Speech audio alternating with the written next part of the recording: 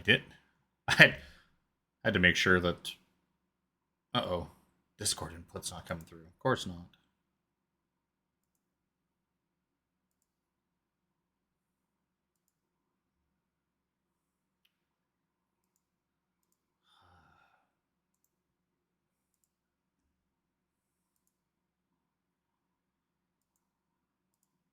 To merge them. There we go. Now they can hear you. Now we can be heard. I don't understand why OBS. It's like, OBS, I want you to pull audio from Discord. Okay, do you mean Discord, but only when it's using this very specific channel? This very no. specific channel? Just, fuck you, Discord. No, just Discord. Well, fuck you, OBS, I should say. Felt that pain. Alright, at least I was cognizant enough to look for it this time. Alright. Happy Saturday, boys and girls. We are live with some Cthulhu. Cthulhu. I can't believe all that really cool stuff happened at Vecna 10 minutes ago. Man, I hope nobody missed that. They saw just my animated face on stream, just like, but no sound to go along with it. Yeah, it's no Vecna this week, because like, family weddings in the summertime. How fucking selfish. How fucking selfish can you be? You know, I laughed, as Chris mentioned it before as well, is that it's Elaine's brother that's getting married today, and today is Chris and Elaine's wedding anniversary. So they're getting married on Chris and Elaine's anniversary, which is fucking hilarious. Well, this is their anniversary dinner, the reception. Yep. Free anniversary dinner. How many times did you get to say, it's like, for our anniversary, I took my wife out for a nice dinner, we went dancing, and we had some nice drinks. Dressed up, you know? Surrounded by family and friends. Yeah. Look at that. Yeah. That's not a bad idea. It's like a free anniversary party. Yeah, in the sweltering heat. That will celebrate it every year. Together. Exactly. They could double date every anniversary now with the happy couple. Yeah. Oh, my eyes are so itchy. I gotta pop up the chat. I gotta remember how to use Quest Portal. Been a hot minute. It's getting better. Like, they just added dynamic lighting and map walls and stuff like that like a week ago, according to their update log. So it's slowly getting there. Process. One of these days, Roll20 might be able to just completely go in the trash. Oh my goodness, why? Why would you do this, Alex? Huge. Because I was trying to change the color of He's dead now. Nope. Okay. He's dead, Jim. He's dead, Jim. He's dead now. Wait, I'm Jim. Fuck. Oh. Wow. Okay, so I can bring him in, but I have no control over him. Interesting. Good. That's the way life should be. Yeah.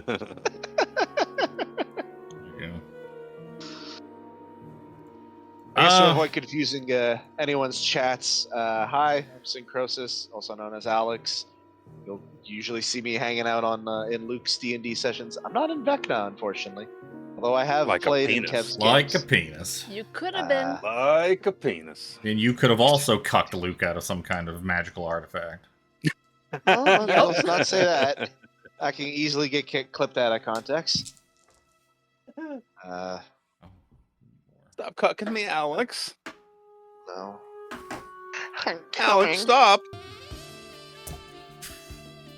It's early. It's the wrong soundboard. Alright. Need my dice. D20, get out of here. I probably don't need you. Unless I'm rolling a D20. Someone loses like one D20 sanity loss. Which is not impossible. Oh yeah, you know what? Well, you still have it. We didn't do that yet. I was meant to do that before we started, but fuck it, before we technically start, let's do it. What's luck? 3d6 times 5? 3d6 times 5, I think. Yeah. So all three of you, all three of you are gonna roll me 3d6, and then we'll times it by 5, and that will be what your luck stat starts out as. Oh, I'm at 45. It's the same commands as Roll20, Alex, for the chat to /R. You can also click the little. You can also click the little purple Little thing dice. to bring out dice too. Oh yeah. 9 times 5. I got 45 luck. Are That's- you fucking kidding me? Wow. Oh no! You know what? I kind of think we should veto that one and let him roll Uh-oh. again. What the fuck? No, if he does first it time- again. No way. Yeah, first time playing, I'm willing to give him a veto on that. But yeah, if you roll 3 ones again, then you're definitely keeping it. What is this? Fucking Edward Wilbrun is hard up. He's had a hard life. So go ahead, roll 3d6 again, Alex. All right. As hilarious as it Rolling a would be to fucking Two, two, two. handicap you. Okay, that's Whoa! Jesus Christ. What is that, 75? No. Yes. Jeez. 75? I can't do math, it's too hot. 75, yeah. Yeah, 70. Alright, so yeah, you can go into your sheet, Alex, and change your luck to 75. Basically, just right-click over the luck stat, and it'll let you edit it without having to go up and down. Just made me roll. You the right-click right. on it. If you're Right-click playing on your edit. phone, I'm I on my don't phone. I don't so- know what the fuck it is. Oh, just hold it. Hang on. Oh, yeah. Or you could just use the up and down arrows. Yeah. Oh yeah. You know, just get it to 75 somehow. Yep, I got 75. it. Because yeah, My that's sheet what came. these things all came Well, I mean, with. if you had left it at 3, it'd be 53. No, it would be it's 15. You would have had 15 luck, Oh no. which would have been Oh, no. fucking hilarious. You don't even start with that little luck in Well, the Depression era one. Can't remember the name. there you of go. it now. At least it was filmed. People know that in real life my luck is just shit. So it's good to see that your dice rolling traverses games. So that's gonna be fun. Yep. It's system. It's not just one system. It's not just D&D. You and I, brother. You and I, brother. All right. Guess fuck it. Let's just I get feel going. the spirit of Nero. Pocket Bard. I need to silence you for a bit. Where'd my intro go? I wrote down. 45's not great. It's not horrible. It's not great. For your luck? My sheet said 50 at first, and it dropped to 40. Yeah, I think 50 is like baseline on most of the sheets. You know, people are talking over my intro. Polyhedral Pub presents Edge of Darkness. 7th edition Call of Cthulhu scenario written by Keith Herbert. Starring Tiffany as Helen Alson, Luke as James Jimmy Fitzgerald, Alex as Edward Wilbrun, and Kevin Zepik, your Keeper of Arcane Lore.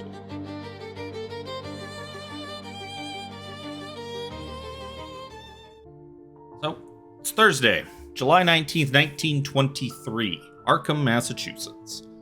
The day is warm and bright with a soft breeze rolling in off the river. Sunlight slants through the tall windows of St. Mary's Teaching Hospital, casting lazy patterns across the polished floor.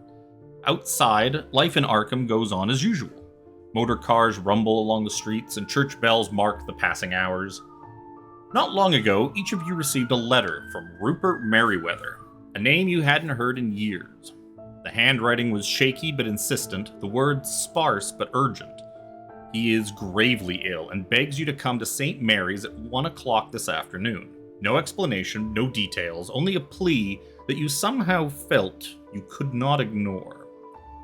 Now, the three of you sit together in the cool hush of the waiting area, the faint scent of antiseptic in the air. A nurse has just informed you that Mr. Merriweather is awake and with his wife and son.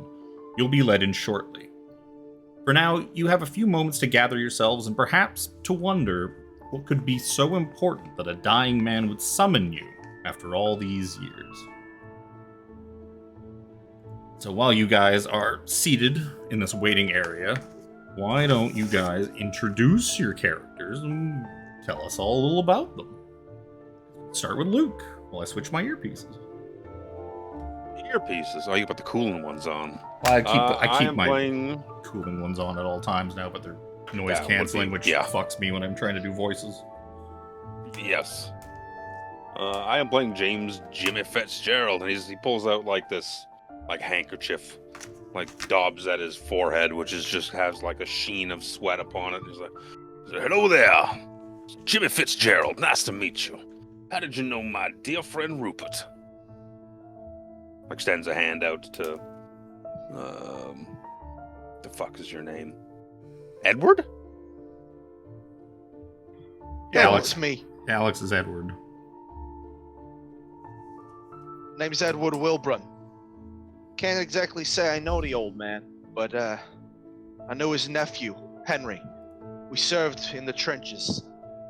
Henry never came back. I did, and feel like I owe the old man a little bit of something.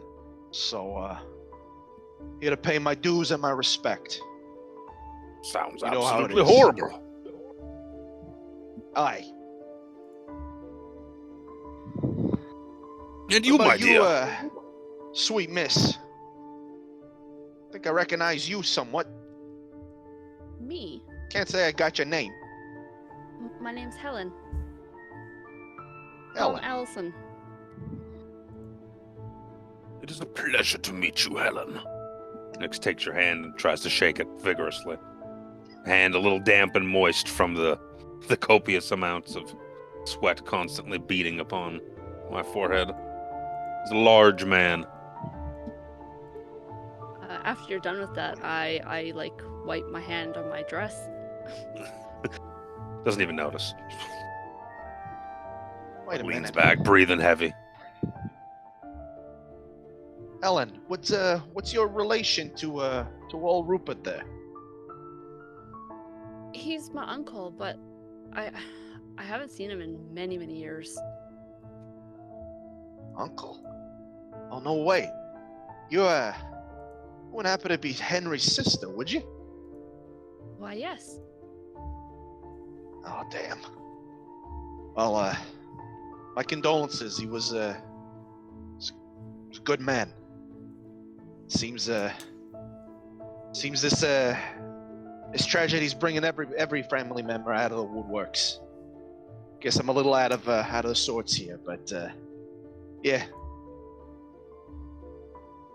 You know what the best thing for any time you're out of sorts is? Reach into my jacket and pull out like a big old hip flask, like a tall hip flask. Unscrew it, take a long pull, offer it up. Makes every situation go just a little bit easier. Are you sure? Well, assuming you're not doing surgery or something. No. The laws of prohibition mean nothing to Jimmy Fitzgerald. Absolutely not. He's drinking wide open in this fucking hospital. There's probably a It's nurse. his treasured possession. At least one of the nurses probably sees this, and you can see from her. You kind of lock eyes with her, and she's just kind of like giving you like a stink eye from across the room, just flagrantly breaking the law. Just a tonic. It's all right. Hastily puts it away. Don't sweat yourself too hard. Pretty sure I saw that broad at one of the speakeasies earlier. Pass her here. Oh yes. Pulls back out again. So at this I'll point, pass. a nurse comes up, just like, "Oh, Mr. Merriweather will see you now." Was this like a one-of-a-time deal or kind of a group thing? Oh, I was assuming I was told to expect a group of people, fitting your the very exacting descriptions. Yes, you are certainly what was described would be showing up. Come this way. And she leads you kind of down the corridor. You're up on like the third floor of the hospital. St. Mary's is, it's a very nice hospital. It boasts like the latest in modern medical equipment, modern, air quotes, medical equipment and techniques. It's got some of the best medical practitioners on the Eastern Seaboard. It is adjacent to Miskatonic University. So they've just discovered lobotomies is pretty much what I'm getting at here. Oh, that's the new fad. Yeah, right. Like, well, he's coughing a lot, so we're going to try electroshock. It's a bit of a cure-all. Electroshock and cocaine. Woo! You'll have to up your daily dosage of cocaine. See the doctor's just like fucking. The doctor's Scarface. Just, I got the cocaine. So you guys get led into Rupert's sort of like he's got a room all to himself because Rupert's got money, and it's not as dire as today's medical facilities. So the three of you get led in. There in the bed is Rupert.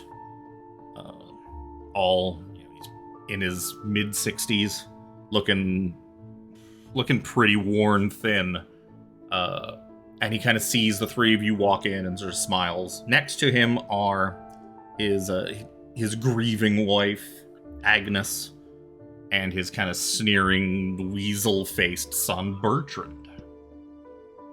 Where's Bertrand. Bertrand Merriweather. Let's see. We'll throw Agnes on there. We'll throw Bertrand on there. Oh, sneering is the way to put it. What a dick. He's... I'm gonna end this adventure right now. He did it. Scooby-Doo, peel his mask off. He did it. Put Agnes and Bertrand on over here. Where's the Jimmy button to lock them so they don't get played around with?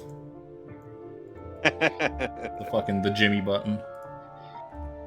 He's like, oh, my friends, come in, please, come in. And you see, he like sort of reached out. He takes Agnes's hand. He's like, Agnes, my dear, would you and Bertrand please give us the room for a few minutes? I haven't spoken to these friends of mine in so long. I would like to have a word with them in private. And, she just kind of silently nods, tears streaming down her face. As, like, Bertrand kind of takes his mother by the arm and leads her out into the hallway, he's kind of stink-eyeing you suspiciously. Like, he's just sort of, like, taken the measure of the three of you, and you can tell he does not hide the fact that he does not really like what he sees. He's, like, suspicious of you for some reason, or I think something's up. But they head on out into the hall, and he kind of like waves the three of you over to his bedside, and you can see that he watches the two of them leave. And he doesn't say a word until like his wife and son are out of the room and the door clicks shut. He's like, please, come here. Like a shade on the door. On the window of the door? There probably is blinds, or like some sort of blinds or like a curtain on it, but it's drawn.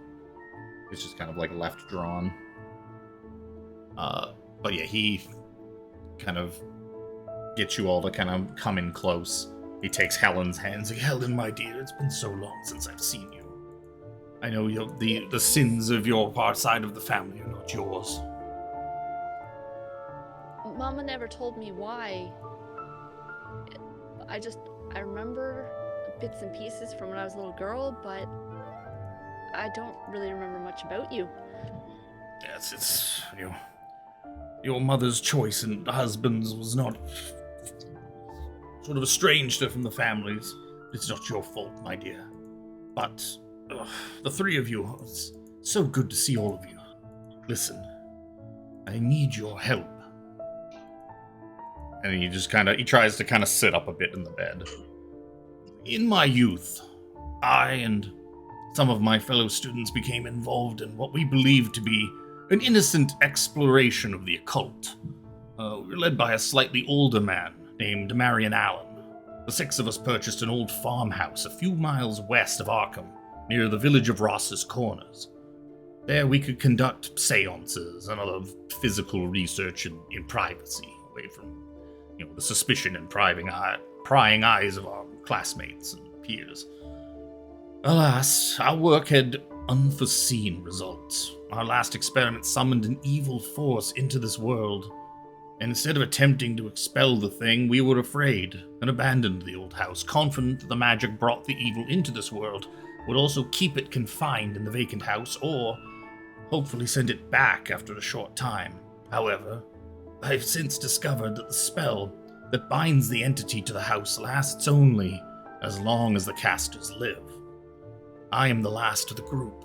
I fear that upon my death, the thing will find a way to go free and wreak havoc on the folks thereabouts.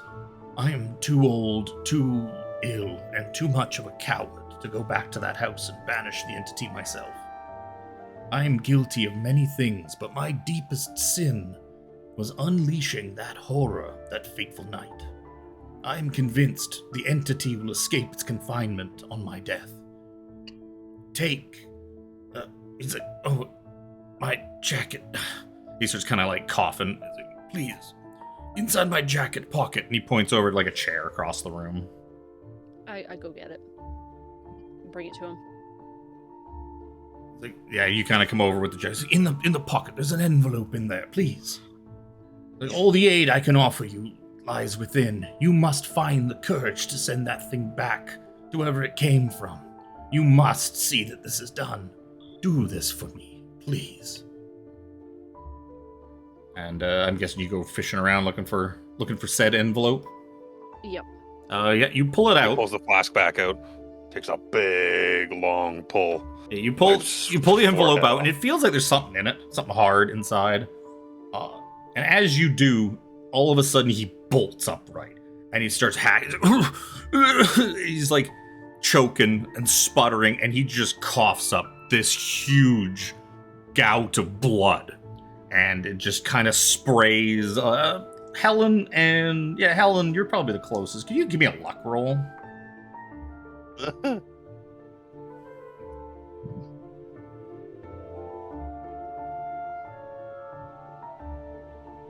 Oh yeah, there's just he's kind of just blood, like blood droplets kind of all over you as you just got the envelope in one hand and the jacket in the other, and he all of a sudden just starts kind of shuddering and twitching, and he starts just stiffly convulsing, and it's not looking good. The three of you guys do anything? Oh, can we get some help in here? Try and But man, get it out. Keep coughing. It's more, yeah, it's not so much coughing. Well, he is coughing, but it also looks like he's having some sort of violent seizure. Yo, get the doctor! Get the doctor! I go towards the door and poke out to be like, yo, is there a nurse? Doc, we need somebody here. Yes. You rush out, call for that. A couple of nurses come just jogging towards the room as they kind of barge in and see what's going on. One of the nurses kind of rushes over, starts checking on him. The other nurse turns back around to go get more doctors and nurses and whatnot. Within 30 seconds, within 30 seconds or so, a couple of doctors and a couple more nurses all come barging in. Agnes and Bertrand are kind of close on their heels as everyone kind of crowds in. I would imagine Helen is probably still just kind of frozen there, sprayed with blood, holding these things. The doctors go right for him. Stethoscopes come out, and people are trying to kind of hold him down as he's seizing. And the doctor's like, okay, everybody, if you're not... Agnes, if you're not immediate family, get out. We need the room. And you're just a nurse. Give them some room. Give them space. A nurse kind of just ushers the three of you back out the door. And the door kind of just gets slammed behind you. Oh my. Pull out my handkerchief again. Hand it to Helen. You have a little something. He's got a little bit. Just a little bit right there. Gesture at your face, in this region. Thank you. You keep that. That's fine. I have another. I produce another one. And then another, and another. As you guys are kind of, as Helen's kind of cleaning her face off, and that the door opens, and Bertrand kind of steps out of the hall, and he's like, "I don't know who you three are, but what did my father say to you while you were in there? What? You were in there for just a couple of moments, and all of a sudden he's having a fit, and now he's fallen into a coma. What's going on? What is that? What is that in your hand? Did he give that to you? Just a man wanting to see his friends. And he kind of Old friend. Did you run out with his jacket, or did you like put the jacket down? I guess I did run out. He probably snatches the jacket itself back from you. So if the three of you, let me guess, you're after his money, aren't you? Yes, of course. People like you always come out of the woodworks when a richer man is dying, looking for your handouts and thinking you're owed something. I don't know what that is. Absolutely not. But let me tell you, as the executor of his estate, if I find out that there's something in there that belongs to the family, belongs to me, I will have it. I know Have a care, man. Your father is in grave medical trouble. Yes, and I'm We're going not to... after his money. Well, something very suspicious is going on. Now, if you excuse me, I must return to my mother. And he stomps off back into the room. I don't believe that boy was hugged enough as a child. You know, Telling you both right now. Fought Germans for years, and I killed better men than him by the droves. Good lord. You know, I will say, like, any of you guys who kind of know the family well enough, you know Bertrand's early 30s, I think he's like 33 years old. You know that he's a lawyer, and he definitely did not serve in the Great War. He certainly did not. Draft dodgers. The worst of the worst. Luke, you and Tiff have been watching Peaky Blinders, right? Oh, yeah. Yeah. In the Churchill is like, how many of you served in the Somme? And everybody raises their hands, and that one How many guy did just not? clearly Yeah. didn't. Yeah, it's like, oh, we're gonna shit on you for the rest of the season. Mhm. You're kind of a pansy. yeah. How many served in this war? How many served in that war? That guy never Who served was in at any. Verdun? Who But was Thomas at the served in Battle of the Somme? both. Yeah, exactly. He was a shoveler or tunneler. Sorry. You guys are standing in the middle of this hospital waiting room Come. with Let us with a bloody Helen with Let's a find some coffee. with a fucking envelope in her hand. So what part of Helen got like sprayed? Like, Kind of like her face and was it chest and stuff All like over that. my face. She's not. She doesn't look like Yeah, she's like a murder victim. It's all kind of like fine spray. Oh, okay. I think for doctors or even the nurses back then, they would have this kind of like it's not a shawl, but it was like a thing that they would wear around their like the upper chest portion. If that's the case, I'd like to maybe like ask a nurse if she has like an extra one that, you know. You can't go around covered in blood. It's not proper. You kind of bug one of the nurses, and she's like kind of annoyed that you're even bothering her, and then she sees the kind of the state of Helen, and she's like, "Oh yeah, okay." Come on. And she kind of goes into the clean laundry pile and gives you a kind of little Just, smock and points you to like a washroom where you can kind of clean yourself up before you head out. What? I slipped the nurse like a buck or two. It's just like, yo, what your troubles, thanks. She's like, it's like a whole week's salary. Thank you. So much money. £1.10 shilling. I wink. It's like, keep the change, darling. What is I'm gonna go and clean myself up, but I don't have pockets, so I'm going to. life I'm as a going woman. to- And that hasn't changed, unfortunately. Can I hand the envelope over and be like, can you just hold on to this while I clean myself? $1 in 1923 is worth about $18.90 today. So a dollar is like $20. Yeah. So just a buck or two. You hand her $40. You That's could like have bought hospital like stuff. so many smocks for that price. So many cigarettes. It's 1920. Everyone smokes. Yeah, there's just I have No, a there's box just of a little- cigarettes on me right you now. know the condom bowl that you'd see nowadays at like a hospital. Like there's just a cigarette bowl. It's like take some for your Yeah. health. Matches, yeah. For your health. For your health. Couple of matches all over the place. Well, I have cigarettes. I don't have cigarettes on this character. I mean, I just assume that every character just has Or has cigarettes. smokes, yeah. Whether it's in your It's funny, I inventory feel or not. like It's the bad. 1920s. I assume you have cigarettes. Yep. As we're waiting for Helen, I pull out a smoke, put one in my mouth, and I give the box Oh, to. absolutely. No, but Just not a search single me nurse there. bats an eye. It's 1923. Oh, Exactly, we smoke inside. 2 nurses bum a smoke each. Yeah. And I It's a long pull walk out my back to the nurse's matchbook, station. light a match, and I light Mr. Fitzgerald's smoke first before I light my own. Thank you.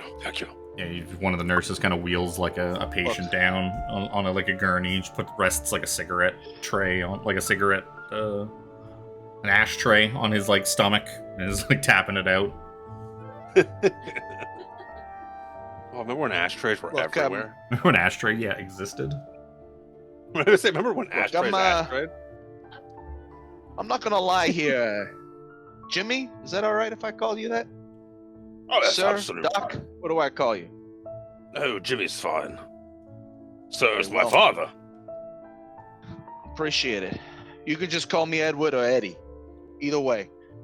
I'm not gonna lie to you though. As much as I owe the old man and feel a debt to him, for his nephew, I gotta say, what he was talking there, it sounds pretty crazy. No. It sounds unbelievable, but this is kind of some of my line of work. I am very interested in these kinds of things. Jimmy and I'm Jimmy. Rupert and I. Sorry, hold on. Take another drink out of my flask. Rupert and I were old drinking friends.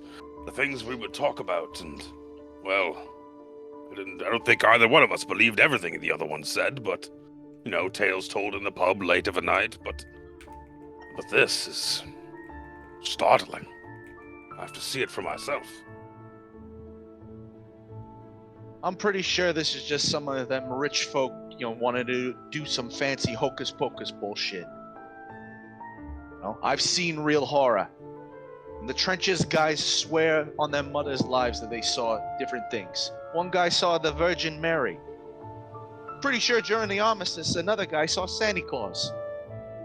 But this is way out there. I've not seen any virgins nor any Santa Claus. I've seen things that make no sense. Things that are not natural. Or at least I think I've seen them. I'm pretty sure I've seen them and it wasn't a drunken haze or anything. I'll believe it when I see it. But I'll tell you one thing, Jimmy. Ain't a thing in this world, divine or otherwise, that can't get put down with a good piece of lead. I tap by my belt, like clearly have a revolver like stashed in my. I mean, you in my can have a belt, holster. area. You don't need to have it like crotched in your belt loop. You can you can have, especially as like an private investigator. It's reasonable I to guess, believe that you would have a holster for your gun. I'm a PI and I don't have a gun even, which is You're kind of a balls. nerd investigator. Is it? Yeah. You're not like I was looking at that, I was investigating like, "Oh, like that makes crime. You're investigating like Weird tax fraud and spooky Fucking ghosts. Area and- 51. So yeah, Helen comes back from the bathroom. The three of you kind of wish to just keep chatting in the hospital hallways. Nurses kind of stink eye and push their way past, or Jimmy. Find a place to get a cup of coffee and see what Rupert has. See what's in that envelope. Rather curious. Yeah, you remember when you came in that there's kind of a nice little cafe across the street from the front of the hospital. Could do with a Danish. I wonder if there's a boat in here. Maybe. A boat? Does feel like there's something inside of it. Something small and God. hard. Just put it in your titties and don't look at it for 3 months. So you guys head across the street. You find a nice little cafe that you can get. You can get like little sandwiches, danishes, confectionaries. It's got coffees, teas. They've got a little soda jerk, so you can get like a soda fountain, drinks and stuff like that. No alcohol, of course. We're in the height of prohibition. Not a drop on site, unless you know somebody. Everybody knows somebody.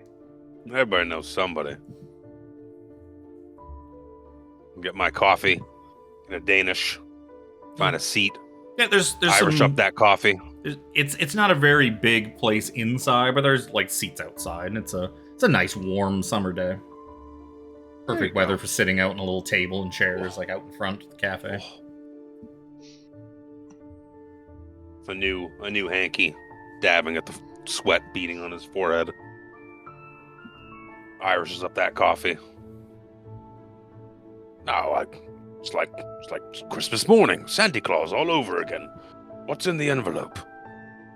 Show us. Well, I gave it to you guys, so... Oh, but we didn't want to open it we without thought you it- being there. We thought it best that we're waiting for you, darling. Oh, that's We, fair, but we'll you open never it gave it together. back. Oh, well, fuck me. I'm going to open it then. All right. Hold on. Inside, so you kind of tear it open. Inside, you find a folded up letter and a key. A strange looking metal key drops out. It's kind of a weird, like, it's not kind of like your normal key like you'd have on your house key or something like that. It's a lot flatter, and the bitting's a little weird, and it's got a little like keychain thing attached to it with like a crest, like it's like a shield crest with a big tree and a river kind of like running across it diagonally, like in front of the tree. And carved into the back of that little tag is the number 057. You make of this. 057. A letter. Move campaign notes. I'll move the letter Is it from like it's like a sigil or like a crest or something? Oh, yeah, you could give I me. know through some reading. This is the part where I need to remember to open up my book to the skills section, so I remember what skills exist in this game. We got occult. You don't really think library use? It's definitely not occultish from the looks of it. It looks more like a very common, or it's a crest you feel like you have seen before. You could give me. I would take. Let's see. I'd take history. I would take. What else might it be? We're not in a library, so that doesn't really make sense for library use. Yeah. We got history. I'll throw history out there. We're gonna be history. check. Unless it's... No, history is going to be... Boop. That's a fat fail. Oof. I don't know what it could be. I don't know what that is. It's rather... It's on the tip of my tongue, maybe. You can always push the roll. Just let me push them. Let me remember harder. I mean, you could.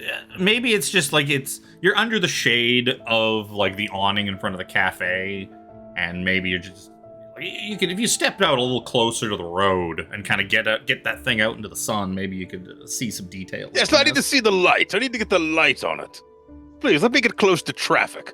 You penis. just offering. Just offering help.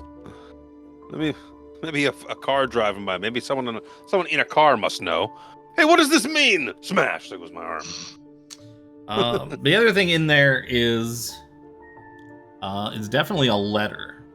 Now, if you showed it does look familiar. Like, this doesn't look like some sort of like weird occult or strange thing. It looks like something that you should maybe remember. It's like, I know I've seen this somewhere before. Like, maybe if you kind of ask around, maybe somebody else will recognize it. But yeah, the other thing in there is definitely a letter that seems to be addressed to the three of you, written by Rupert. And it says, which I've added to the campaign notes in case anyone wants to refer to it. It says, "Dear friends, in the years after the nightmarish events of that night in my youth, I have seen many strange things. Only now do I begin to grasp the truth of reality and the scope of what is happening in the world. I've tried in my small way to combat the horrors and make amends for my part in bringing one to our plane of existence. What I have left to offer, what riches and wealth I have, I will put to good use in dealing with these abominations. is the very least this old coward can do. I could never make myself go back to that little farmhouse and put those events to rights. I too gravely feared that which my friends and I loosed upon the countryside. Nothing of consequence has yet taken place, but with my death I fear the bonds may be broken, and that horror freed to come and go as it pleases.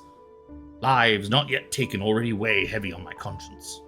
The method of delivering the thing out of this world is still in that accursed house, the translations made by Marion from the book De Vermis Mysteris.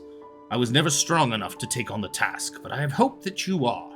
In ridding the world of this, perhaps you will save my soul from hell, for I fear that my deeds have not been enough to release me from this heavy burden. I do not expect your forgiveness for what I ask of you. Rupert Merriweather.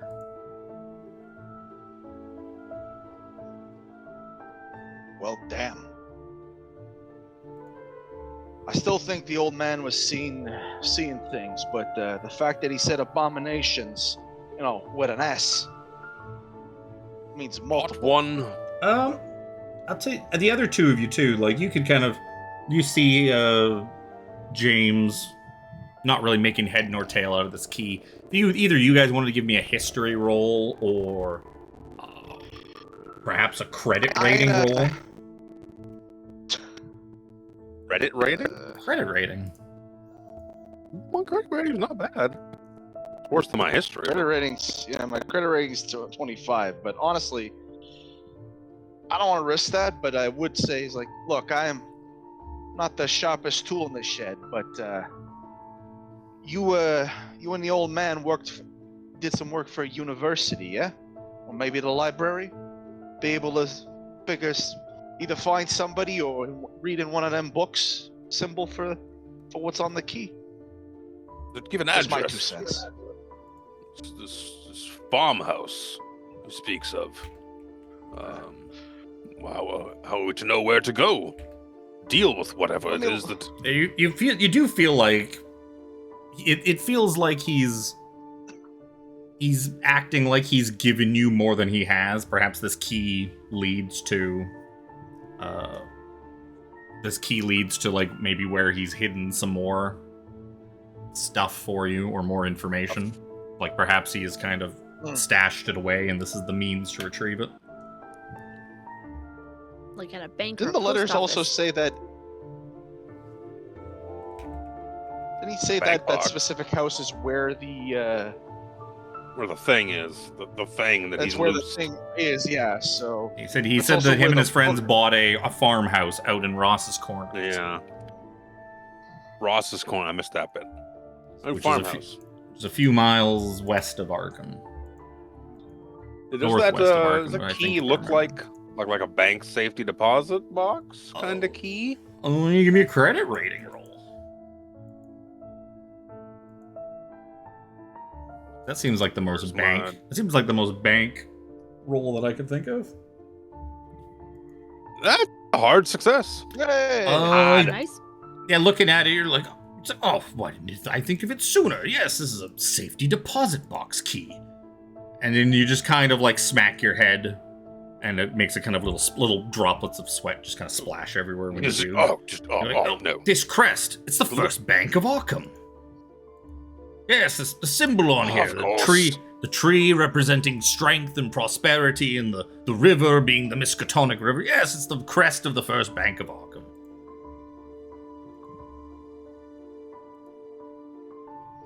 well, I think I need to polish off this It's, Danish, and we need to head to the bank. Edward kind of lowers his gaze to like the healthy guts on Jimmy. Is like, I think, He's a you rotund polished off man. polished off quite a few Danishes never- back in your You day. could never have enough Danishes. I'd like to imagine, Jimmy polishes off the Danish so that he can take another one with him on the You walk have to to have the a road bank. Danish. Who goes anywhere without a road Danish? I still have my one from before. He goes in like his little bag and pulls out another Danish. See? Now I have to eat this one first. First in, first out rules, you know? Or I could keep them together and have a Danish sandwich. Okay, I'm going to save this Danish. Too much Danish talk. Let us Just get I did forget a very important thing. It was very traumatic what you all witnessed. Poor Rupert coughing blood up all over poor Helen. Can I get a round of sanity rolls? You're a penis. I almost forgot. As a nurse, you'd think I'd be used to it. Oh. Fuck off. Oh no. That's a fail. Helen. The lady that got it on her was actually She's a nurse. She's fine with it. I'm a nurse. Yeah, so she was like, you know what? It's not the first time this happened this week. Yeah. I should have known better. In fact, it was Rupert distracted her for a moment, or she couldn't dip out of the way. Yeah. So the two of you that failed, you're each gonna lose 1 sanity as this very traumatic thing. No. Watching your poor My friend, sanity. your poor friend Rupert. I'm fine with this because I now have 69 sanity. Nice. There you go. Helen, Helen, you never don't lose another point. Helen's fine. Sanity's driven by your pal. So I'm guessing, like, do one of you guys have a car, or like just walk in? Yeah, I would. We can You'd hop imagine. into my I can get $60 in a hurry. Take you to the map of Arkham map. Look, I would imagine because drive auto is 20, so I actually have like a decent score. Ow. That's pretty basic. Yeah, that's not that great. It's only 20%. I mean, my drive auto's 20. Drive auto 20 might be the base for It's drive probably auto. the base. Some stats have a half like first aid is a base of 30. Like you never have less than 30 first aid. So some of them, I have 60. you're a nurse. Then you guess you're a basic bitch, Alex. Sorry. Huh? I mean, yeah, but Didn't that's exactly fine. get Yeah, a you, can- license in the military. you pile into Edward's car and you putter over to the first bank of Arkham. I'm not going to tell you exactly where it is because I really don't feel like getting the map of Arkham out. Looking it up. It's just somewhere in town. It takes you like 5 minutes to kind of just putter around. It's a nice summer day. It's middle of the day, so there's probably not a lot of traffic.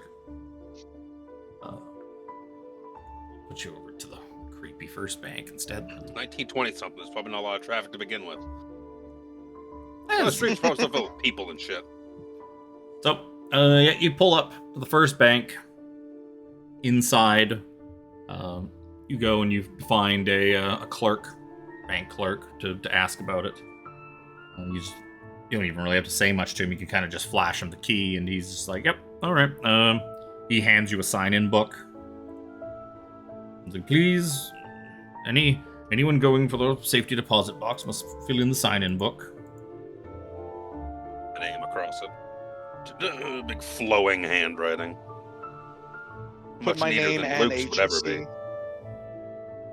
Well, it's just only one of you really needs to sign it. Just the one who's holding the key, basically.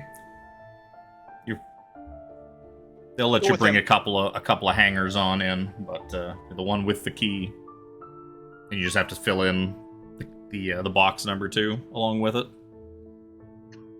057. Here we go.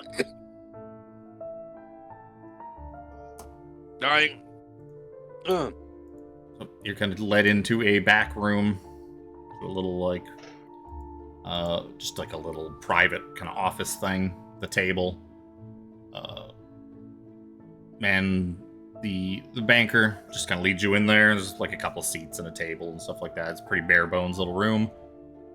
Then he leaves, comes back with a big metal safety deposit box, places it on the table.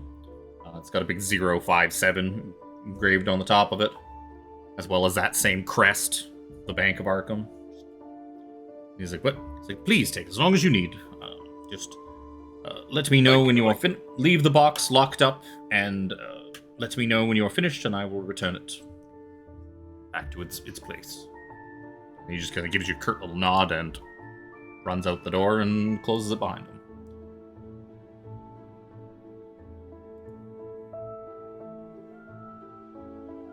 Produce the key. Walk him like, all right, let's see what Rupert has left for us this time. Pop the key in the lock. Give it a twist. Yep. Clicks the box. open. The whole lid the lid, like almost the entire thing, just like folds up and out of the way, like safety deposit boxes do. I'm an expert in safety deposit boxes. I had that Grand Theft Auto 4 or 5 safety deposit box that came with my like Xbox 360 version. Filled it full of Nerf darts. 4. I think it was 4. It must have been 4. I don't think I cared enough by the time 5 came out to get paid for the extra goodies Special anymore. edition, yeah. Didn't need the junk anymore. So yeah, you flip it up, and there's a few things inside. Inside, you find a piece of paper. Seems to be a deed for a farm property on Boone Road near Ross's Corners, west of Arkham. You find a key, like an old iron key. This thing looks much closer to a house key or something like that. You would imagine is probably for this farmhouse. You find what looks like a handmade little leather-bound journal. And you find a sarcophagus-shaped box.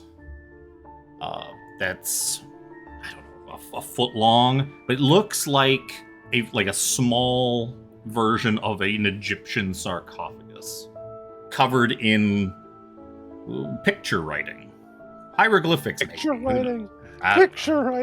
I mean, Picture speak. There's picture speak all over it. I mean, perhaps a history or like an archaeology role might kind of divulge what this is, or what this writing is. So here, I pass the journal over, just hold it out for someone else to take. As I reach, greedily for the box thing. Yeah, I have no idea what that says. You fucking what? Same for me as well. I'm not even gonna bother. Let's check my archaeology, I'll roll history. I'll spend 13 luck to make it a normal success. So you clearly identify that these are Egyptian hieroglyphics. You believe, that they are for sure Egyptian. They're probably from the Middle Kingdom. What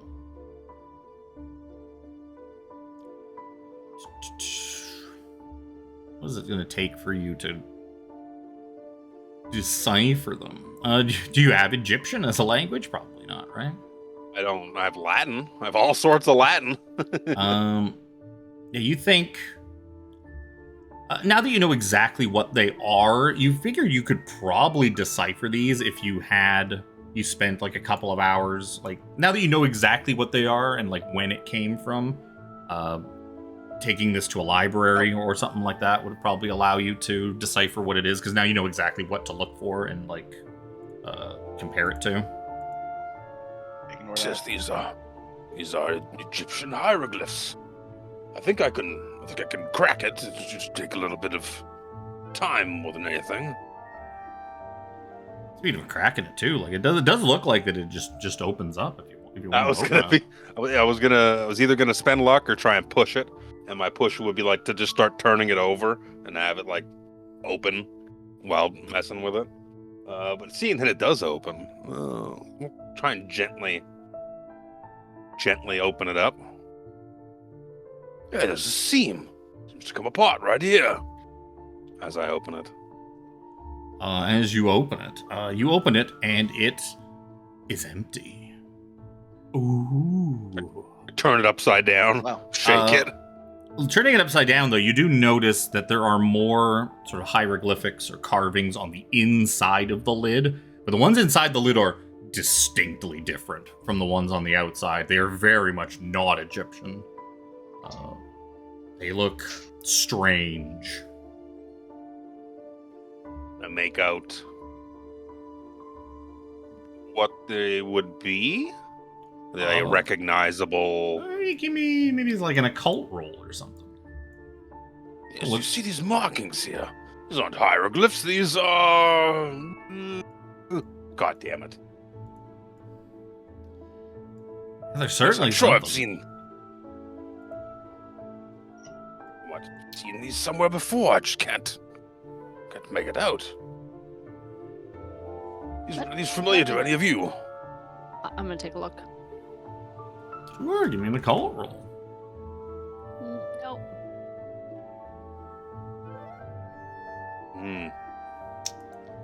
Yeah, it's Time at the tough to library. say. Tough to say, but they definitely don't. They don't really look like they have anything to do with Egypt, or like they're not really any language that you recognize. You well-to-do folks and your fucking relics. Best place it would be to look into it would be the library or the university, yeah? Yes, I'm sure.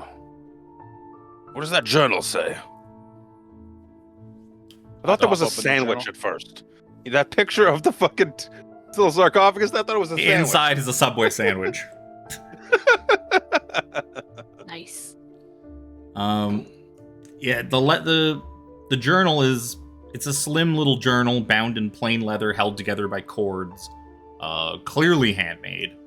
The entries inside date from June 1876 to May 1881. It's about, like, kind of just flipping through it. It seems to be a journal written by Rupert himself. Perhaps kept of just kind of skimming through it. It seems to involve a lot of the time him and his friends spent in their funny little occult group. Their cute, spooky summon ghosts party. Can I skip to, or like find the portion where the date that they apparently summoned this thing? Yeah, well, you consider you don't really know exactly what day that was. You have to kind of skim through it. You figured that this would probably take a couple hours, 2 or 3 hours at least, to read through this whole journal and kind of get the gist of it. Anything interesting? It's definitely It's gonna take some time. it's meaty. There's a lot of entries there, and it definitely takes some time. May as well. What did we Not hit that up? I don't enjoy the cafe here, but yeah, maybe we should find a more comfortable spot. What do you think, Miss Ellen? Everything. Just double I check. I agree. gave you everything. Yeah, you got the deed and the key for the farmhouse, the sarcophagus-shaped box, and the journal. They bought the farmhouse together, right? So it's kind of, is it in like one person's name? It seems to be. It seems to be in Rupert's name. Okay. I don't know how I would go about checking this, but I would like us to stop at my agency on the way, or the agency I'm part of, because I want to see if they've had this for as long as it had, and if this thing is actually real. I'd like to see if there were maybe any other incidents around that area that were either not like fully reported, like were there any disappearances, like I don't believe half the stuff, but if there was something there, surely there'd be other shit that went down. Well, I will say you do know that, I mean, information, like, this is before fax machines, before internet, before information was readily available. So you would know someplace like Ross's Corners is the jurisdiction of Arkham County Sheriff, and sort of all of the little villages and whatnot all outside the city that are in Arkham County is like the sheriff's office. Whereas jurisdiction inside the city is like Arkham City Police, Arkham City whatnot. So, right, the city wouldn't really, unless something like crazy happened. Okay, but I You wouldn't don't know imagine- like who to go talk to in terms of like whose jurisdiction that area would be. Well, you'd have to just head out into the boonies and find a sheriff. Yeah. Okay. Just something to plan for. Yes, let's find a library or the University of Miskatonic. Their library is quite extensive. I'm sure I could figure out what these hieroglyphs say. Just need a cipher per se. I don't remember what does Birdman and guy doing this mean? So No, yes, see, I need the bird book. looking right, tree, lady on her knees. Giant M. eye. Jumping fish, sleeping The river. fish, bird looking left, bird drinking water. Ah, yes. Cat with hat. Cat with hat sat on bat.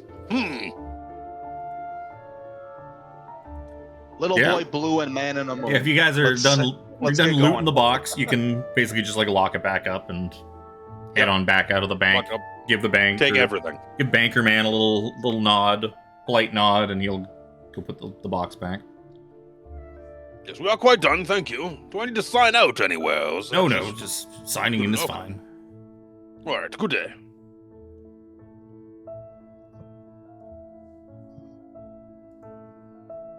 Is there like a public library, or is like the Miskatonic? There is the They're public all library, accessible? but there is also the Miskatonic's library is probably. Miskatonic Better. were his choice to go to. Yeah. I mean, yeah, if you've got any kind of connection to, I would imagine your character probably does have some connection to Miskatonic a bit, and the kind of the weird stuff that he studies yeah. and is involved in. He's- Yeah, they would probably know you at that library, and they. No drinking today, Jimmy. I won't. Slosh, slosh, slosh as he walks. Last time the book smelled like whiskey for a week after you left. Whiskey, you say? Certainly wasn't me. I'm a rye drinker. Yeah, so you guys can putter on over. I guess that means I Miskatonic can't smoke University. in here either. Probably a bad. Yeah, probably a they bad don't idea really. to smoke in a they're- library. as good as delicious and healthy as smoking is in the 1920s, yeah, around all of these like books and old books. Very old, flammable books. Yeah, they're not super keen on smoking in the library. That's why the teens have taken up vaping. Much safer. It's 100 years in the future, my friend. Oh, I just invented it. Oh my It'll god! take it 100 is years to catch on, 100 years though. In the future. It is. It's fucking 100, 100. 102 years in the future. Well, while you guys kind of decide what you're going to do, I'm going to pee and get a drink. Fuck you, Chris. Well, I want to make our have way a lot of directly. physical stats, so I'm not going to be too much of a help with anything research-wise. So a lot of it's on you and Tiff. Yeah, I got a lot of library. I got library use as my best skill, actually. Suck at 70. Oh my god! Yeah, mine's only 30. Yeah, My he's law a is, PI. Jimmy Fitzgerald's a PI, but he's like a weird PI. He looks into My the weird shit. He doesn't. listen, law, and like physical. So like law is 55, listen is 60. I'm clearly a more physical, like I'm Yeah. catching criminals type agency detective. So Spot hidden's my top one. Oh, sorry, no, actually, dodges. Dodges 67 Really? is my spot hidden is 65. I hate that. I have a really bad joke for that. Oh. Considering the time period, a woman being able to dodge is probably a good thing. Yeah. Oh, I can and also I do hate first that aid that's very the well. case. I shall wear this like a badge of Go honor. figure. Shut your mouth, or Guarded I'll honor you silence, or again. I'll honor you again. Oh. We just finished watching Game of Thrones with the kids last night. Oh god. Did you stop Yeah. at season 6? No, we watched it all the way through. We've only ever seen season 8 once, and that was enough. Watching it again was just like. I it's thought we not- did it twice. Season 8, I think. We did. We watched it twice. We watched it just Okay. after I got hurt. Unpopular opinion. It was crap, most of it. The only thing I will give them that I think it was actually still done properly, maybe a bit rushed, but Danny going like mad, Nuts? Oh yeah. I don't think was a bad one. I think that was set up No. pretty early on that I she thought I she was on was some like Reddit boards for quite a long time with Game of Thrones. Like yeah. right after Dance of Dragons came out in 2011, I was on some forums where I was constantly posting my fan theories and joining in on discussions. Everyone thought Danny was going crazy. Yeah. So say when a Targaryen is born, the gods flip a coin and hold their breath. And we quoted that so often, saying that she's going to go batshit crazy and burn everything. Yeah, but she went batshit crazy on like a drop of a dime. Yep. No, it was. No, she went batshit crazy because they fucking killed understandable. Missandei. Well, it's not just that. She in Essos, she was a fucking like god. She was a messiah. She was the breaker of chains. She had all these titles, and then she shows up in Westeros where nobody gives a shit about that. No, because her family has been gone for 20 years, and her family was not looked upon very heavily. No, they were quite. Yeah, well but like respected the last hundreds of years ago. Last Targaryen went fucking crazy. And tried to kill everybody. Targaryen was how did Littlefinger put it? He's like, the Targaryens weren't any like greater than any other noble house. They just had dragons to answer any and all complaints. So that's pretty much it. So back to Miskatonic Library. You guys kind of get into the large campus library. Kind of walk in. What exactly are you looking for?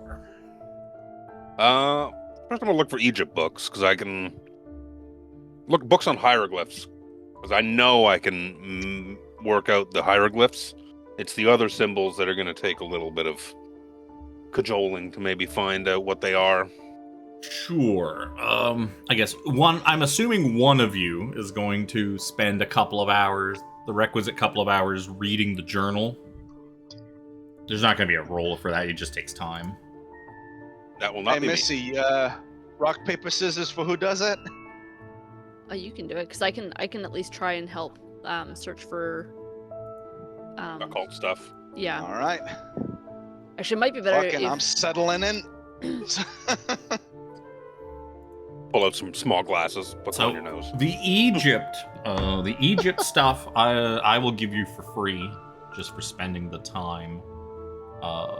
Translation of the hieroglyphics.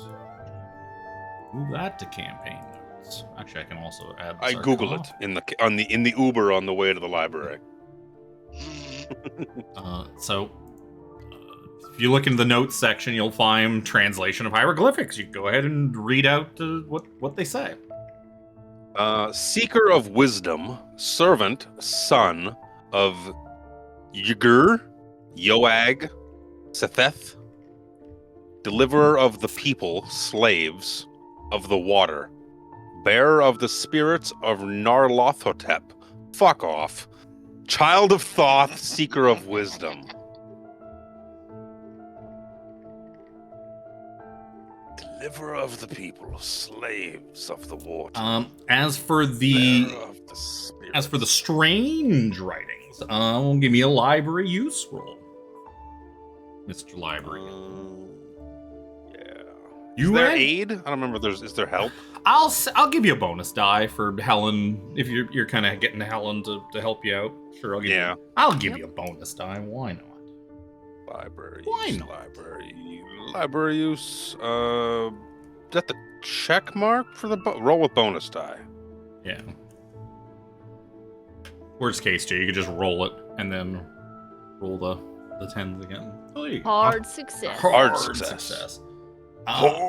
So by the time, after spending a couple of hours researching it, you figure out that the interior inscriptions are, you believe they are writings attributed to the people of the lost continent of Mu. A sort of Pacific, like a lost continent out in the Pacific that very, very little has ever been discovered about. MU, I'm guessing? Yep. Mu? Yeah, so unfortunately, once you kind of realize that, you kind of remember that Mu is... There's been so little discovered about it that there's not really the means to translate it with what you've got and what you can find sort of written in the library, but you're able to figure out that is what it is. As for the journal, it is a very long handout. Very, very long handout. The Journal of Rupert Merriweather. So I will skim through this as quick as I can. February 27th. So yeah, Edward kind of gets, after a couple of hours, finishes reading through it and kind of goes over some of the more pertinent entries in the book, the ones that seem to kind of pertain to the stuff that you're looking into. February 27th, 1877. Marion Allen has acquired an artifact, reportedly Egyptian. It appears to be a small sarcophagus of gold. Inside is a large piece of amber, which entraps a specimen of some unknown species of arthropod. Allen is very excited, as the box corresponds to a description he found in an ordinary reference volume in the university's own library. Allen says that in another book, De Vermis Mysteris, is an explanation of the powers of the box. The text says the small animal trapped in the amber is actually the host to a bound djinn, a guide to the spirit world. Allen says the tome mentions that originally there were 4 such pieces of amber contained in the box, but there's no mention of what happened to the other 3. We all agreed, and a date has been set to conduct a ceremony intended to summon the djinn, which Allen assures us will be friendly. We have chosen the night of Saturday the 18th of March, the night before the new moon. March 19th, 1877. We'd begun the ceremony as Allen instructed, according to that described in De Vermis Mysteris. A fire is set in the fireplace and a pentagram chalked on the floor, marked with the appropriate symbols and illuminated by 2 black tapers placed near the center, flanking the piece of amber with its entrapped spirit. The others sit in a circle while I, designated the Watcher, who guards from malevolent spirits, sit in the corner of the room. At least I get the comfort of a chair, while the others can look forward to sitting on the floor for hours. Allen throws a handful of powder in the fire, producing an evil-smelling smoke and dampening the flames, which now burn a sputtering green and brown. Those seated on the floor begin the Latin chant that Allen has transcribed from his book. After nearly 2 hours, I see a trail of smoke circling up from the piece of amber. Its surface seems to be bubbling and melting. Can this be? Have we finally achieved success? I can see a form. March 20th, 1877. We have finished with our plans and have sworn a pact never to speak of what happened last night. We have satisfactorily explained the death of poor Robert, and in some manner the madness of Harold. The sheriff accepts the explanation of a carriage accident. We planned it well. Robert's neck was broken in the fall, we told him. Harold struck his head on a rock when the horse's leg broke and the carriage rolled. Would it be that was only that? For the rest of us, we will be forever changed by what we experienced last night. I will write down the true events, so they are not lost completely. The thing formed in the center of the pentagram, shapeless and nearly invisible. Its terrible voice should have given us a clue, but we were so foolish. It spoke. Then Allen cast the damn powder on the djinn. The dust of Ibn Ghazi, he calls it. And that's when we could see it all clearly. Words cannot adequately describe the faceless thing with 1,000 maws. It roiled and bubbled, never fully revealing itself at any one time. So terrifying was its aspect, I was frozen in place, my pen falling from my nerveless fingers. Cecil and Allen seemed as lifeless as myself, while a short, sharp cry issued from Crawford's mouth. Robert, however, rose to his feet and before anyone could stop him, stepped forward, though as to embrace our horrible guest. With its arms, or those appendages that seemed most like arms, it took a hold of poor Robert, twisted his head around as though he was a doll. The lifeless corpse was then thrown back in Harold's lap, and that's when he began that damnable shrieking. The shrieking that hasn't stopped since, even after we handed him over to the sheriff's men. We still had a chance, apparently. Allen now believes that if we had kept our wits, we could have reversed the summoning and forced the creature back to wherever it came from. But Crawford panicked, and mistakenly believed that it would dispel the creature, reached forward and destroyed part of the pentagram, breaking the seal and ending its effectiveness. Released from that binding symbol, the thing with a screech that could only have been unholy satisfaction was ejected from the house, disappearing out the window as if a roaring, screaming wind of boiling colors. March 24th, 1877. Allen intends to leave Arkham and travel to find a solution to this crisis. He says he intends to seek out occult scholars in New Orleans. I pray he is successful, but my hopes are not high at this point. He insisted that I be custodian of the gold sarcophagus and not to show it to anyone. What's even more odd is that he instructed me to not visit or even live in Boston. I can only guess as to why, as he will not tell me his reasoning, apart from his insistence that it is for my own safety. Marion still thinks that the thing could yet be destroyed, or at least dispelled, but none of us who remain have the stomach for such an undertaking. I hope he can find a way to safely banish it without another of us falling to its malevolent grip. March 26th. We now believe that the spell we cast to summon it inextricably bound the thing to the house. Alan went back this morning to retrieve some of our belongings and store our ritual accoutrement. He says that he heard it bumping around in the attic over his head, cursing him all the while. He said that it also told him that it only has to wait us out. When we who were present are all dead, it will roam the earth freely, slaughtering and feasting. Thankfully, the warding signs carved by Alan during better times that seem so long ago now, apparently are effective and bar the thing entry except into the attic of the farmhouse. I might be able to sleep a few hours tonight, knowing it is bound to the attic and cannot harm anyone else.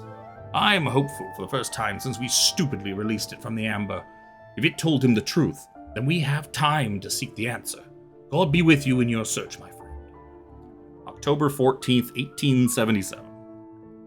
I just discovered Marion Allen is dead, and has been dead for some months now.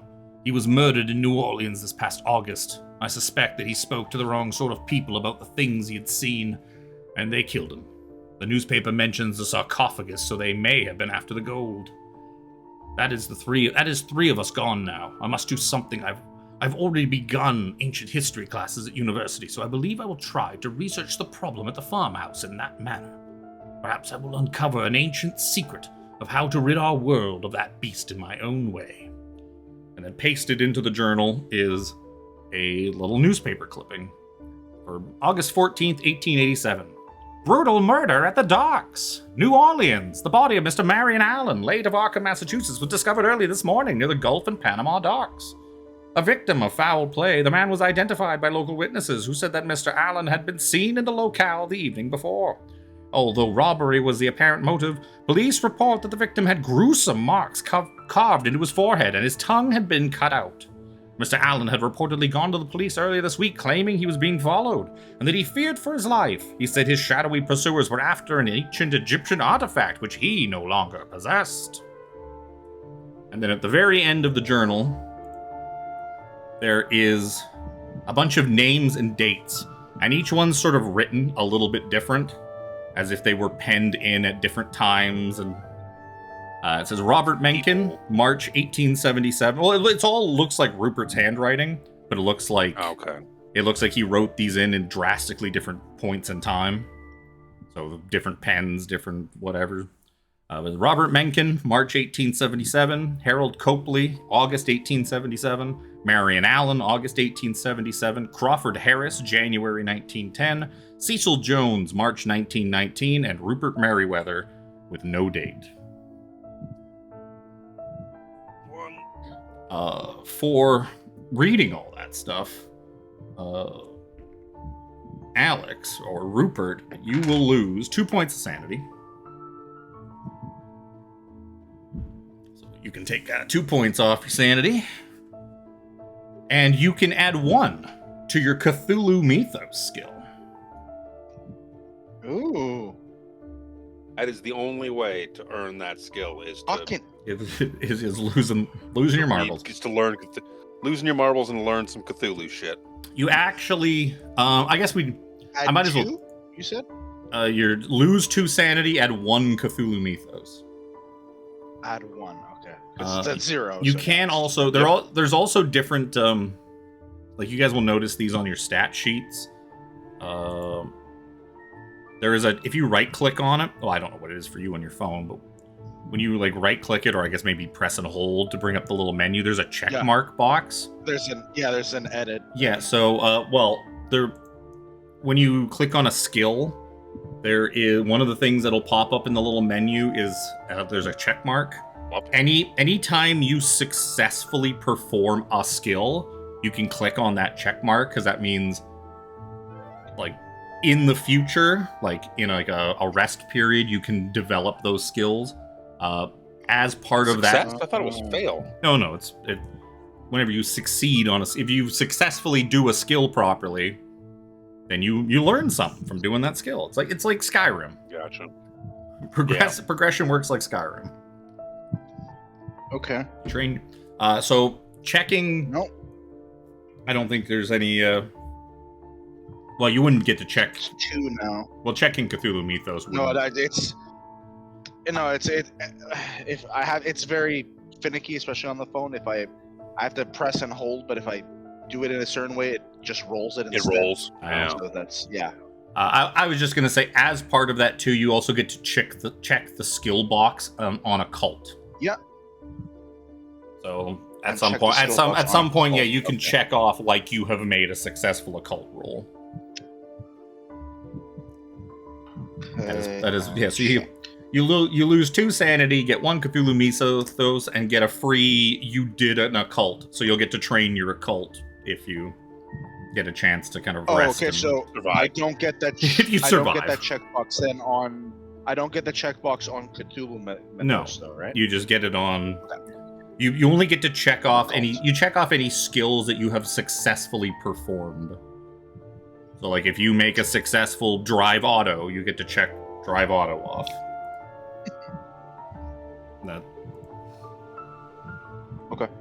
That is how progression works. Yeah.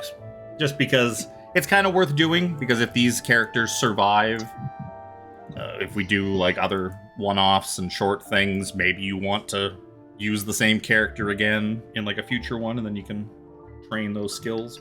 Carry over their stats and their Yeah. skills and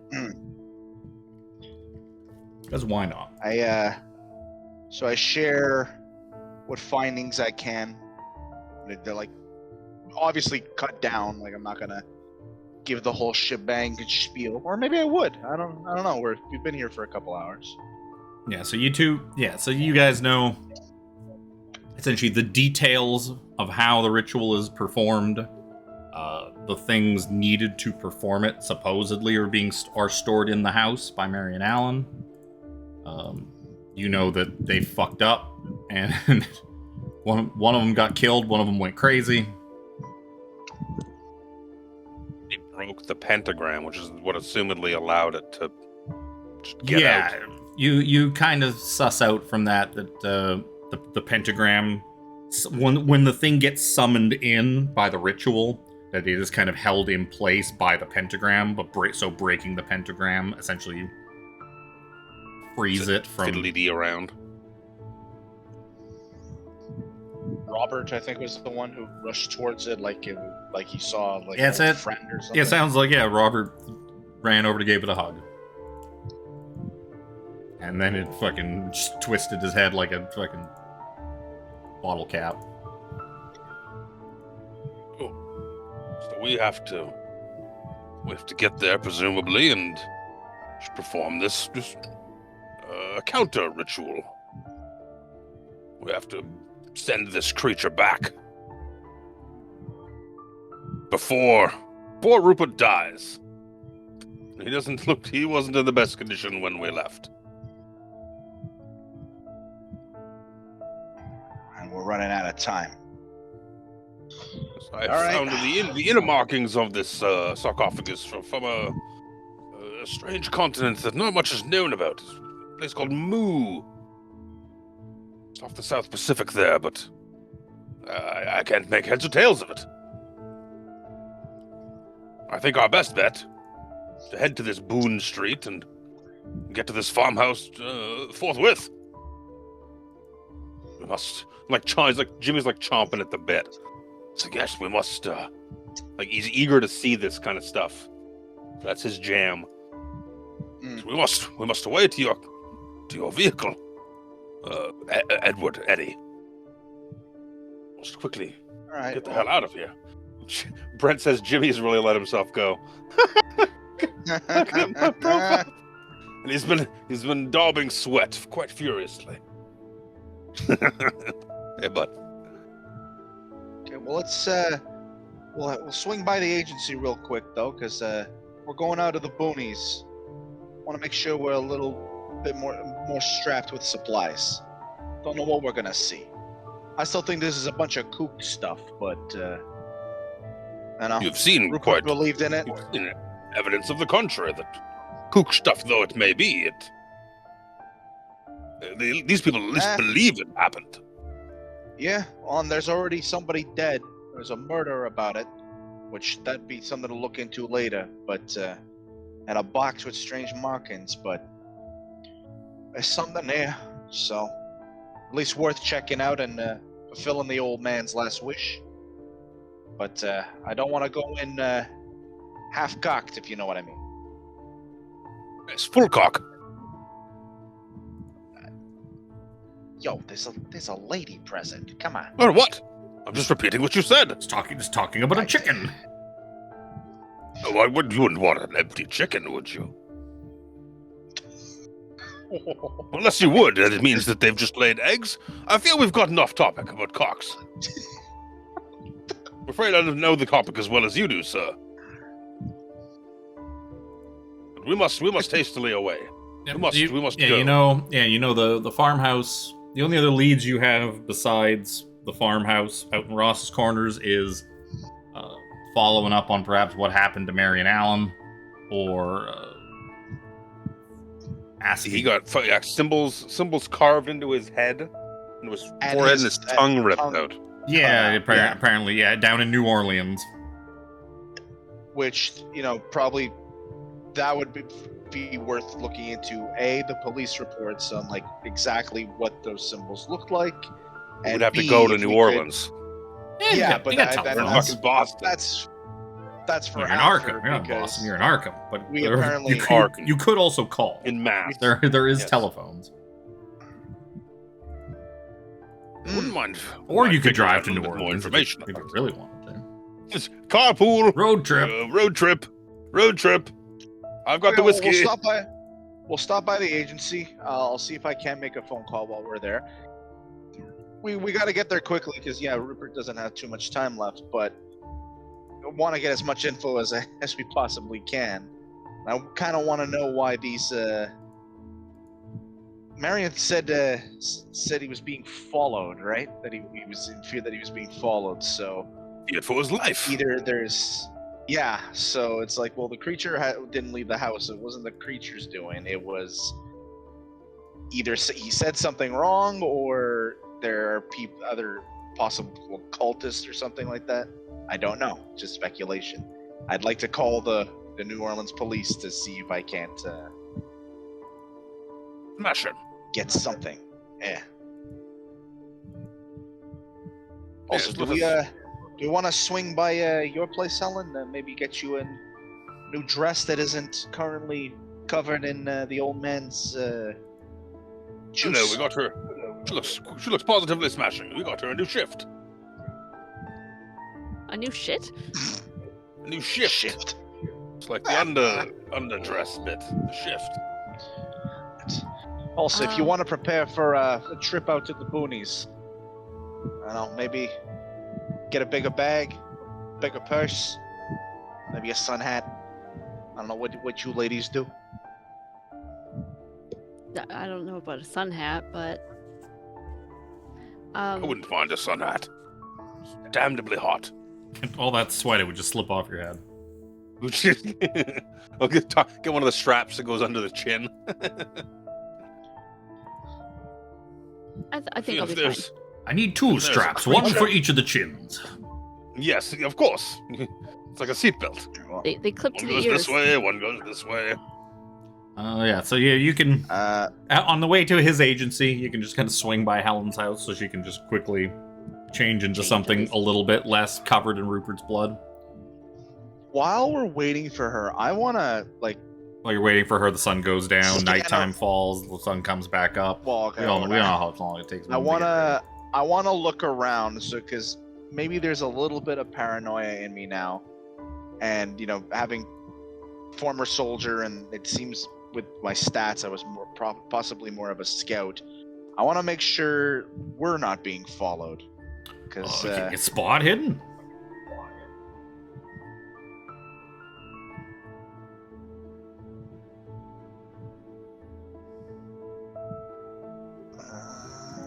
I mean, yeah, you're kind of looking around. What? I wanna push. I'll sacrifice the luck to at least make it pass. So from 36 to 25 is 11. Lost that coaster. 11 luck. Time for a new coaster. Picked it up. It was stuck to I'll my glass, sacrifice and 11. then it fell, and now it's under my desk. Coaster number 2 now. Gone forever now. So yeah, you spend 9 luck. You're looking around. You don't really see a whole heck of a lot to be too concerned about. There's this old man sitting on a park bench, reading a newspaper. Like you and Jimmy are just like kind of sitting in the car in the heat, waiting a few minutes for Helen. He kind of sees that you're kind of looking around and staring at him. And when he sees that you're looking at him, he starts looking at you, and he gets like a big smile on his face. He kind of waves, like a friendly wave, and then he goes back to reading his paper. Okay. Like a bite of my Danish sandwich. Oh, he's like Quite across sticky. he's like across the street. Oh no, I'm asking Edward. Oh, well, you're asking the old While man. we're waiting. Hey, old man! You want some of my Danish sandwich? What's that? Because that's what you want to hear. I swear to God, somebody yelled at me from across the street. It's like, hey, you want a piece of my pocket sandwich? I'm getting the fuck out of there. Are you kidding me? When I'm upstairs, can I I'm trying to think of something that I could potentially use as a weapon if it came down to it. And I'm thinking about maybe a hairpin. Sure. Now you can, or you can grab a hairpin or a kitchen Kitchen knife or something like that.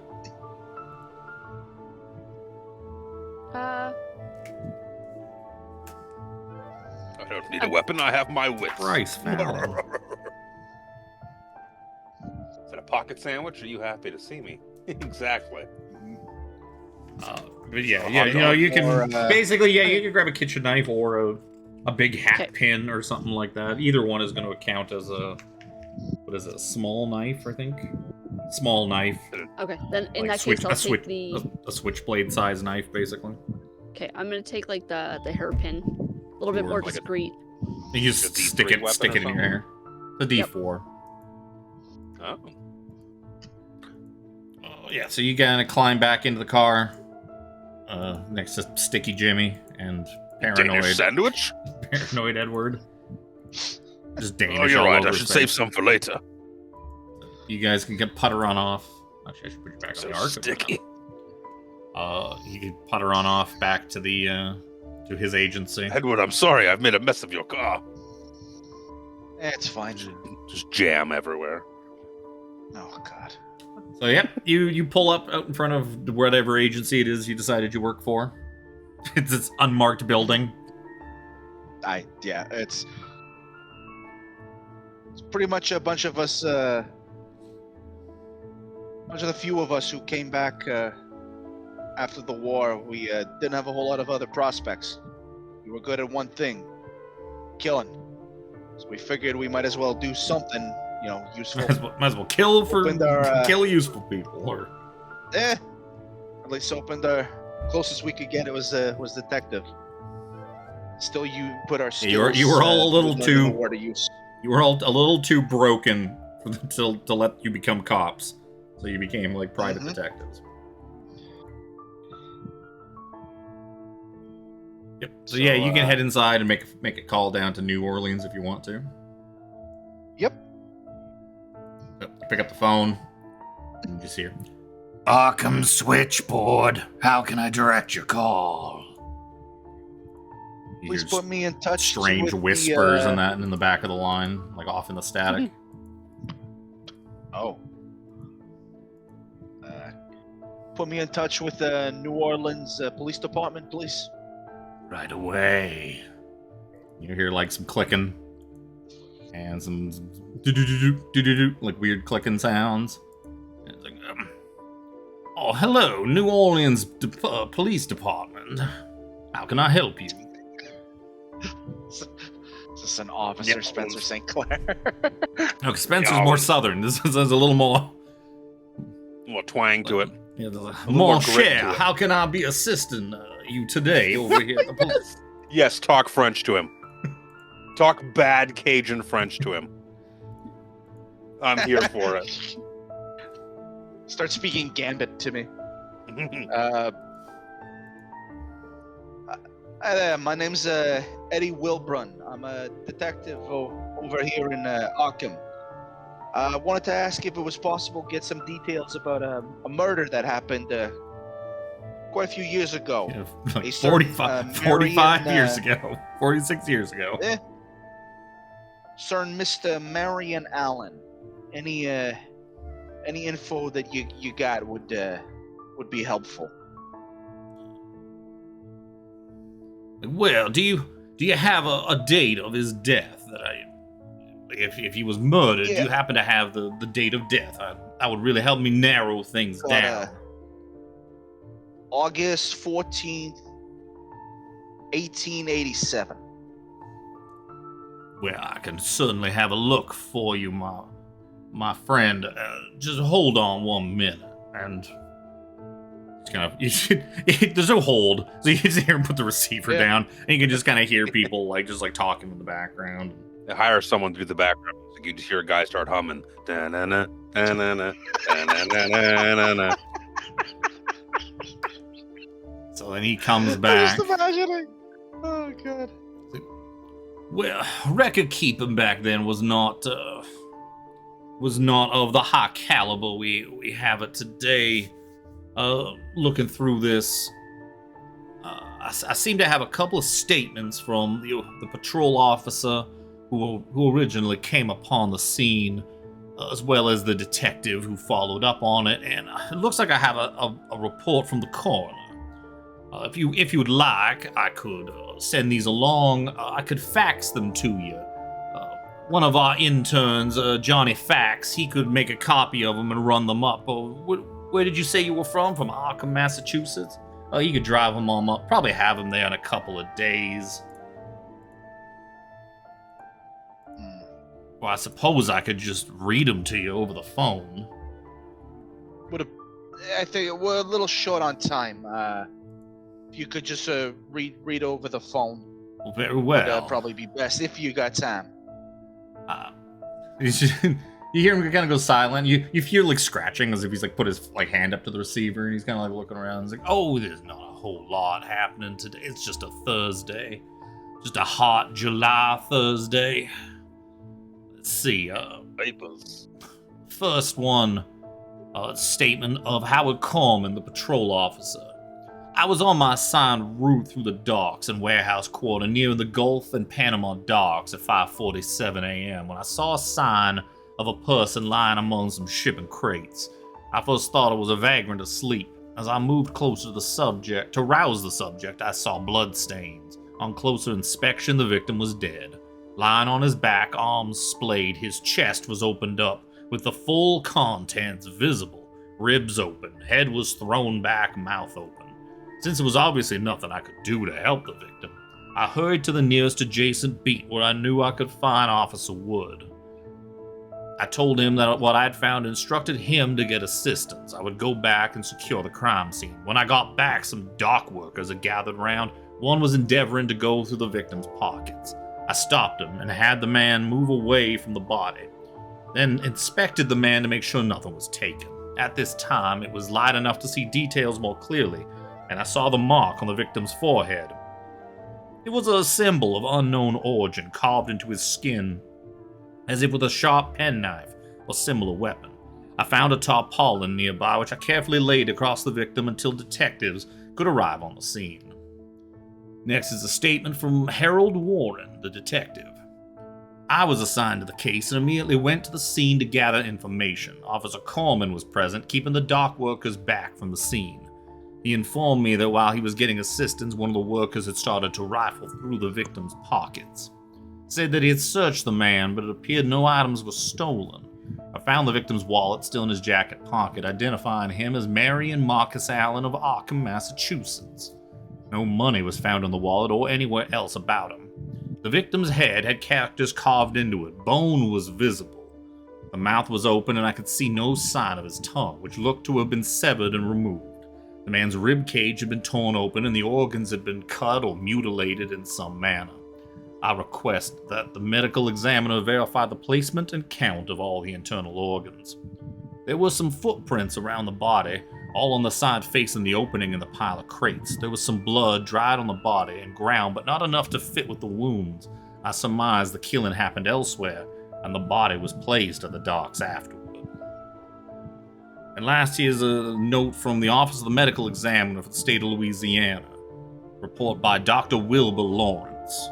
The victim, Marion Marcus Allen, had been killed by a single, powerful blade thrust to the bottom of the rib cage, cutting upward so as to separate the ribs from the breastbone.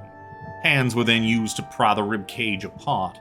The tongue was cut out, likely while the victim was dying. There was a symbol of unknown origin carved into the skin of the forehead, and the cuts were deep enough so that the symbol was etched into the skull. The victim's liver and heart were missing, both organs removed with a sharp blade, although the procedure was crude. Police corroborate no evidence of the missing organs was found at the scene.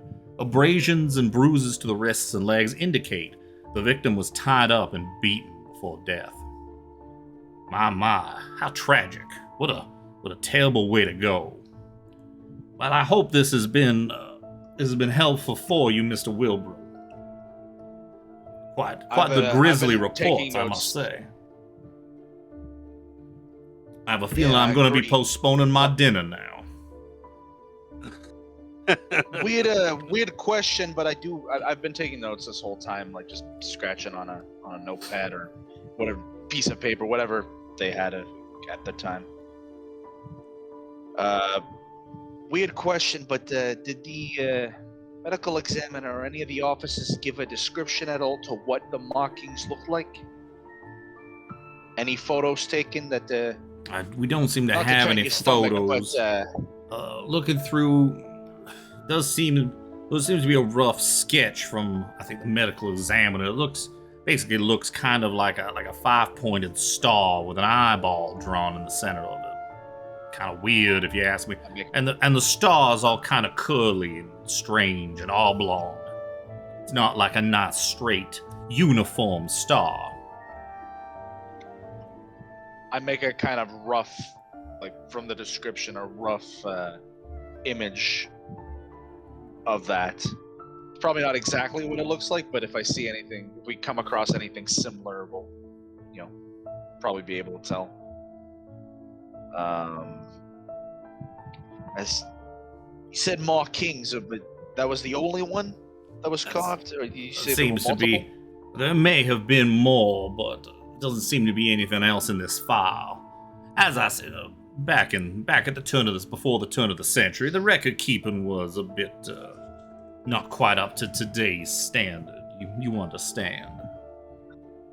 I do. Was there any headway made? Were any suspects, charged or? There doesn't seem to be any information. A case this old. It's probably so cold it's frigid. So cold I wouldn't mind putting it in a nice, delicious glass of iced tea.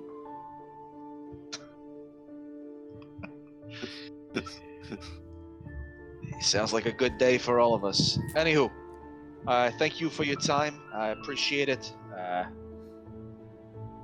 Maybe you should get yourself one of those iced teas to take your mind off of it tonight, eh? That sounds quite pleasurable. I don't know how hot it is up there in Massachusetts, but you keep cool now. You keep cool. Summer's just getting started. Well, same to you. Thank you, officer. You have yourselves a good day, yeah? And you too. And he hangs up on you. Yep. I hang up and kind of take a big sigh. I was like, well, fuck. All right. So,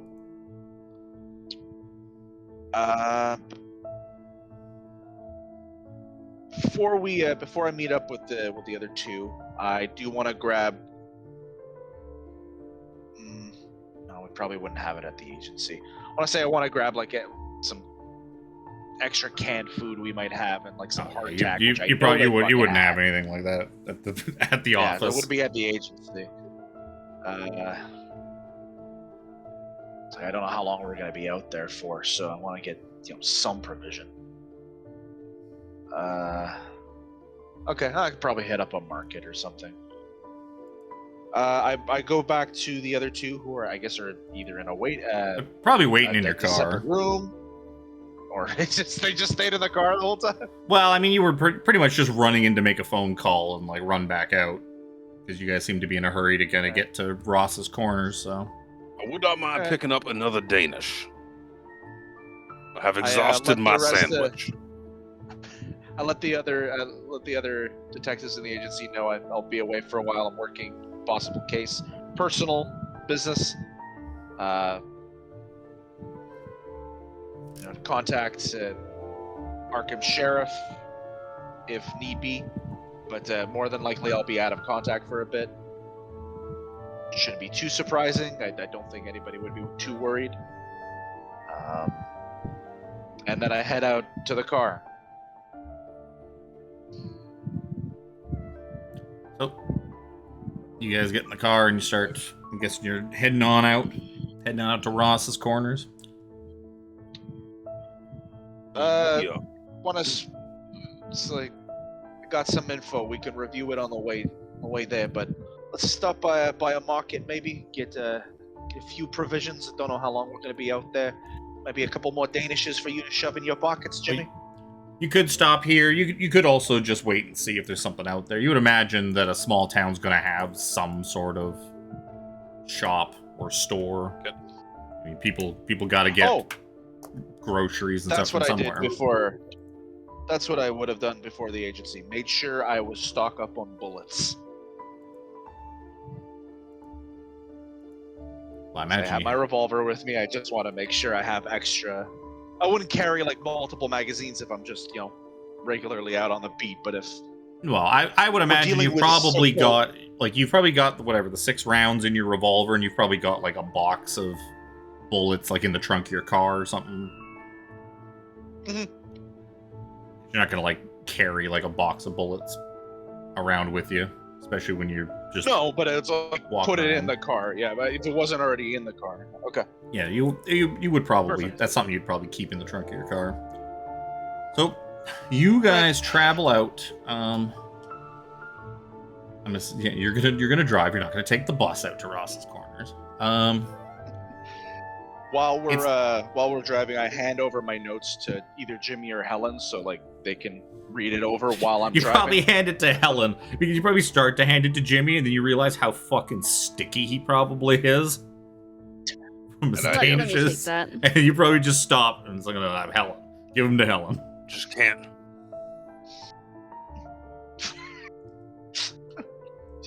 Brent just says it's At least suicide. I don't need to worry about mosquitoes or himself. rats in my car, Jimmy. Fuck.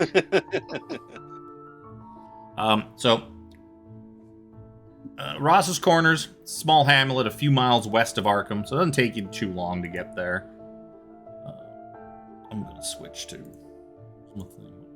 Oh, wait, I have notes. Ross's Corners. It's this one.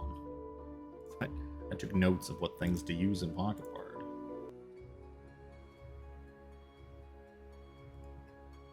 It's a little harder to find stuff in Pocket Bard for Call of Cthulhu.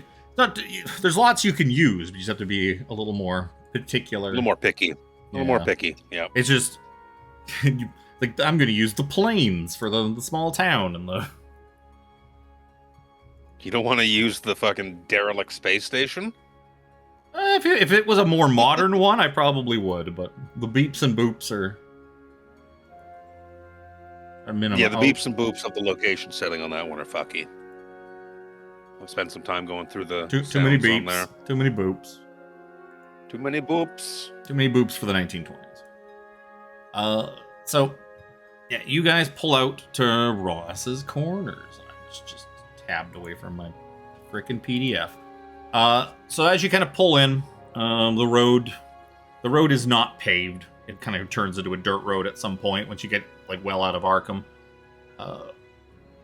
One thing you do kind of note is that Ross's Corners seems to be very small and remote. The main strip, kind of like the main center of town, seems to just have a general store / gas station, an old church, maybe a small building that's like the occasional town hall when they need a town hall. And you can see various farmhouses and that kind of dotting the landscape. You don't imagine more than 40 some odd people probably live in this little hamlet. And all the buildings look very tired. It doesn't look like it looks like prosperity in this area is in decline. We'll make a stop, easily for more gas and general store, and I don't know. Possibly for some. You know that the farmhouse. You know that the farmhouse you're looking for is out on Boone Road. Where exactly that is a little bit up in the air for you. Let's ask for some directions. Also, and more maybe Danishes. some more details if we can. If they've got more Danish. I heard you say more D, and I got excited. And then you said e-tails instead of anishes. And my excitement was curtailed. You kind of pull up to the general store the general store / post office / gas station / milk depot. That's about right. This General store. This is a very general store. I feel like general store could have encompassed all of that. So yeah, you head in. But the sign is obnoxiously large. You just see once you kind of enter, you just find this one kind of sturdy-looking woman behind the till, probably in her like 50s. She's very well built, or she's a very sturdy woman. Country woman. Oh, she's a strong country woman. all right.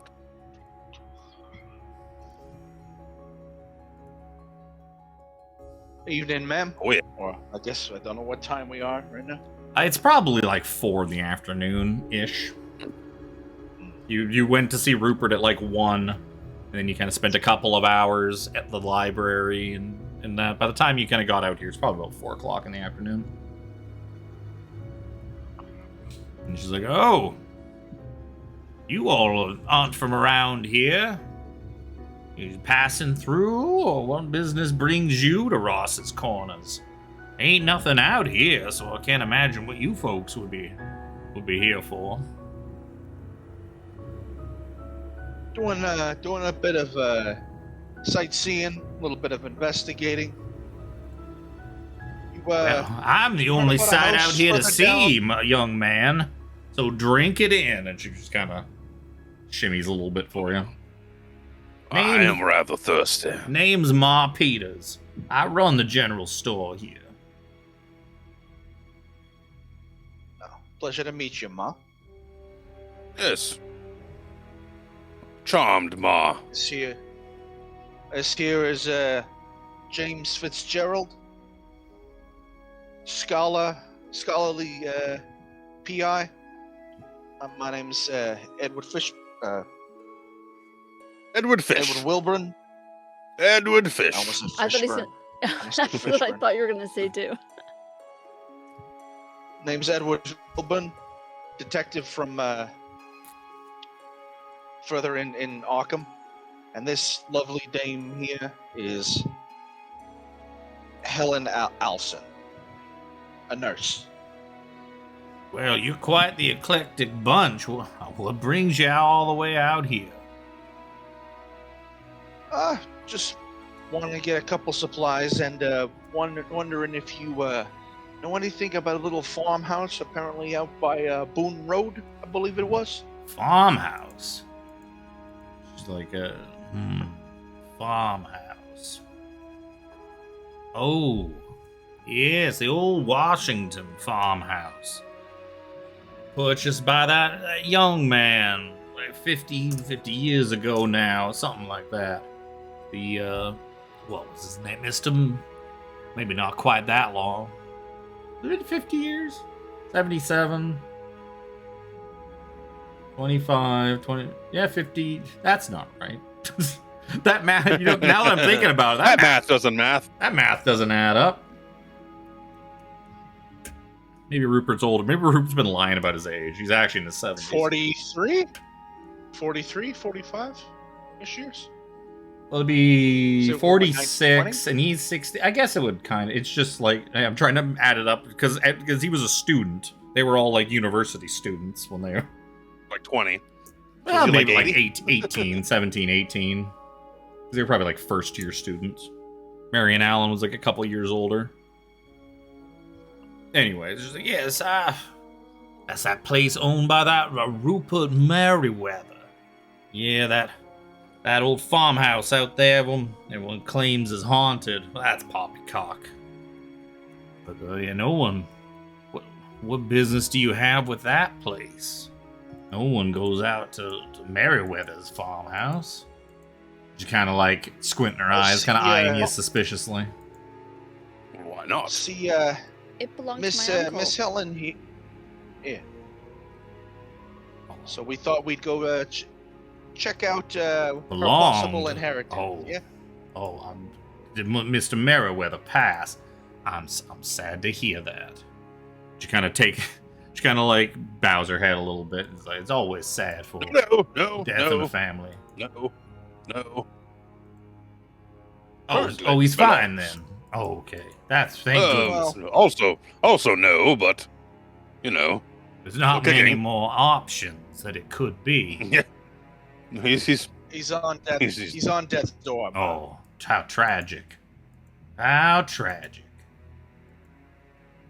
Well, yeah, that place is up. It's down on Boone Road. If you head out of here and you take Boone Road for a couple of miles, eventually you'll come to a tree that's struck by lightning. This big old gnarled, burnt tree. Right near that tree is the turnoff into that farmhouse.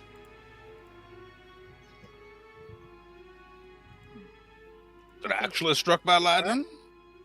I would imagine so. I would like to see that.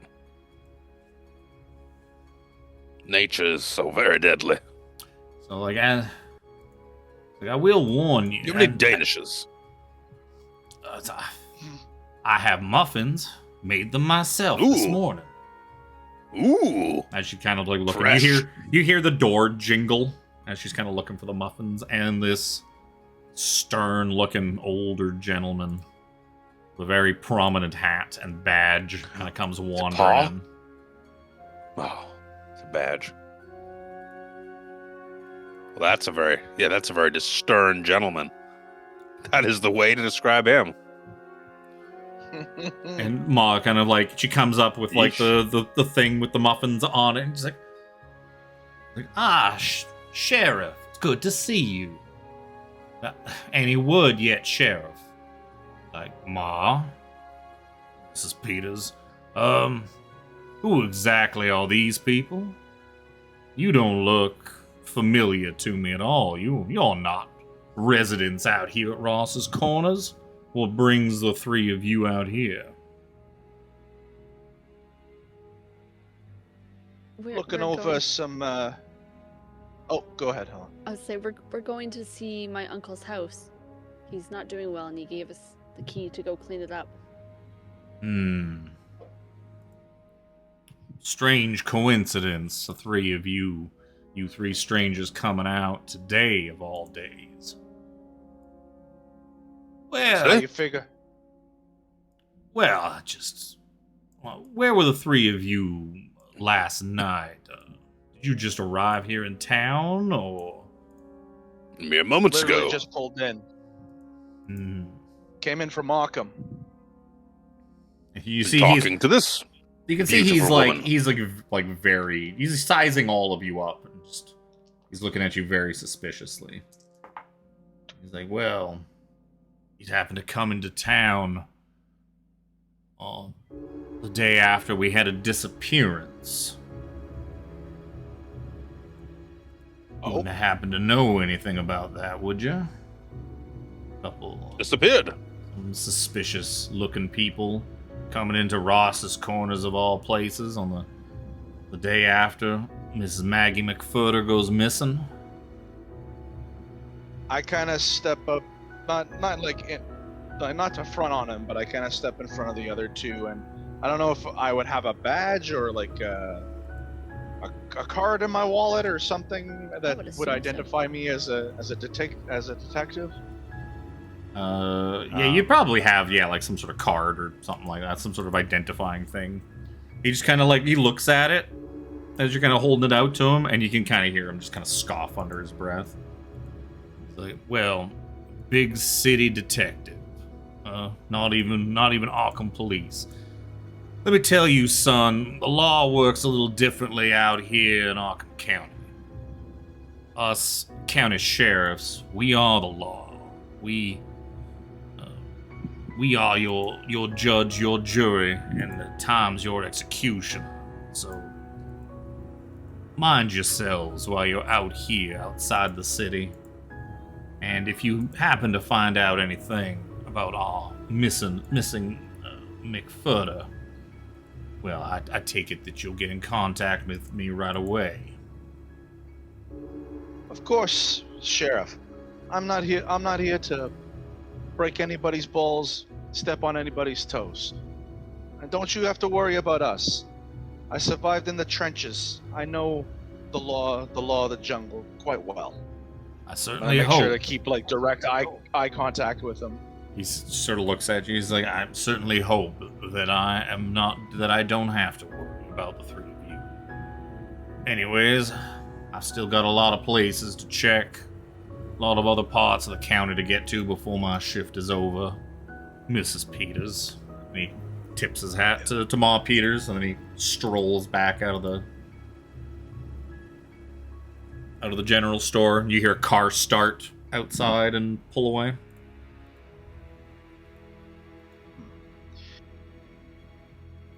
He's like, oh yeah, it's like, don't about him not being. It's like, don't worry about the sheriff. Sheriff Pike is, I know he's a gruff-looking individual, but he's a fantastic sheriff. He's very good at his job. Someone went missing? Yes, yes, now you know about it. Miss Maggie McFurter. She's part of the McFurter farm. They live out on Boone Road as well. Their farm is probably the next closest one to the farmhouse you're heading out to. Miss Maggie apparently last night or early this morning went out to feed some of the animals and disappeared. Very unlike her.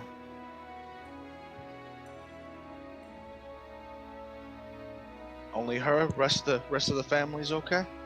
She just up and vanished. Very strange. There was no evidence of foul play, so just between you and me, there's rumors maybe she went gallivanting off with one of the farm hands or something like that. A young woman like that in her mid-40s still has at least a dozen years ahead of her. Why not have a bit of fun with the nice young farm hands?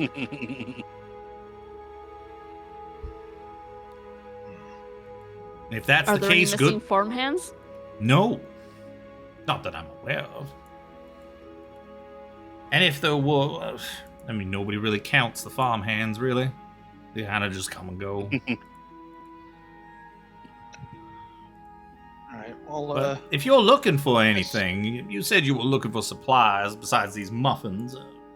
We have all sorts of stuff here. I will warn you, being outsiders, the people at Ross's Corners they keep to themselves pretty well, and with Maggie's disappearance there, you're gonna get some cold treatment, I'm afraid. It's to be expected.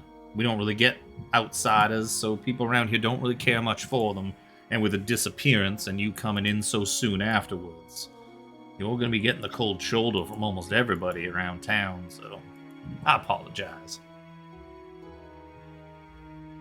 The nature of community. Protect your own. No one can fault you for that. I will see you about those muffins, though. Yep, she's got some muffins. She's also got... Do you happen to have any machine guns? No. Molotov cocktails? Hand grenades. I don't have any kind of cocktails, I'm afraid. What with prohibition and everything. I heard I'd heard old Thompson was working on some moonshine, but I think the still that he was making, I think it blew up. Almost took half of his barn with it. That's why it's How so long damn ago was expensive this? in the city. But yeah, her place has got pretty much anything you would want from a rural general store, a place that caters to like farm life and that. Corn. Yeah. So, well, I mean, if you're looking for like canned goods, if you're looking for like tools, rope, We'll go like I don't know. couple, canned goods, possibly some hardtack, which I know they would have had back then. Yep. Any guns? Canteen or a jug of water. Why don't you if, give me a I don't luck know roll, Luke? See if she's got anything. Such a penis. Let me roll my bad stats. Yeah. Look, there's a That's luck. a big fail. She's got It's a a bit hard of fail. she's got a bit of ammunition for like a hunting rifle and that, but she doesn't have she's like, I've only got old Betsy here under the counter, but I kind of need her. Oh yes, yes. Couldn't deprive you of that. Any knives? Any large machetes? Pronounces it weird. There's probably not large, like there's probably no machetes. It's not really. It's no jungles. My most dangerous weapon are 2 pencils. You've ever heard this man named John Wick? There's definitely all sorts of medium knives, so like a big hunting knife or something like that. There's definitely lots of medium knives, small knives, stuff like that. There's I would feel wood a little axes, better. crowbars, things like that. Think like tools, basically, right? Look at the manliness of this axe. Edward, do you think I look smashing with this axe? Yeah, there's definitely there's hatchets for sure. There'd be there's nunchucks. Why is there nunchaku in here? What if I tied 2 sticks together? The country. Yeah, so a hatchet or a sickle. You would definitely find hatchets and sickles. You'd definitely find small knives, medium knives. There's rocks. You definitely find a rock. You can find that for free outside. Fuck, really? Really? So we'll take You're looking for like this lovely hatchet. a hand-to-hand. Why am I having the? Oh yeah, large clubs, baseball, cricket bat, like metal poke. I'll say there's definitely something like a sledgehammer or something like that you could use if you wanted a large club. That's basically the thing like baseball bats and that fall under. There'd be stuff for that. There'd be stuff for. I'm surprised they don't have like a fire axe. I thought fire axe was. I thought Wood axe. Oh. Wood axe is an item. Yeah, it's just I'm not a manageable. It's probably in the character. Yeah, wood axe is probably in the character sheet. I'm just not seeing Wood axe is a D8. A D8 plus 2 plus DB. I'm sure I don't. I have 0 build, so I don't have a DB. I think you are the only one that has a damage bonus. Oh, actually, I do have a damage bonus. I have a D4 damage bonus. Yeah, they didn't put the build in. Why does it say 2? Oh, it says plus DB, a damage bonus. And 1D8 plus 2 plus DB. Yeah, because some things get a plus besides the damage. Just an extra bonus. plus because it's a cool weapon. Yeah, or because it does more. I'll take the wood axe and a handful of muffins. It's weird that I don't find the axe. The axe is just not. Wood axe is just not listed in here. The only 1d8 plus 2 thing I've got in the Keeper's book is a crossbow. I have a damage bonus. 1d4. Yeah. Yeah, mine's a D4 too. Cool. How the fuck is... The way you build your character, Alex, like your size and all that stuff, matters towards what's called your build. I have a build of 0. So with that, there's like in different contests and stuff like that. Your build should be build, 1 to get a damage bonus. It should be 1 to get a damage bonus, but it says 0. Yeah, well, I mean, I didn't make these characters, so... No, they're just pre-gens, but... These are pre-gens from... something. I want to I love making Cthulhu characters from scratch because it's so in depth with what it is. Oh, you want to roll for strength? It's like roll 3d6 times 5 plus you're this or whatever. It's cool. All your different stats drive other things. Like your power is like your willpower. It's like your mental fortitude. So your power is akin to your sanity to start. Yeah. So you start losing and gaining sanity. Yeah, because power is the same as your starting, or as your starting sanity value. That's your willpower. That's your willpower to resist mind fuckery and mental stuff like shit. that. It's your wisdom saving throw. Mental shit. Yep. Is it not supposed to be 1d8 plus 2? Plus DB? Gosh, it doesn't even exist in the book, so I don't fucking know.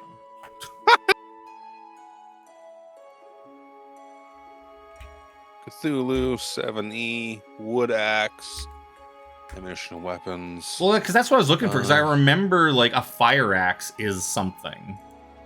It's a hatchet. A hatchet is 1d6 plus 1 yeah, but plus a hatchet's DB. a little one-handed A little hatchet. I remember there being a big fucking axe, because I remember Sean this had website it. gives a 4-pound wood axe for $1.95. Yeah, 'cause Sean had one for his fireman, because his fireman had his a fire firefighter. axe. Yeah. Yeah, that'd be a wood axe. Yeah. I wonder if the Dole, because I think he used. Well, this the thing is, it might be a thing that just got used added Dole's later. house. Because like the keeper's book doesn't have everything. Yeah. It's probably just something that got added later. I mean, that's fine if it's in the default thing in Quest Portal. In the fine. doodad. That's fine. I ain't gonna. It doesn't And a handful matter. of muffins. What kind of muffins are they? Just like bran Have muffins. a freaking minigun. Oh yeah. You can't fault a good bran muffin. It's your basic delicious. But I there's the had no weaponry. There's the sword cane in this list. Good old sword cane. My possessions were a notebook and fountain pen, 2 pencils, a hip flask, and a metal hair comb. And the hip flask is his treasured possession. It's an old hip flask filled with whiskey. Thought you said Yes, it was yes. rye. You shush now. It's whatever I can get. Times are hard. Sometimes it's backwater moonshine. What was the address of that still again? No, just kidding. Yeah, the 4-pound wood axe is in the free basic rules for Call of Cthulhu. Because, like, the Roll20 compendium for it from the free basic rules has the 4-pound wood axe. So it's just, I don't know. That's fine. I don't know. Cthulhu Wiki just has a price for it. It doesn't even have, like, a damage listing for it. I found a chart that just says the 1d8 plus 2 plus db. And I could also, if I look in with basic rules. Oh, that's a tip for all of you guys, too. You could go into the marketplace on Quest Portal and add the basic rules to your library, because the basic rules are free. Then you'll have them. That's cool. Then you have them in your library. I bought a Humble Bundle. Like yeah, I know six you. I think months you've got ago. like a bunch of like the PDF. I got a bunch of the books. stuff. Yeah, I kind of wish I'd bought that fucking bundle. Hindsight. I can send it to you. We'll talk about that later. No, not illegal transferring of goods. Not like 90% of those things I have at this point, but I think there's I'll probably just still a send it to few you. things. It would have been easier to just acquire it then, instead of piecemealing it later. Anyways, There's a Cthulhu coloring book. yeah, there's also some Cthulhu, like kind of children's bedtime story things. There's like 3 of them where it like retells some of H.P. Lovecraft's books, but as like a children's story. Anywho, you guys, Because that's what I want. you guys finish up your shopping with Mop. If there's anything else Yep. you want, You can grab it. It was basically it was food. It was Food, some food, probably some food, like water, jars rope. of water. Yep, some rope. I think I would have gotten like one of the hammers and a crowbar as well, just in Sure. case. Crowbar's good. Yep. Mm. And a hat and an axe. And an axe. all Jimmy picked out was an axe and some muffins. And some muffins. He's worried, but he's a hungry man. That's why he has the axe. He's trying to worried. He's trying to like he's like he's got it like the axe under like the crook of his arm as he's trying to like cradle his pile of Yeah, like you muffins. said, he's the PI who does the book work. He does the research. He's the watcher. Yep, you guys can pick up that stuff and We'll head on your way. head down to Boone Road. You pile Tip back my in. hat. Yep, you pile back into the car. And you start sputtering off down the road. You find Boone Road pretty quick. And you just start following it for probably about 2 miles until just put these back in the forefront so that my thing doesn't fuck me. Oh no, my PDF froze. Oh no, there it goes. I gotta find a new PDF viewer. Adobe is so obnoxious now with its like AI stuff that it wants you to use and like. I literally just opened PDFs in Firefox. I've used Adobe for years, and Adobe was always fine, but it's just over the last year or so, it's just become obnoxious. Constant pop-ups and fucking around with your stuff.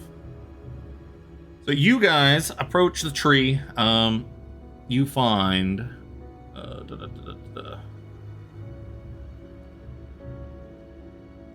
as you kind of struck tree. As you where's my note about the tree? Yeah, so you as you're going down the road, like on your left, you find a tree that has been very clearly struck by lightning. It's a dead tree. There's no leaves growing on this thing whatsoever. The trunk has been split kind of in half, and you can see it's all kind of charred and that within. Like clearly this thing was struck by lightning at some point and just killed the tree. Looks like it must have happened years and years ago. But Whoa. Right beside it, you see that there's a little path. This, like, path that probably no vehicle has pulled into in quite some time. It's pretty overgrown looking. And it looks like it'd be real easy to miss if you were just driving down the road looking for it. Luckily, this tree was here. Can the vehicle pull into that? Or? Oh, yeah. It's a wide, weed-grown gravel track leading to the farmhouse. So, the farmhouse itself. It is a... Just scroll right past my thing. It is an 18th century salt box designed farmhouse. It's got a high peaked roof, which you would imagine probably has like a pretty decent sized attic space in it. The house itself looks like it's probably like it's only one story. Could have a cellar or a basement, who knows. You don't see storm doors on the outside that like lead down to like a cellar from outside the building, but there could be a basement inside. There's an old well kind of beside it. There's an old decrepit barn a little bit north of it.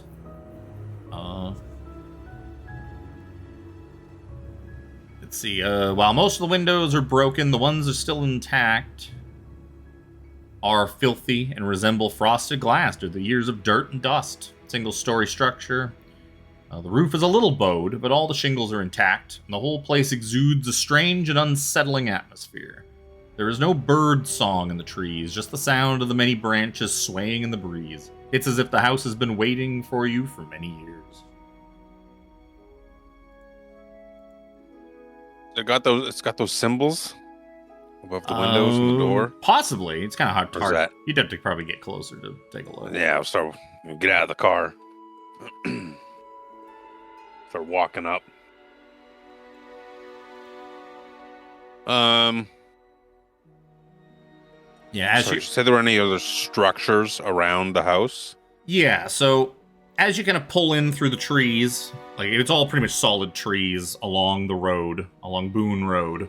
Once you kind of pull in through the path, you see a bit of a clearing where the farmhouse is. Just north of the farmhouse is a barn, an old decrepit barn.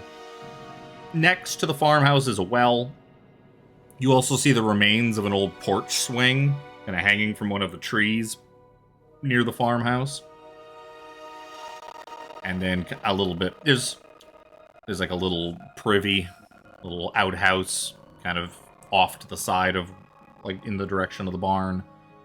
And it's all kind of a bit of a field here around the farmhouse, and then it's just like thick trees again past it.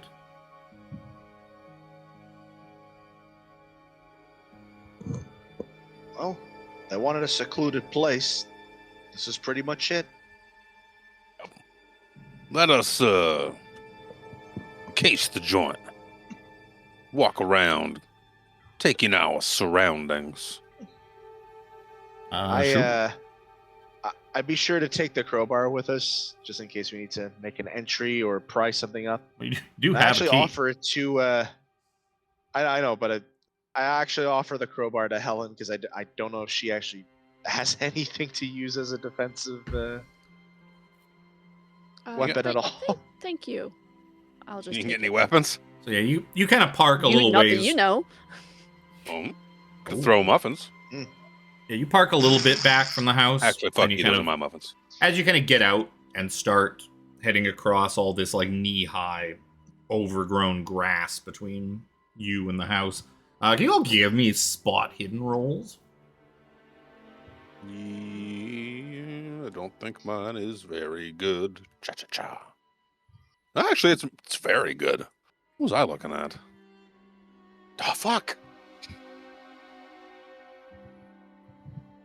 Oh,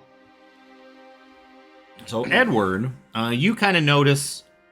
I got like You find a- success. You did. Wait. So you're definitely gonna find something. Edward, you kind of notice there's one patch a little bit sort of off from the building that seems a lot more overgrown than sort of the grass around it. You would just kind of like looking at it. You imagine like maybe this used to be like a flower or vegetable garden once upon a time, and looking at it, it's like, oh, there might even still be some bits of vegetable, like a couple of vegetables sort of still growing here. A couple of like legumes or something still like in this garden plot. Helen, you're kind of looking around and you definitely find something. Inside the tall grass and the weeds, you almost trip over it. And then you kind of notice it at your feet. You find a recently dead raccoon laying in the knee-high grass. And he's a big boy. This is like a 30-pound raccoon carcass, and it's just kind of lying there. And I scream and jump back a little bit, like it startled me. say with that extreme success too, you notice that this raccoon, it looks like it's been dead not too long. But you do also see that it has this huge hole in its chest. This big, huge, gaping wound in, like, the center of its chest. Does it look like it was shot? It's hard to say. You'd have to probably inspect it a little more closely. If you wanted to kind of get in there and determine what got this raccoon, you could give me, like, a science biology. You could give me a medicine. You could give me a natural world. Sure, the nurse has good medicine, right? You all see Helen just scream and is like now playing around with something in the tall grass at her feet.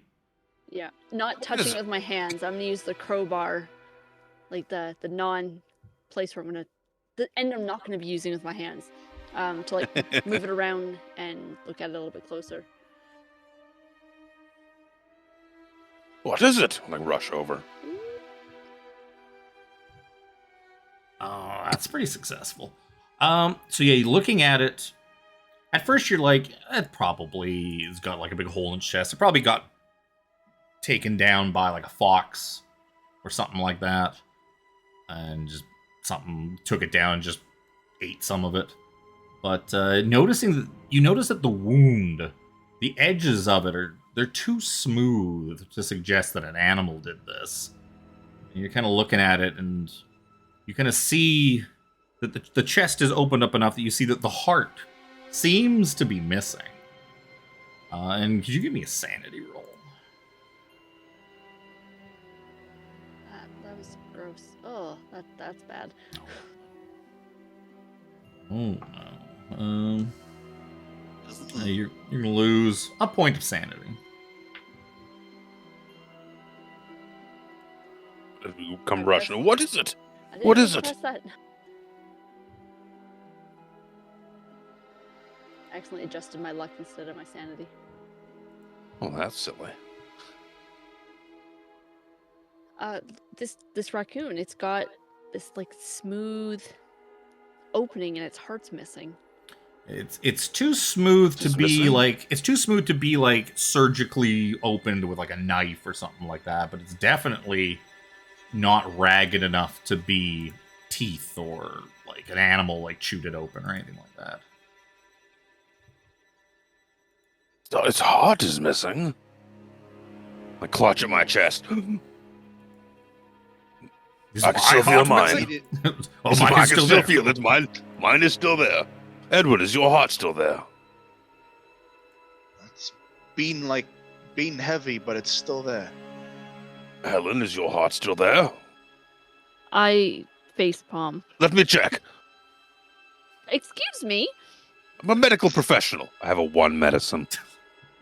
I slap your hand away. I also have a 50 first aid. You took a first aid With the course. Band-Aids. Of course you do. Took a first aid course. I know CPR, bro. Walking after getting the explanation and seeing it, remembering the notes I took from the conversation with the New Orleans police, and noticing it's like, oh, the heart is missing. I kind of turn over, like, kind of just move with my foot. Don't really want to touch it. But I try to move so I can see the raccoon's forehead. Yep, it's fine. Oh, okay, so there's no mark there. Mm.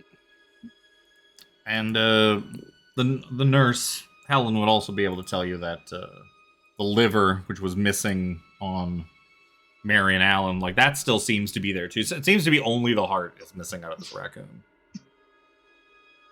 It's like it's taking a different organ from different bodies.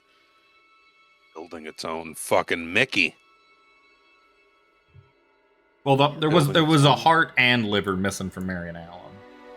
That's how you start. You start with the heart and liver. You got to get the key components. Marion Allen's next you death. find a brain. You could definitely infer that Marion Allen's death down in New Orleans was definitely the work of humans, especially since he said that people were after him for the sarcophagus and stuff like that. Like maybe some weirdo cultists or something like that decided to fuck him up. This, who knows? Maybe a person did this. Aliens. Yep. Cough. What else do you want to do? You got the house, let's you check got out the the wall. barn, you got What the about the area, you got the surrounding area. There could be more raccoons. Who knows? Do we hear anything coming from the house? You hear His journal absolutely said that nothing. they could. Boy. You don't even hear birds. It is deathly quiet around this house, which is strange. All right. I'm willing to give the old man a little more credit. There's someone ain't right here. You gotta look in the well. Yep. You peer over into the well and you see that there is still water in this well. It's the bucket that is kind of like sitting beside it. The rope for it is completely rotted and useless. So if you were to throw the bucket into the well, you ain't getting that bucket back. You put a new rope on it. The water's a few feet down, and it doesn't look murky, but there is definitely a lot of like leaves and stuff like that, like floating on the surface of it. Been used in quite some time, I think. If there was a cover on this well, like a little like awning or something like that, which it looks like there may have been once upon a time, like it's rotten and fallen away. So the well water has essentially just been exposed to the elements. So yeah, trees, The elements. just normal forest detritus seems to be just kind of floating on the surface. No. You could like- probably hop in and take a closer look at the water. Go for a swim, yeah, check it out. Yeah, we're not. I Doing mean, How's this that. taste? There's no stagnant smell or anything coming from it. Not really.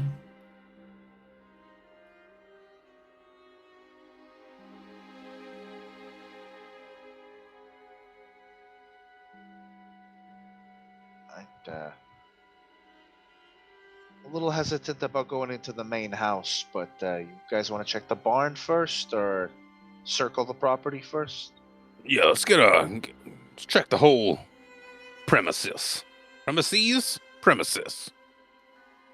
Like who's going where and who's checking out what? Let's go to the barn. You all heading to the barn together? We'll move as a pack. Well, I'm yeah, sticking well, with the guys. I'm not going off by Yeah, myself. we're not the fucking Scooby Gang. We're gonna stick together. Perfect. That means you all get hit by the same sanity effects all together. Beautiful. Edward, you go check the barn. Helen and I need to go check the back seat of your car. Would you stop that? He may have dropped a I Danish will not back sleep there. with you. Sleeping will not be involved, hopefully. Hopefully it's not going to take that I'm long. a man. No, I was just looking to pick your brain about these symbols, really. I'm a married man. What were you thinking? Well, you've already tried to grab my chest, so... I was checking your heart, madam. My health is not good. Was in that I area standing? Was I standing? That's irrelevant. Then my heart was working. That's not how that works. I'm a nurse. He's got a I have a medicine one of medicine. one. He doesn't I have a understand one how medicine. it works. I have a one medicine. I know how to start it, but I don't know what it does. Just like I can turn the key to my car, but I don't know how the engine works. Couldn't tell you how the engine works. Sir, for All right, somebody who let's, has such good first aid, you just... I can change a Worry. tire. I don't know how a car works, though. It's the same thing. Let's go to the barn. You all head to the barn. Does any of the footpaths look like they're like trodden recently? Not really. It's all pretty overgrown. You don't really... Checking. I could make you do a tracking roll, but just glancing around, like, it looks pretty overgrown out here. It doesn't look like anyone's been here too recently. I mean, if you want to maybe give me can a I do it? tracking roll. Yeah, Sure. I've got a. A good score in that. Okay, well, that doesn't help, but I had a 40, so. I mean, Give it a there's try. there's some grass that could be trampled down a little bit, worn down. Maybe it was the raccoon. It was a pretty fat raccoon.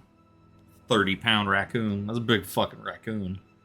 Maybe he... And it was his heart that was missing? Oh my. was probably exploded. He was so large. He was so large. Exploded so hard his chest exploded with it. But heading to the barn. The barn's in pretty rough shape. It's pretty decrepit and pretty dark inside.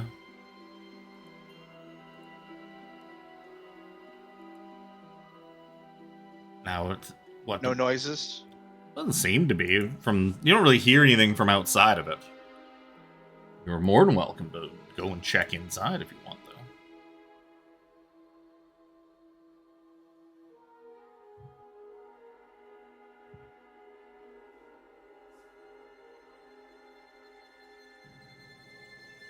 Might as well. I mean, I put my ear to the door and I want to use my, Listen? My listen? Yeah. Sure. Give me a listen roll. I'm going to... I want to push that. Ooh. How are you going to push that? You know...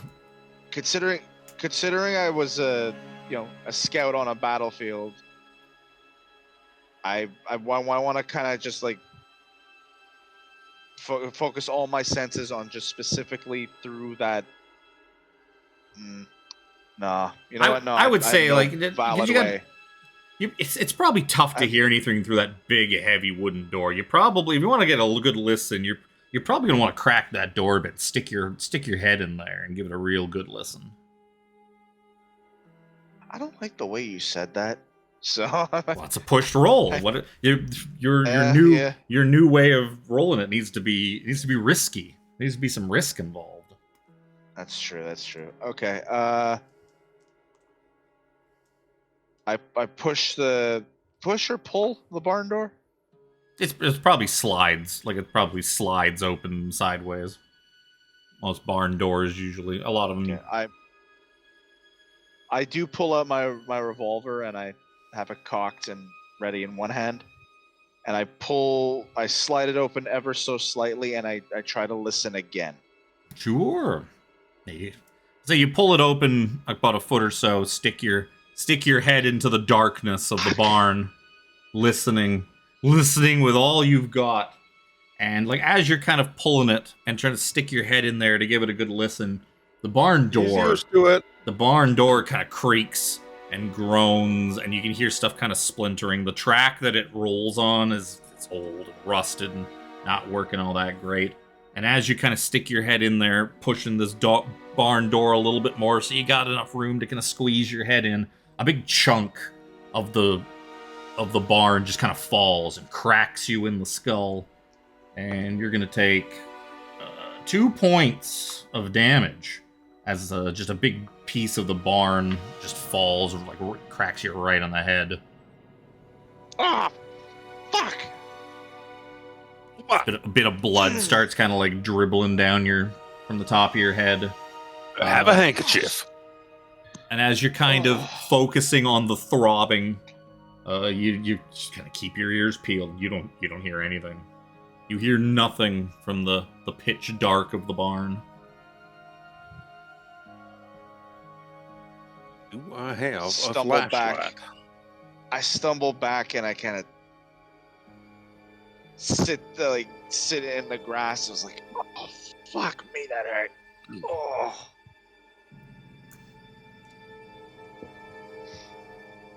Helen, could you help me out here? Oh.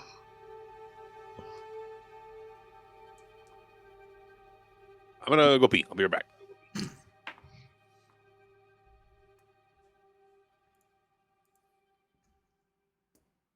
Who wants to go in the barn next?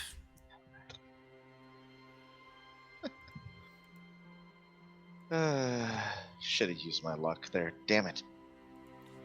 But yeah, even though you cracked your skull open from a big piece of rotting wood, yeah, you're pretty sure you don't hear anything from inside that barn. Dead quiet.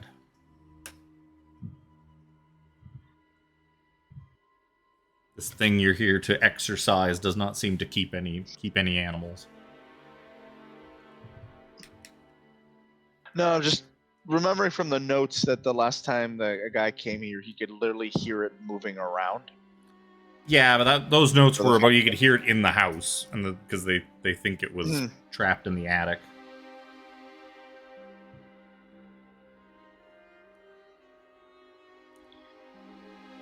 Yeah, but there's also a dead raccoon outside missing its heart, so if it's either A, not the creature, then maybe it never had a heart.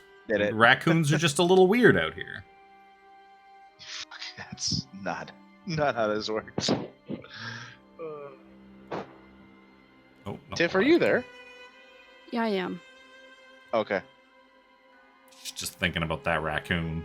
Thinking of going and giving it a proper burial. Nope, just annoyed at what my son took for grade 9.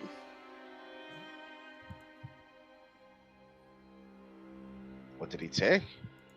Band. What's wrong with that? Is that not... He did not practice at all during grade 7 and did not take band in grade 8. So it's literally just a waste of a class.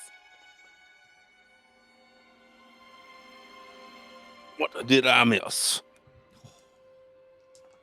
I just rolled a 100. Good old 100. Hoping one of those show up at some point. Those are fun. Edward almost gave us a fumble on that tracking roll. A 96 is a fumble on a less than 50 skill. Yep. But it was a 95. It was 1 point off of a fumble.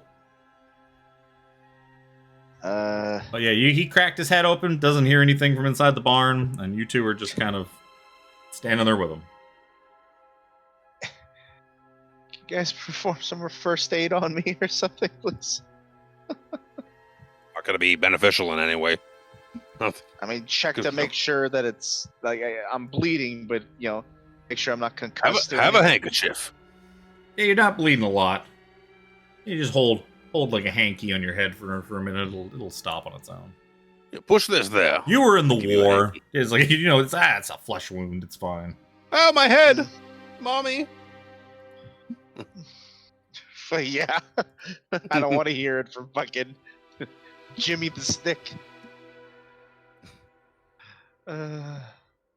It's sticky. Close I enough. don't have a flashlight. If you threw this barn door open kind of the rest of the way, you'd have a little bit of light because it is like still bright outside. Give it a push. Sure. Yeah, you kind of wrench open this door the rest of the way now that keeping well back from it, as you've learned from Edward, that this barn is not particularly stable.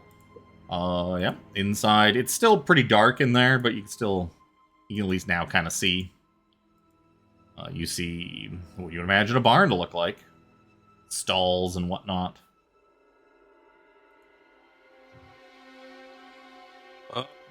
I'm gonna go looking around and see if we find there's a missing woman in the area. We don't know much. She's an older woman, isn't she? Maggie, like middle age, yeah, like mid 40s ish. Oh, okay. I thought she was older. Like maybe she got senile and kind of wandered away or something like that. No, like a middle aged farm woman. Should look and see if anyone's like been in here, like light a match or two.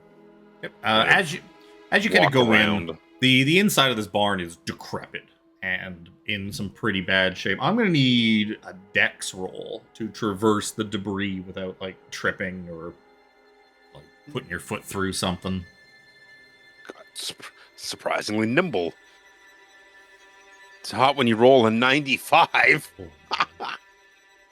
You're kind of going in. I've passed 2 rolls tonight. You go into the barn, and you're just kind of like, trying to get around something, and then your foot kind of just goes through like a floorboard, like a rotten floorboard, and just sinks down, which causes you to just go right over, and you just land on some old rusted farm tools. You're gonna take 2 points of damage.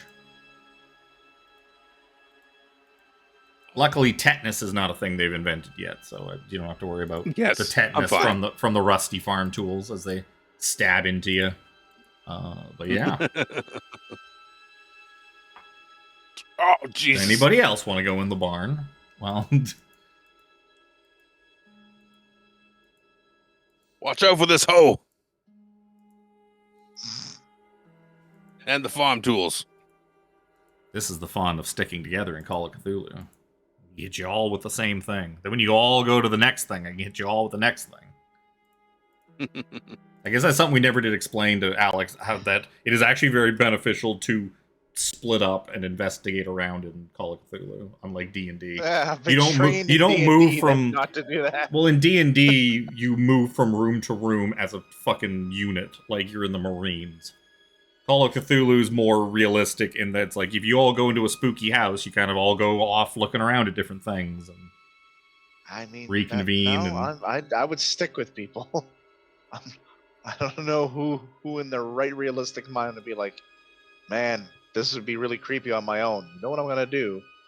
Go walk off on my own. Yeah, I would go walk off on my own. If you guys were looking at the barn, I'd go wander over. I'd probably like someplace over there, like maybe still within eyesight and earshot. But I was like, well, you guys are looking at this. I'm gonna go look at this. This is why our success rate on our escape rooms was so high. We all had our plans and went out and did our things. Is Helen doing anything, or is Helen just kind of standing at the door watching? Well, after watching what happened to them, I don't want to go in there. Yep. I'll say, yeah, James, you looking around in here, you find that it's just, this place is just a wreck. You would imagine this place was probably not even in that great a shape back when Rupert was still, and their friends were still using it. From what you gather, farming and like keeping farm animals and stuff like that was not something they were into with their occult bullshit. They were probably just using like the house, so this thing was probably already falling into disrepair back then. And they just didn't do anything about it. And it's just been left to rot. Yeah, you see the remains of some rusted farm tools. You find some old horse tack. But yeah, there's nothing. It doesn't look like anything has been in here in forever. No, doesn't look like any creatures or humans or anything has really been in here. Doesn't look like anything larger than a rat has been in this barn in decades. I don't think there's anything in here, really. It's kind of gross and smelly. You have the key. Let's go and let's go find these ritual accoutrements. And let's do what we came here to do. Yeah, sounds good to me. Rather not get hit in the head again.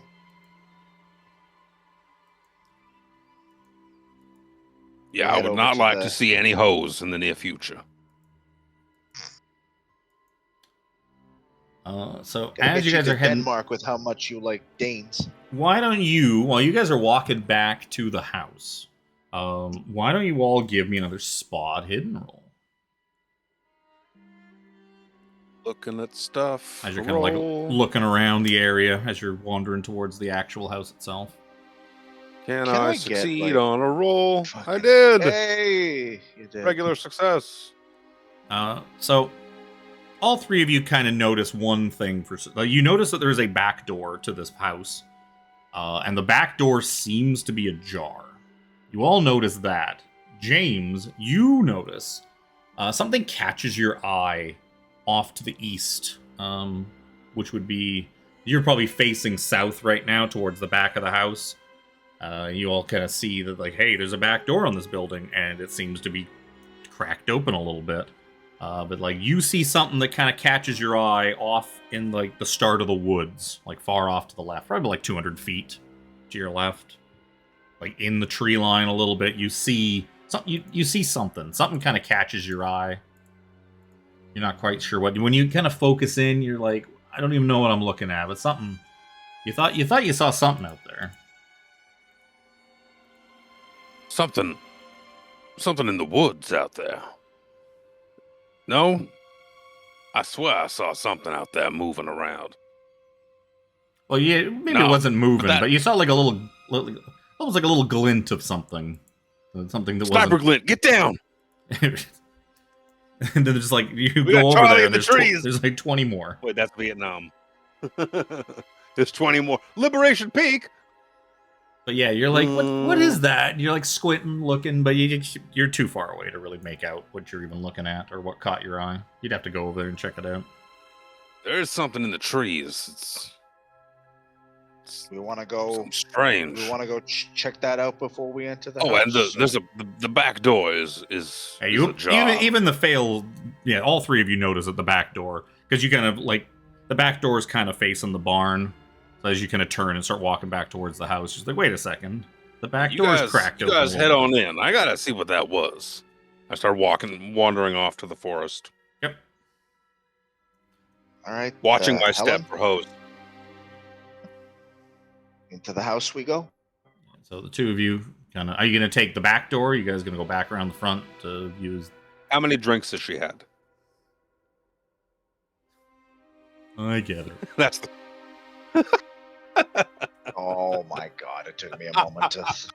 The drinks are irrelevant because the front is locked up I tight, but the heard- back is wide open. I heard so. the audible difference on who got it when or who reacted. I heard Tiffany just chuckle behind me, and then Kevin, and then like tick, tick, and then Alex got it. So, It's like, she hasn't had any drinks. What well, are you yeah. talking- Are you guys going in the back? Are you guys going in the back Unfortunately, door? Because I, at this point, there's no point in me even attempting to phrase that in a way that works. So I'm not even gonna try. So yeah, you guys kind of make it to the back door, kind of start like creaking the door open, looking around. Meanwhile, Mr. Jimmy, you kind of head off about 200 feet over to the east there into the tree line, and you come across what you found, like what you saw. You realize, oh, that's what I saw. It's a person in some basic farm clothes, a woman, in fact, with just cold, vacant eyes and a massive, just blood-soaked hole in her chest. She's just kind of lying, kind of propped up against a tree a little bit. Could you give me a sanity roll? Was mid-click to open it up. Sanity. Where for? Oh, I gotta scroll up. Yeah. Oh, that's so good. Extreme success. So you're still gonna lose 1 point of sanity. Okay. But yeah, you find this seems to be the body of a farmer, probably in her mid-40s, something like that. Doesn't look Maggie, like I presume. Doesn't look like she's been dead for very long. Several hours, up to maybe a day, if that.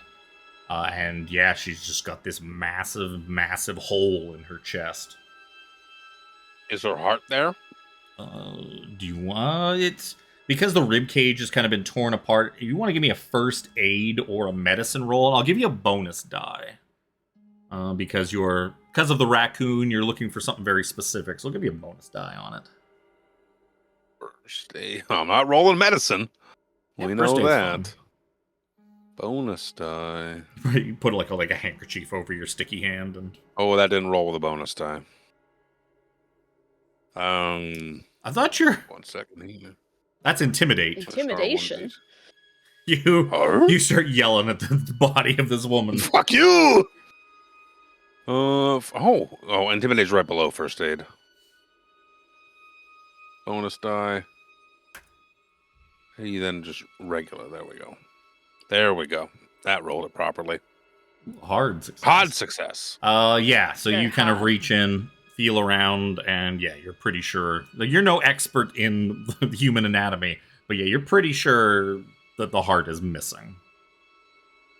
There's lots of other bits in there. You're reaching around, kind of counting. It's like, I don't know how many bits in here there's supposed to be, but the big pumpy one in the middle, that one seems to be missing. This ticker has been taken. This ticker has been taken. It is gone. So just Pull my like hand the out. raccoon, no heart. Wipe it off on a hanky. Oh. I presume Meanwhile, you are Maggie. at the Unfortunate. house, you guys enter in. Well, Which one of these is the back? Before we walk in, I do want to push the back door open, slowly all the way, and kind of do a room clear, so revolver forward, and kind of before I enter, you do sweep from left to right, Police officer style. pretty much, yeah. So you push it on open. Inside, you find. Shouldn't he have had to pull? I guess so. You pull it open. Actually, I can. Wait. Here's the map. was it show on the map? The map shows it being a door that pushes in. Normally, when you're going into a house, it would push in, but just the picture shows out. Well, yeah, but because the pictures suck. My AI created things for ambiance and suck. Just be happy that door is not two doors, one swinging in and one swinging out, as happened with most of the times I tried to run this thing. But yeah, no, the doors, both the front and the back door, do swing in, according to the map of the farmhouse that I've got. But yeah, you swing it in, you kind of creep it open, gun drawn, clearing the place. It's quiet. There's no lights on, no fire going. This would be the back room. From what you can tell when you're looking in, it looks like the entire farmhouse is kind of one room. It's broken up into two rooms, but like, yeah, there's no door between the two rooms, just kind of a passageway. But like the entire bottom is just these two rooms. In the room that you're in, you see there's like a comfortable looking armchair in the corner, a table standing against the wall beneath the rear window. You can see, just looking around, you notice there's an old walking stick lying on top of the table. There's a huge stone fireplace. And you would also notice in here, just looking around, you would looking at it, you would see that there is a trap door in the middle of the ceiling that you would imagine leads up into the attic space. I'll also say, because you guys got close enough to get in the house, when you got to the building, as you were coming up to it, the two of you did notice, just automatically, that there were all of these strange carvings, like weird symbols and runes, and just kind of strange gobbledygook. Kind of like the weird drawings inside the sarcophagus, but not exactly the same. Not even possibly the same language or whatever, but just kind of weird etchings that have been carved into like the lintels on the windows, the door frame, like around the door frame and stuff like that. You see all that. Are they all different, or is it all the same? No, it's all different carvings of any strange. Look familiar to the one that was carved onto Marion? Nope. That's good. They just look like some strange occult carvings. You would imagine these are the protective runes or sigils or whatever it was that were mentioned that Marion had carved into the house. But yeah, it's quiet. If you guys wanted to head in, do like a spot hidden or something like that, you might be able to find out some more. Yeah, I guess, yeah. Slowly move into the room and take a better look around, because I think we're looking for a book and like the accoutrement. Yeah, there we go. So, I'm gonna go check the table. Why don't you guys give me some spot hiddens?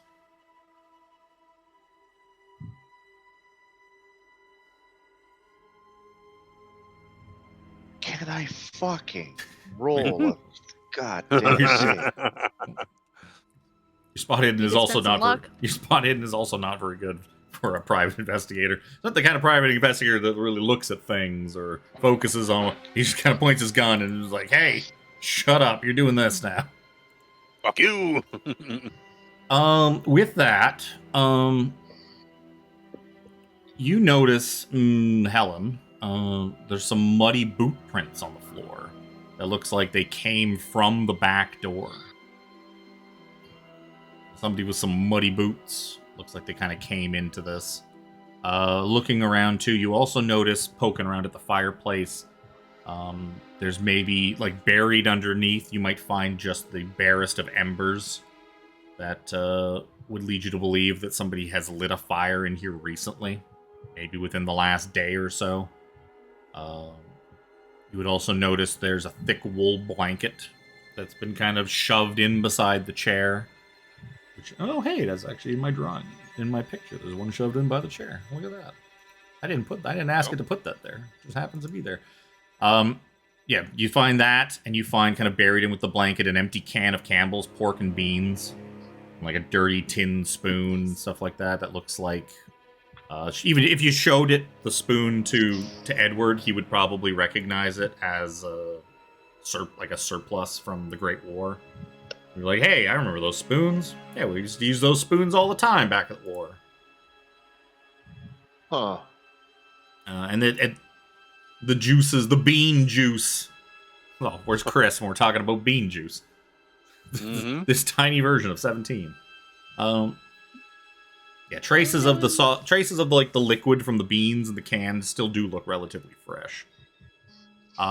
As for Edward, you do find that as you're looking around that there is a walking stick on the table and a large piece of like worn, wrinkled fabric, upon which is resting like a half-full penny box of wooden matches, as well as like a small piece of soap, a tin cup, a screwdriver, a can opener, a jackknife, and a little chunk of candle.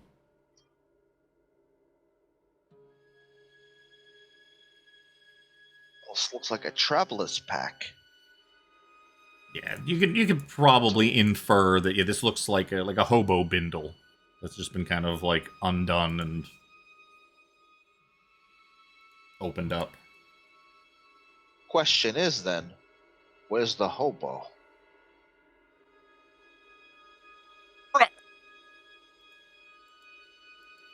At this point, I guess, are you gonna wander back to the house then?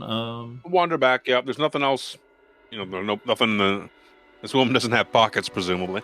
No, beside her body, there is probably a pail, like with like a bit of animal feed in it.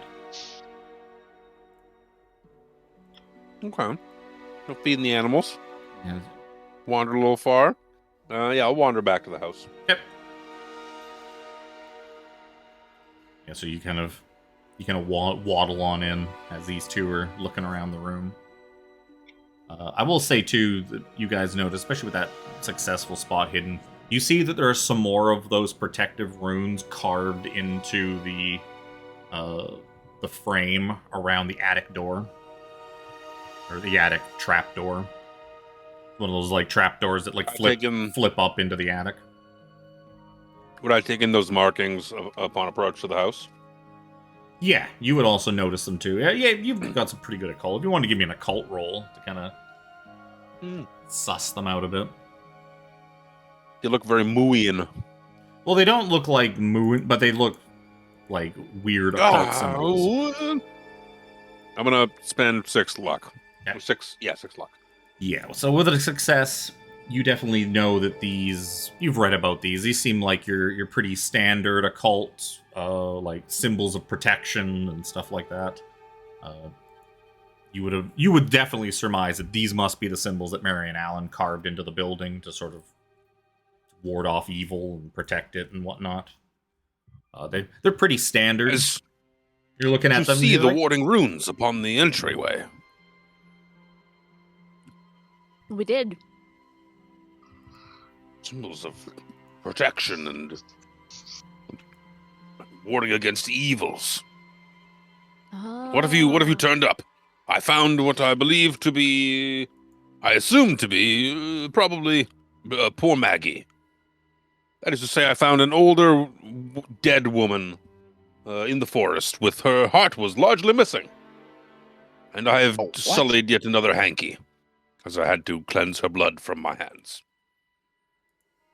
You found her body. You found beans? I found a body. Oh, like a can of beans. It was empty. I would prefer to have found beans, honestly. We found, looks like a vagabond or a homeless guy of some sort, or even just a traveler, may have come in here and used the space recently. Fire is still somewhat warm, And And so next to I this point body to as the well, I old- found a pail of animal feed. You do remember No, I remember she was said to like go out to feed. She like went out Feed the to animals. feed the animals like So super I have early. lends further credence to the fact it is indeed Maggie. crap. Should we maybe double back, go grab No. get a body, We're and far maybe too busy for that. maybe bring it back to town? No, when we leave, we will take her body with us. For the meantime, I All right. believe this is far too interesting, don't you think? We have to push forward. You found beans? Let me No taste Danish, them. but- Let me taste them. Make sure I'll be able to tell you to This the is no hour date, when this but, can of beans was opened.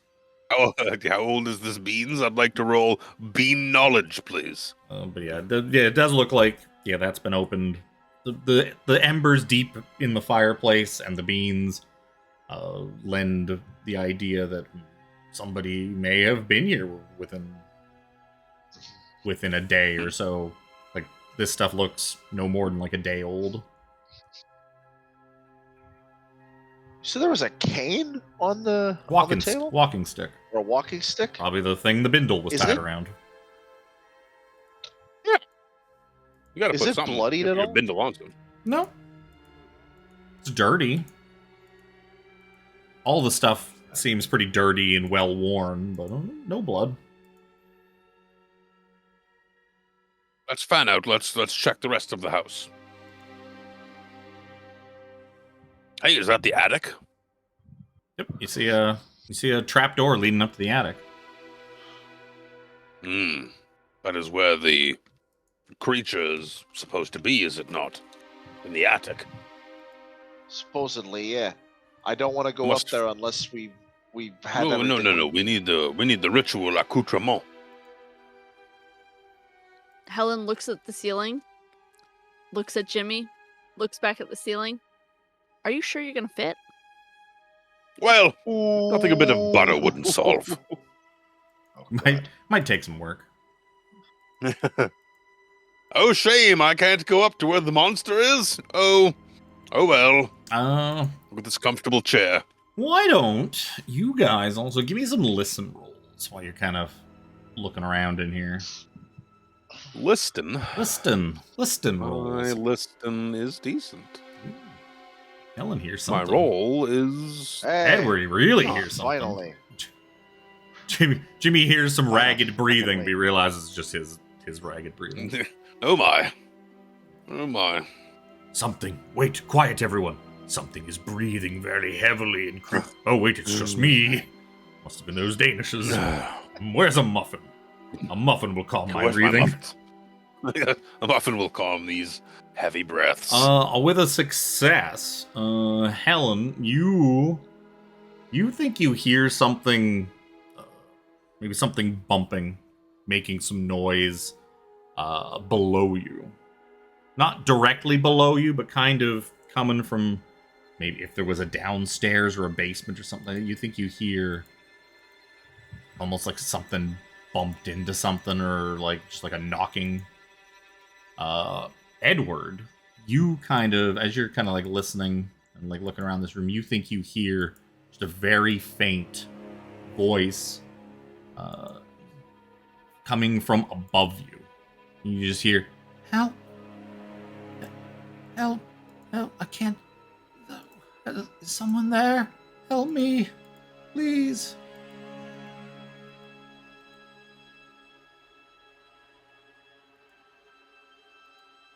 I think, Pocket, I put those muffins in. Wait, Jimmy, shh. For a second. Did you guys hear that? It definitely sounds like a woman's voice. It seems scared or distressed.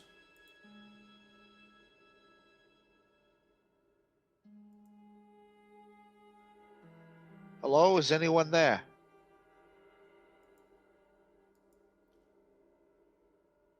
I just say out to the room. Well, Tiffany says that they've been hearing a girl's voice calling to them from the last few days. from your ceiling. You just hear, "Hello? Is someone there? Help me. I can't. It's too dark. I can't see. Where are..." And you kind of hear maybe a bit of rustling, as if like something's trying to move around and figure out where this talking's coming from. Gotta listen Clearly hard. sounds like it's from upstairs. Yep. Right. Sounds like it's coming from the attic. Oh, I don't like this. I don't feel good about this. We must find the ritual accoutrement. Cannot. Yeah. Whatever's up there Yeah, is a monster. I don't hear anything else. Sound like that. Tell you what, why don't you and Helen look for the appropriate things? Here's his journal. I hand the journal over to. Actually, I would have already handed the notes and everything over to you guys in the car. While you were driving. Yeah, while he was driving. Yeah. We know we're looking for like chalk to make the pentagram. Where's the notes? We're looking for ritual accoutrement. Yep. And you certainly haven't found that yet. Nope. I'm gonna go start wandering off into different rooms down on this floor, hopefully. Yeah, so stepping through, Jimmy kind of just wanders into the other room, like basically the other half of the house. So you see that the front room is pretty dirty and doesn't look like anybody's been here in here in quite a long time. Where's my map? Oh, you know what? I'll do this. Tapers, a piece of amber with the entrapped spirit.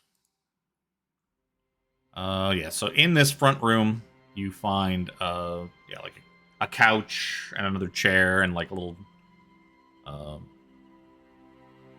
coffee table. That's the word I'm looking for. You find a wood stove, like a little iron wood stove, a little table and chairs. You can see, dust lies thickly on the furniture and empty shelves. Some detritus and that, and some dead leaves cover the floor. An iron stove rests against the wall, the ventilation pipe still connected to the outside. A round table with chairs near the stove. The wooden floor is warped and stained, the result of water leaking through the roof and ceiling. Rot's eaten away at the table. As you kind of walk in here, a foul odor kind of greets you too, as this area seems a lot more kind of rotted and shitty. Rot's eaten away at the table. There's an old couch with matching wing chair that seem pretty moldy and gross, which might be what's causing the odor. You also notice there's a narrow opening in the floor, revealing a steep flight of steps that leads down to a cellar. Ooh. I go toward the steps. Is there like a lantern or something somewhere I can like light a match, like an oil lantern? Why don't you give me a luck roll? I look around. I roll luck. I have poop luck now. Fail. Oh yeah, because you used a bunch of it. Yeah, you find an old lantern, but it's out of oil. Damn. Wait, I could just wipe my forehead and throw it in the oil. That's sweat. It's close enough when you eat as many Danishes. So what is Helen and Edward doing while he's kind of looking around in this front room? I already checked the other rooms. I'm gonna walk into this room, where Jimmy is. And you find him fiddling with an old lantern, trying to light it and get it working, but he seems to be having troubles. Do you have any lamp oil, Helen? No, my possessions is empty. Damn. Well, you should have picked one of the ones that had information on them. She has no pockets in her dress. How is she going to carry lamp oil? There's a purse, damn it. Where I put my keys.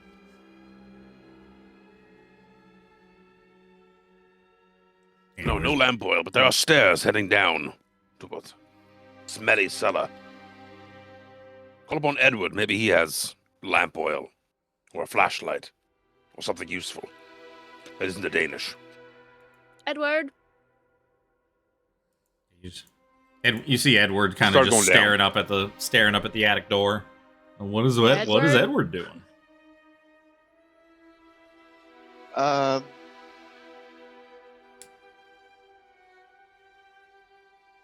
I'm gonna keep my just from the footprints and everything. I'm gonna keep my front towards the back door because I don't think we even shut the door.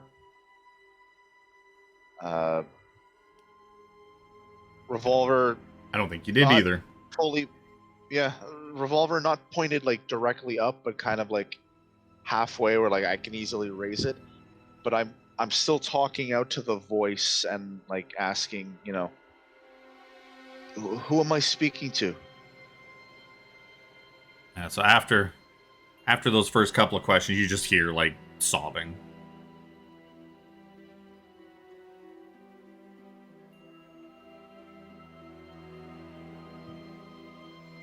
What was her name? Margaret?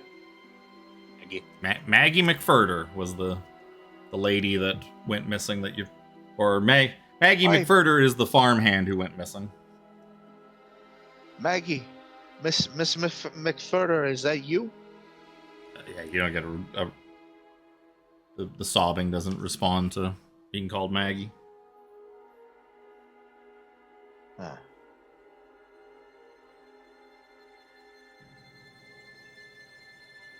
They never actually said what the djinn sounded like. Never said it was a guy. Huh. They did say what it sounded like. I think they said it just some horrible voice.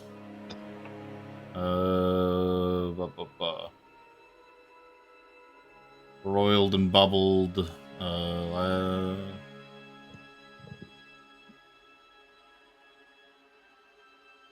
Shrieking, rose with feet. Terrible voice. That's it. To Marion when he came back to, I guess, to seal it. Or I think he just heard him moving around. I can't quite remember.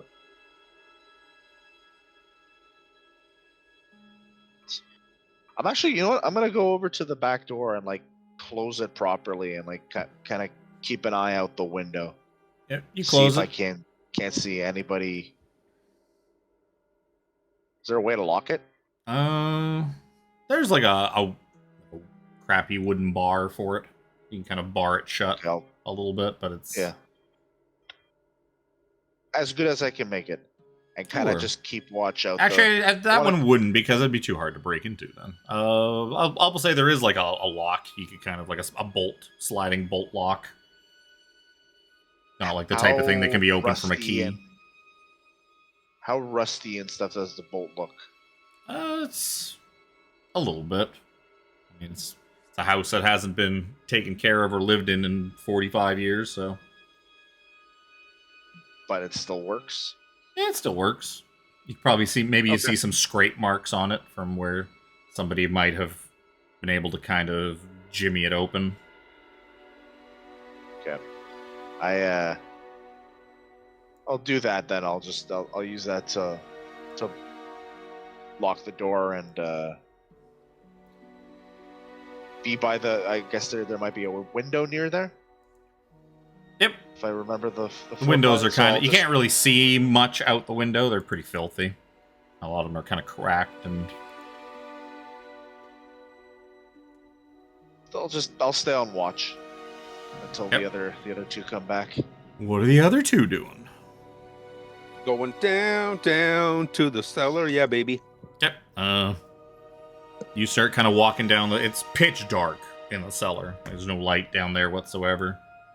Got no windows. So do you bringing any light with you? You lighting a match or anything? You just kind of waddling on down, looking for a light switch. Yeah.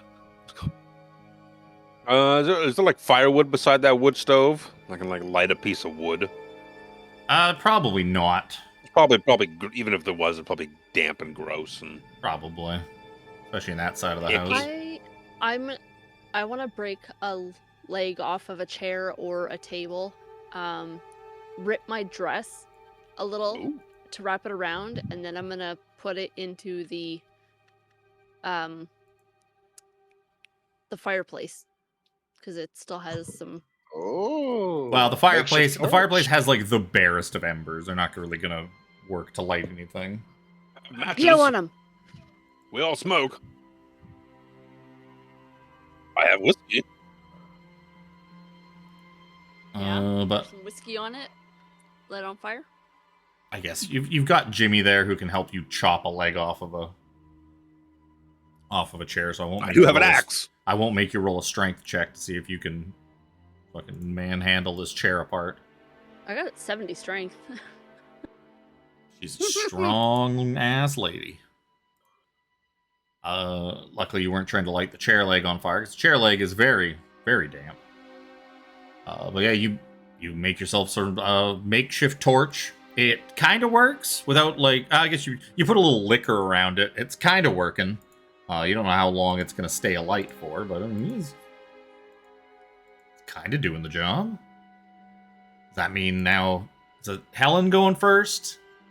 Down the downstairs, or? I was going to let Jimmy go first, but I was going to, like, kind of hold it up in a way that's, like, above his shoulder so he can still see. So that a giant, fat silhouette shadow is kind of blocking most of the way. Almost to the point where I'm burning his ears. Edward, we're going downstairs. First thing I'll probably do is get Jimmy to make a luck roll to see if some of that dripping lit alcohol that's now fallen on his shoulder lights his shirt on fire. You want to give me a luck roll, Jimmy? Yeah, you just flames kind of start just like burning like the shoulder of your jacket. You take an HP of damage. It's hot. I'm sorry. I didn't know it was going to burn you. As you stuck a torch, flaming torch, like an inch from his head, like over his shoulder. I get an evil grin. So as the light source is going downstairs second, as you kind of go down, I would like you to give me a spot hidden roll, Jimmy, with a penalty die. With a penalty die. Spot hidden. That. Hey, it rolled properly. That's still a fucking hard success. Nice. So you do see it. All of a sudden, a figure just comes out of the darkness, and you catch just in time the glimpse of a table leg just being swung at your head, like right at your face. Because you succeeded on your spot hidden, I will give you an attempt to dodge it. Give me a dodge roll. Combat. Doge. As I look for the 10s. 21 success. You got a normal success. What the fuck is my other D10? Okay. Shit. You can't touch this. Aha, I rolled a number. What does this number mean? I gotta... Where are you? Okay, so... unfortunately, I rolled a hard success. So you were going to have to bump that up to a hard, or just take it, I guess. What did I roll? 21 under 30. I guess I spent 6 luck. Yes. Nimbly. 6 luck. I will nimbly do that. He is rotund, but he uses it to his advantage. He knows how to move his body. He's like, nope, won't be hitting me. I've put my hand in the cookie jar more times than I can count and been caught. I know how to dodge my wife's spoon. So she swings it at me. You duck as this table leg swings over your head, and this figure clad in like red flannel and whatnot, with a big bright red beard, then just pushes past you and starts sprinting up the stairs. Edward, get it! Just the looks. Load, please, thank you. He dodges so nimbly that in this moment, old fat Jimmy Fitzgerald looks just like Indiana Jones. Like,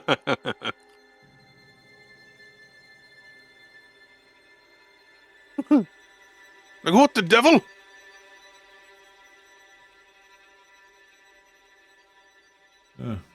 Lock. Sure. Wish when I locked it, I could move it still. But yeah, so this figure, which you clearly see is a man in, like some suspenders, so like an old red flannel shirt, big ginger beard, like middle-aged looking grubby man, just kind of pushes past the two of you and starts heading up into the house. You can just kind of hear, Edward, you turn and see this man. You're like, what the fuck's that, all that commotion? You turn and look as this man with a beard kind of just comes with the man with a beard holding a table leg, just runs into the room and stops as he sees you standing by the back door, and he's kind of glancing around. He's like, I don't mean you no trouble. Just let me go. I just want out of here. You swung a table leg at me. I thought you were the thing. Please, I don't mean you any harm. Just let me take my stuff and get out of here. I come trundling back up the stairs. Sure. What thing? I'm not a thing, but a man. Actually, what did you mistake me for? It's like he looks like this. As hobo as you could make him. He looks like Ron.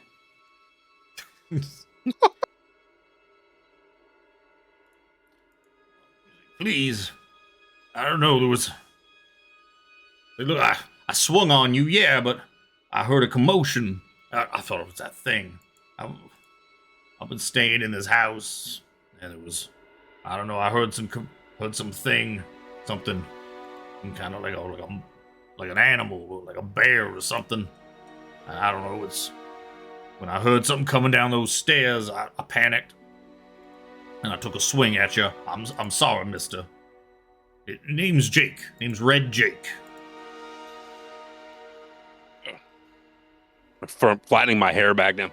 No harm, no foul, I suppose, Mr. Jake. What? Have you been staying here long? Oh, just a couple of days. I'm trying to make my way out to back west. After the war, I couldn't make anything of myself, and I got family out west. Trying to make my way out in California. Trying to make my way west so I can reunite with them. Things have just been a little tough since the war.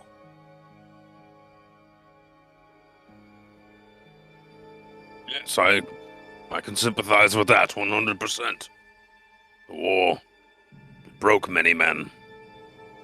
Not everyone came back the same. The world isn't as we left it. What can you tell me about this thing? This creature? Where's my Red Jake section gone?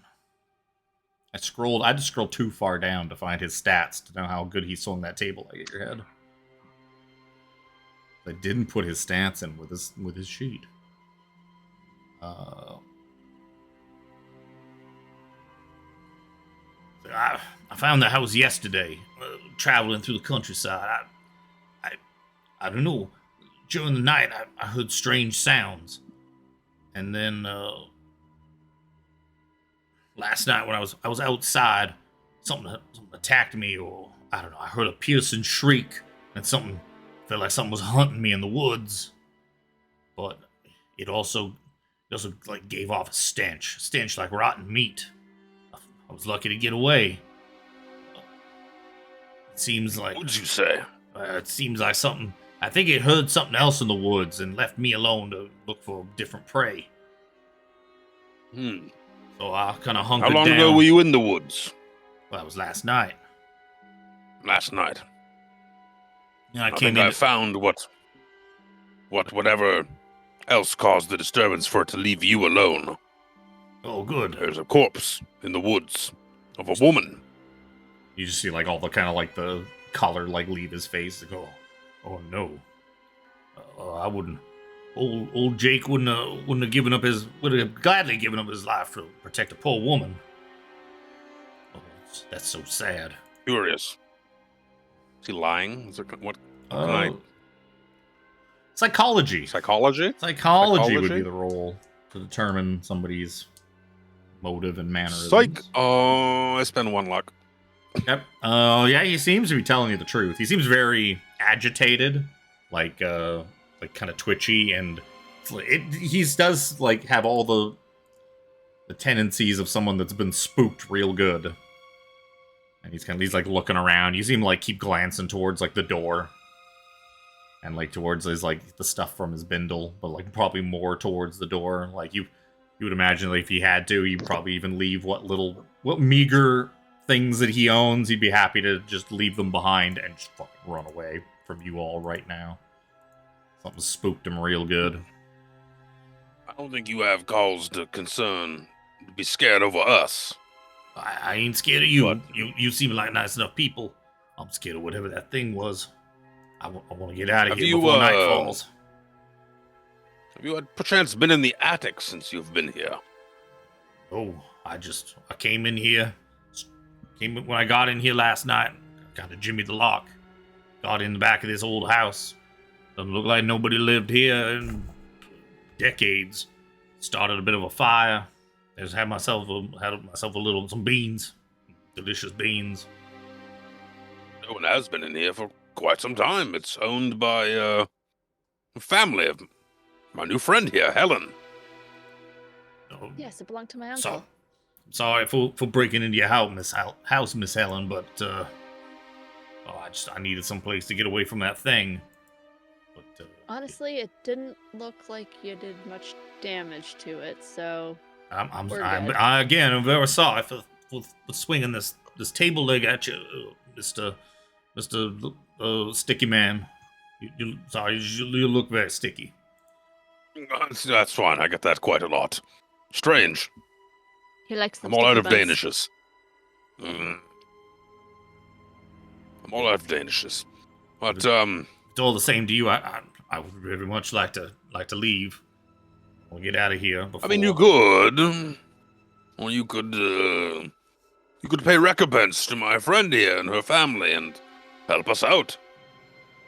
We don't plan to be here for very long, but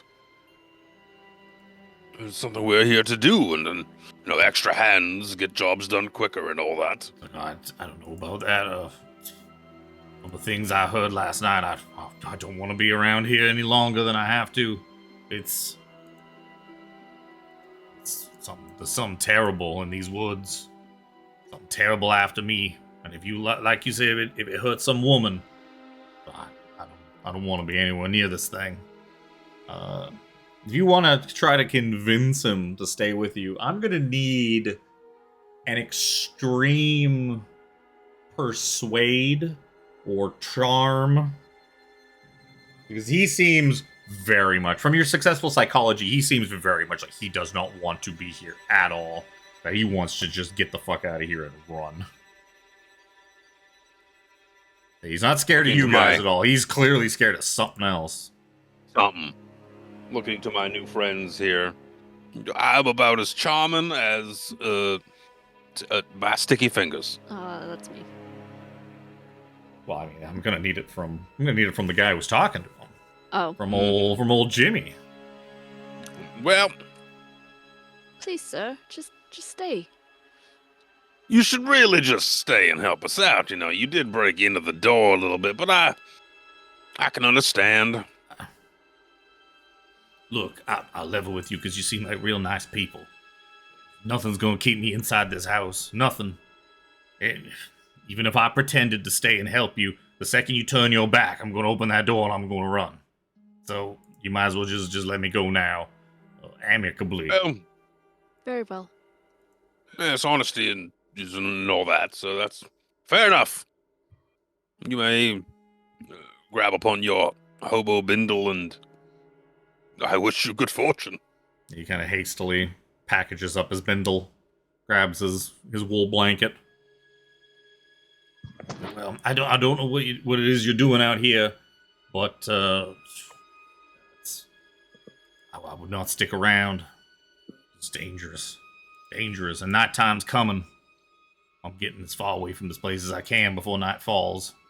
Good luck to you. In the short time that you have been here, have you found any interesting accoutrement, things that look a little out of place? Everything in here looks pretty rotten in that. Such as this. I'm not a thief, so I didn't really take much to the possessions. I just kind of needed a roof over my head and a place to have a nice warm fire. I didn't really pay much attention to the things in the house.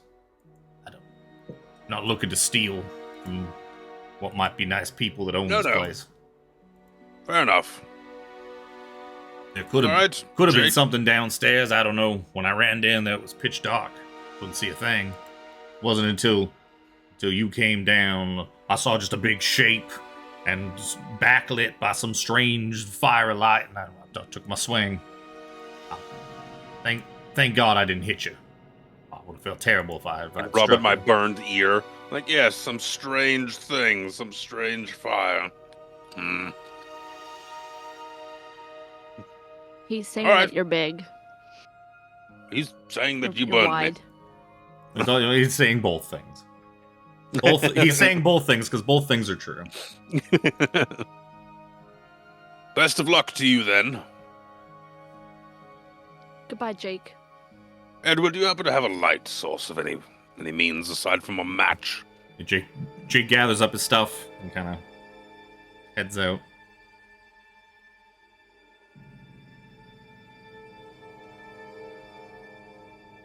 Edward died. Do you happen to have a light source? Waiting by the window. I mean, I got my book of matches, but aside from that, no. Edward, why don't you give me a luck roll? See if you got like a lantern or a flashlight or something like that in your car as part of your kit. Roadside assistance kit. Well, because he is like an investigator, so he might be like a flashlight in his car. Yeah, Fuck right. Nope. Sure ain't. Well, we best. I just shoot my gun to light the room up. What do you mean? Yep. What do I need a flashlight for? Quick, when the flash goes off, look real hard, real fast. And there's no like lantern or anything in here. Not that you can find. I mean, yeah. I'll say the makeshift torch is kind of still working. It's only been a couple of minutes. Well, there's that. Can we rekindle the fire in the fireplace? Yeah, you'd have to just go get some logs. Break down the chairs. Oh, I guess they're kind of like wet and stuff, though. They're goopy and gross. I will say you did see a lean-to outside with some logs, like kind of between the house and the barn. You would imagine that the logs, they might be a bit damp, so they might take a while to kind of get burning, but yeah, there were some chopped logs. There's lots of trees. Body of Maggie McFurter. Body Mag, grab her arm. Pour some whiskey on the end of it, light it on fire. Yeah, if one of you wanted to like go grab, like the logs out there in the lean-to are probably a bit damp, but they would certainly work once they kind of dry out a bit. If you kind of started with a little bit of kindling, a little bit of furniture, throw some of the damp logs on it, let the fire dry them out. Okay, yeah, take like a log and use it as a makeshift torch. It'd probably take a little while, but it'd be a little better source than a alcohol soaked rag stick. Sure. So, well, Well, Jimmy's out there. Well, Jimmy's out there getting some logs. What are the other two of you guys doing? Bye, Red Jake. Robert Red Jake Baker. I'm going pee. Is what I'm doing. I'm gonna go back downstairs to kind of look in the area where Jake came from. Yep.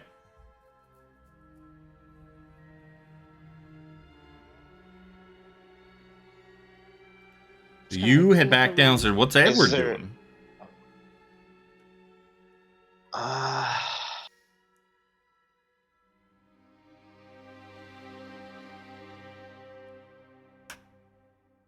Haven't found anything. We haven't.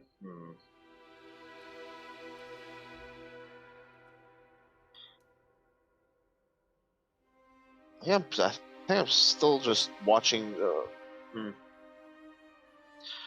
I unbolt the back door and I kind of. Well, I'm assuming the back door's already wide open because Jake left from it and also James left from it to go get wood. Right, I guess. James Wood. James. So while she's downstairs and while he's out digging around in the wood pile, you can kind of hear once again that voice talking to you. He's like, please, there's something here, but I think it's gone. It went somewhere. Please help me before it comes back.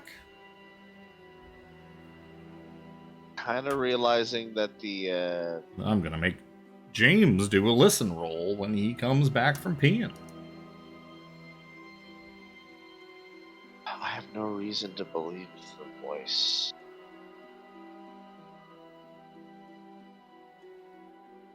I want to pull out the notes.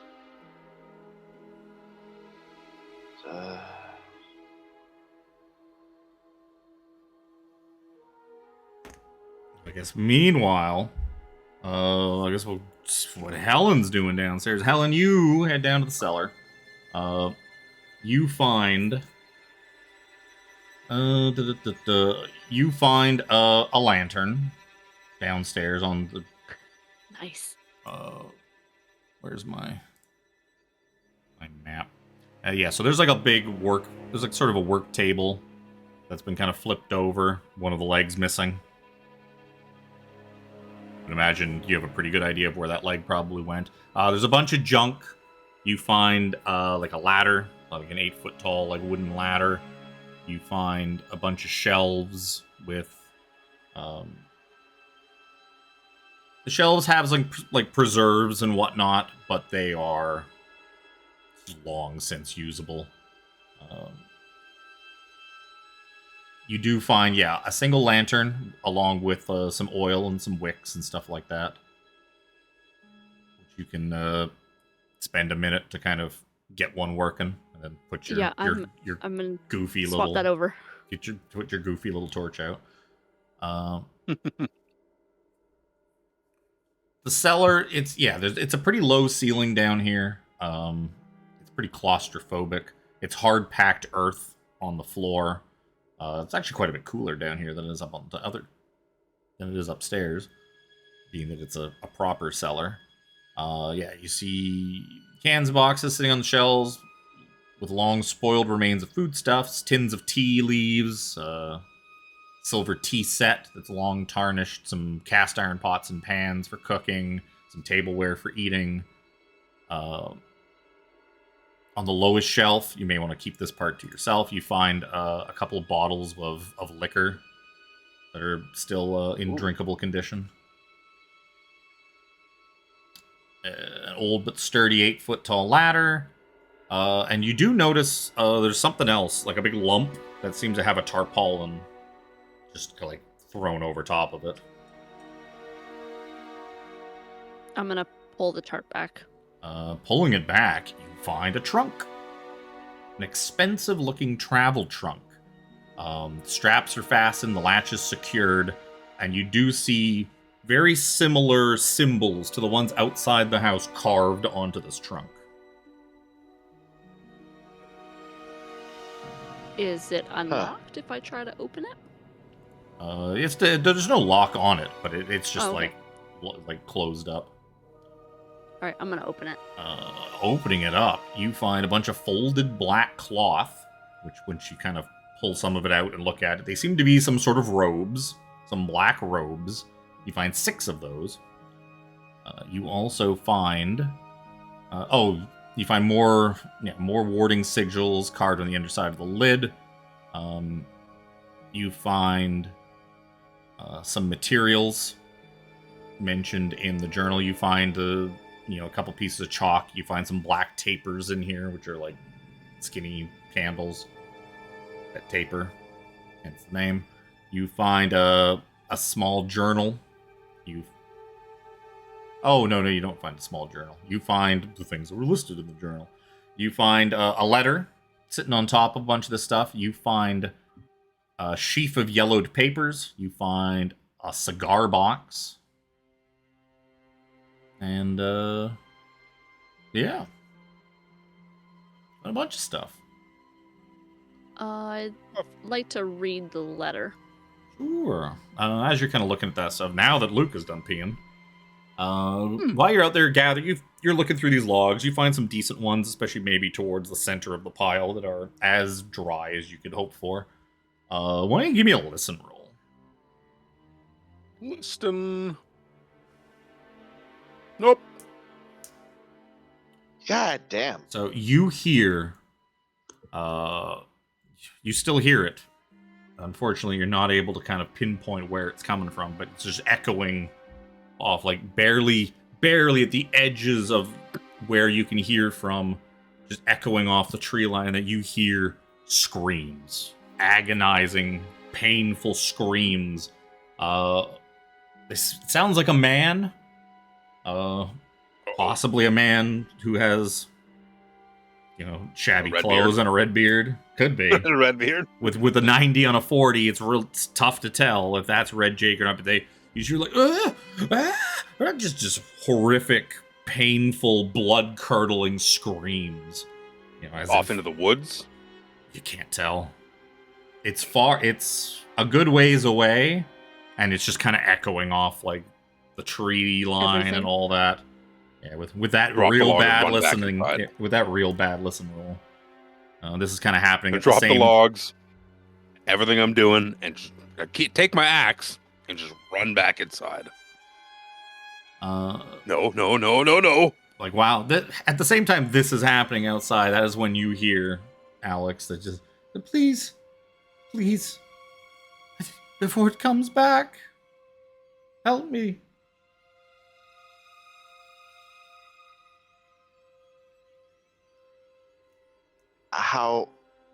How can I possibly help you? And then you just hear like sobbing again. Like kind of It's almost like very, you very can't quiet even and hear very me. kind of hysterical sobbing.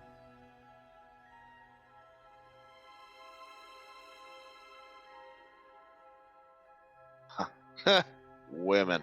No, I'm kidding.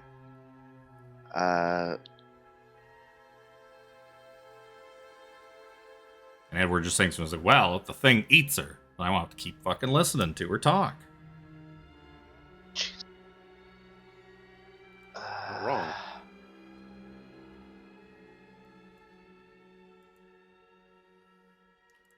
Meanwhile, Yeah, I don't- Marion Allen's the letter that Tiffany and Helen pulls out seems to be addressed from Marion Allen. It says 23rd of March, 1877. I don't know why I'm putting this down on paper. It's probably a bad idea, but I feel the need to leave some kind of explanation for my actions and intent. When I took the sarcophagus for my uncle, I did not think it would be missed. I expected to be able to research it and return it later. I was such a fool. Despite believing in the powers we tried to summon, I grossly misunderstood the consequences. Now Robert is dead and Harold a madman. I'm going back to the farmhouse to organize our things. I dread stepping foot again in that place, but I must make sure that our materials will be available again when we need them. Since the others are too shaken to attempt banishment of the creature, I can only hope that the thing hasn't the power to remain in our reality more than a few hours or days. At least it's bound to the house itself. I shall search for a means to destroy it before the last of us passes from this world, and its release from the house, if it is still there. I believe I know where I can find the knowledge I need to drive the creature away without assistance from others. I hear tales of mystics in New Orleans that know much of the true magics of the world. I am leaving the gold box in Rupert's care. I told him not to sell it or have it appraised by anyone, but did not tell him why. He also seemed puzzled by my insistence not to live in Boston, but I believe he trusts my judgment. Not to go into danger unwittingly. My uncle does not know about our dark brotherhood, so Rupert and the others will be safe from anyone looking for it. I'll be back to put things right again. Marion Allen. P.S. I write this before I close the lid on the trunk. The thing is still in the attic of the house. It seemed to recognize me and spoke foul curses at me. I will carve protective wards on the trunk to prevent any tampering with its contents, just in case.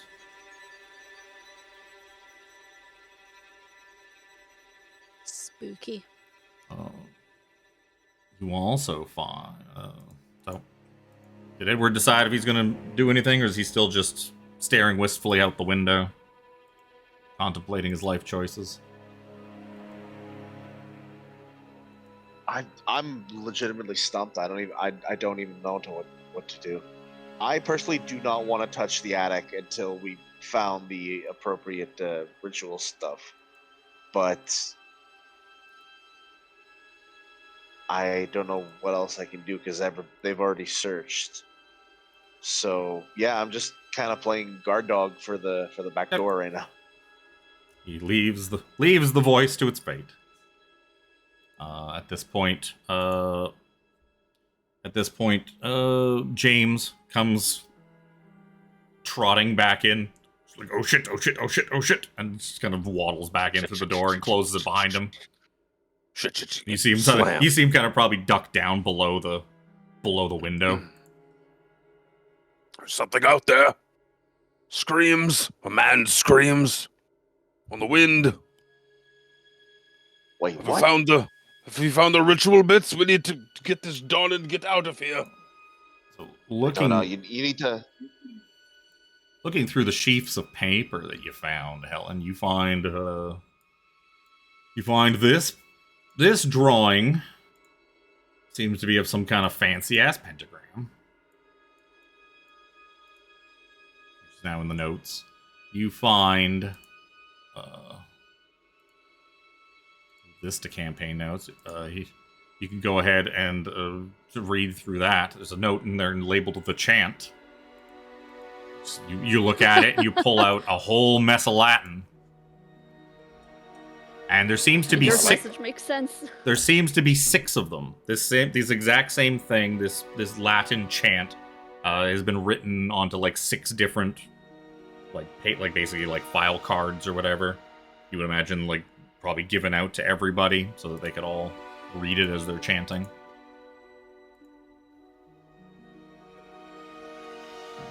What else is in there?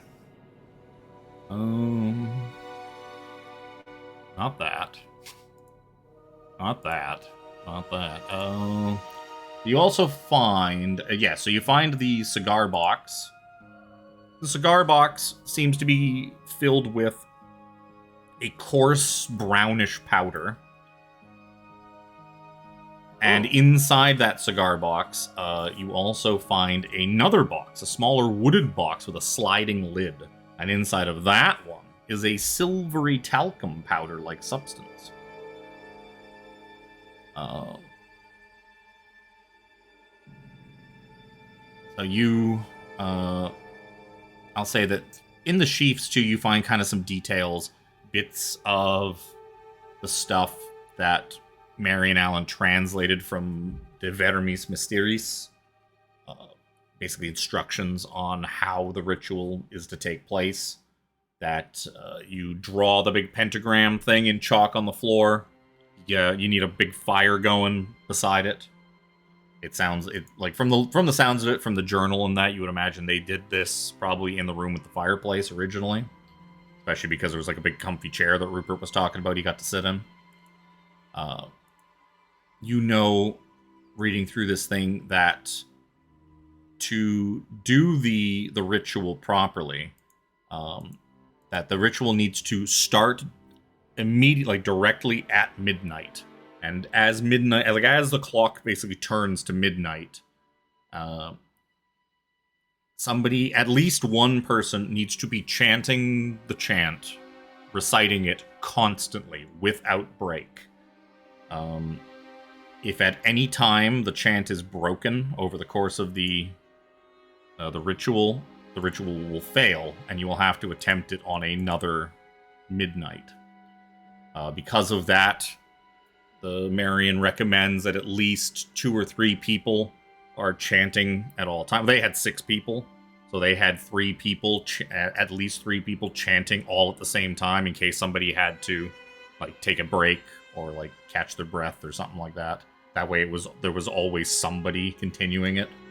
At least, as long as at least one person's going, it's fine. So if you have multiple people going, you got a better chance that if, you know, one of them like starts coughing or something like that, it's not just gonna screw the whole thing up. When you start the ritual, someone needs to throw the brown powder into the fire. The brown, and it'll basically turn the fire funny. That one person should be designated a watcher to kind of keep watch for malevolent spirits that may or may not show up, so that as not to distract the chanters. The other chanters basically sit around outside of the circle. At no point are you ever supposed to, like, break the circle. The other dust, the talcum-y powder stuff, is, you would imagine that might be the dust of Ibn Ghazi that was mentioned. That powder, it's kind of hard to say what it does. It's kind of described as, it's very vague in the instructions, but it's kind of described as it will make something, it will make the unseeable seeable. It's kind of how it's described to you. Sand. It's pocket sand. Pocket sand. I was, damn it. Yeah, somebody making oh, that doesn't actually help. If the silvery talcum powder, it's kind of like graphite and adheres to the skin, coating it and imparting it in a greasy feel. It washes off easily.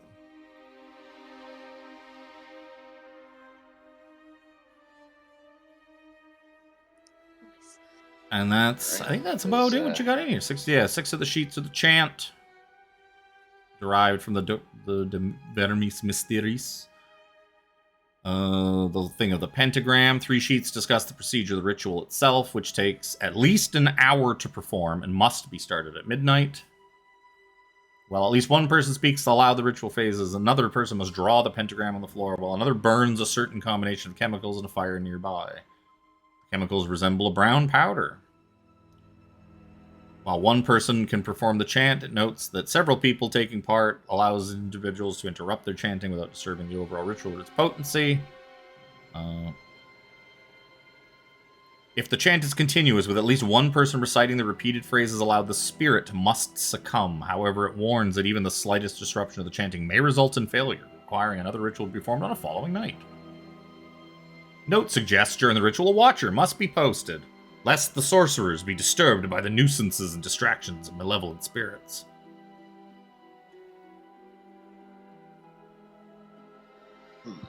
Yeah, so you would imagine this is probably going to take, it says at least an hour, but it kind of leans towards it's probably going to take, it might take as much as 2 hours for this ritual to work.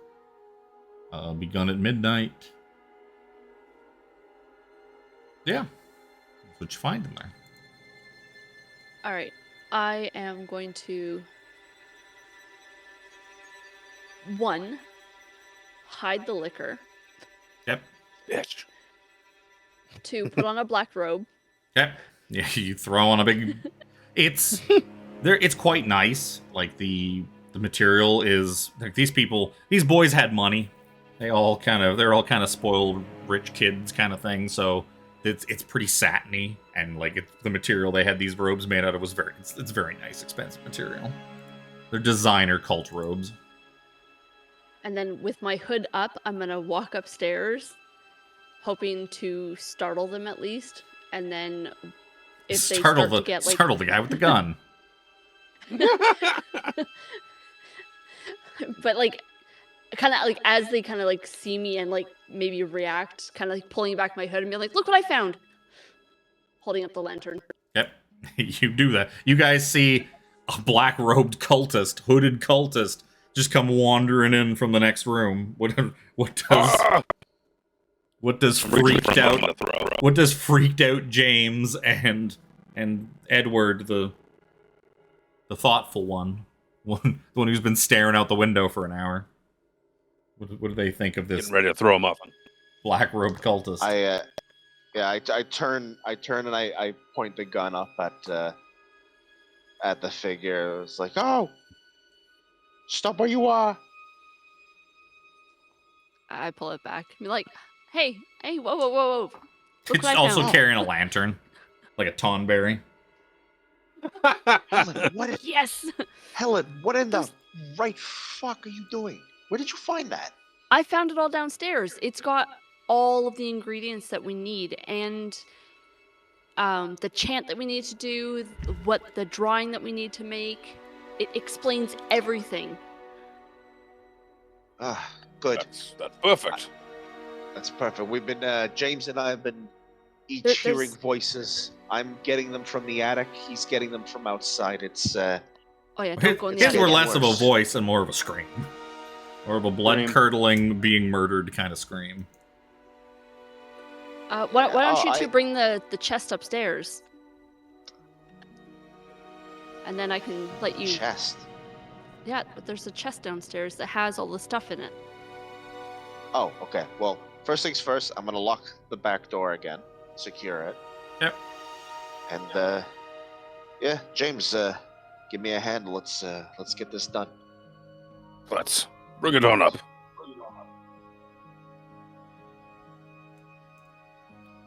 You guys head downstairs. You find clearly a nice like traveling trunk. You find she shows you these cards. You get it upstairs. You look through the stuff. You find the drawing of the pentagram, what it's supposed to look like. You find these cards covered in Latin. Oh, Latin! I do love Latin. Good, because I don't. Oh.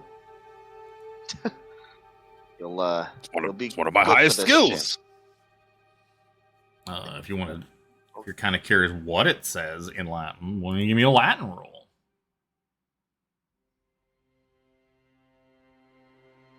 Five. Well, I'm going to look at the notes and... Ooh, extreme. Success.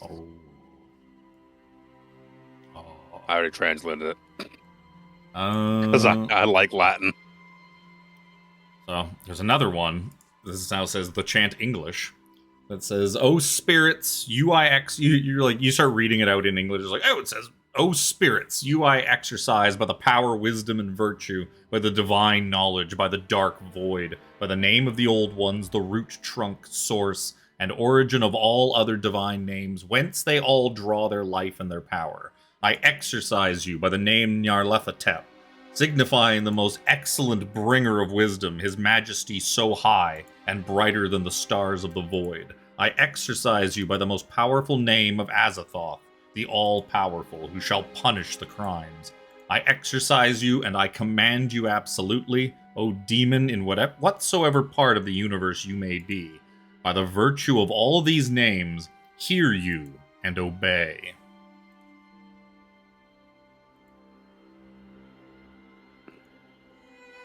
Yes. Spooky. This is... Is the name Nyarlathotep makes my skin crawl. Does it make James's skin crawl? Yeah, that's a well-known occultish doodad, isn't it? You can give me a hard occult roll or a Cthulhu Mythos. I'd take a normal Cthulhu Mythos roll, but I think you have 0. I should have 0. That's a hard success, bro. God damn. You definitely have heard. You recognize the names of Nyarlathotep. Actually, it's supposed to be, I think, Nyarlathotep. Narlathotep. I think it's supposed to be like more of a Egyptian-y accent on the Hotep. But yeah, Peruvian? you recognize Narlathotep and Azathoth as you've seen these names before in other occult things and stuff like that. You probably don't know all that much about them, but their names as some sort of powerful ancient gods or something like that does seem familiar to you. And seeing them here, yeah, doesn't surprise you. It's extremely dark things we are dealing with here. We have the means to get this ritual done and seal away this creature that we must take them. Right away. We must prepare. The creatures something is out there in the woods. It got that old woman. It got, presumably, Hobo Jake. Don't want Jake? to be next. His name was Red Jake because of his red beard. And his He was red also a flannel hobo. shirt. So I can call Alex security guard Alex. And I wouldn't be incorrect. Jake's profession was a hobo. It's all right. Hobo is not a profession. Listen, yeah, I think I quite know what a profession is, my friend. Alright, well, in that case, maybe you can do the chalk drawings and everything. Make sure, everything's up to par. I'm just gonna go pee quickly. I highly doubt I'm gonna be pretty good for anything else, but let's just... I think you are the watcher, my hurry up. friend. You've proved to be quite good at that. Oh, don't worry. Any evil spirits come out, I will light them up. Helen, would you like to read the incantation, or would you like to maybe doodle the pentagram? It would make more sense if you, the Latin-speaking person, speak the Latin words. Fine. Good point. Because I do not speak Latin. It's a wonderful language. I'm sure it is. All that's left is then to go upstairs, presumably. Oh Well- no. Didn't you read? Like, we can do it right here. Oh, even better. Yeah, this is There needs to be a fire. Like, even from the notes. The original ritual they did was like down here. So you guys, Quite good. We need to wait for midnight then, presumably? Yep. basically at the start of the ritual, somebody will draw the pentagram. Somebody will throw the bits in the fire to make the fire all funny. And while at least one person is chanting, it does highly recommend multiple people, at least, I guess in your case, 2 people, since you only got 3 of you, and you've got one person hanging out watching. It does recommend as many people as possible doing the chant, because if anybody gets interrupted at all by You should just read along. knows? Just read along with me. yes, Like somebody I'll gets read punched along. in the face, somebody perhaps makes a sanity roll and kind of loses their wits can we for a all just- second. Can the watcher chant along? Because you while guys we're don't watching? have as much, you don't have as many people as may be more helpful for here. Thanks, Chris and Jimmy, Chris and Jimmy. for leaving Fuck them you to guys. for Hey, leaving hey, them to. They're not the only ones.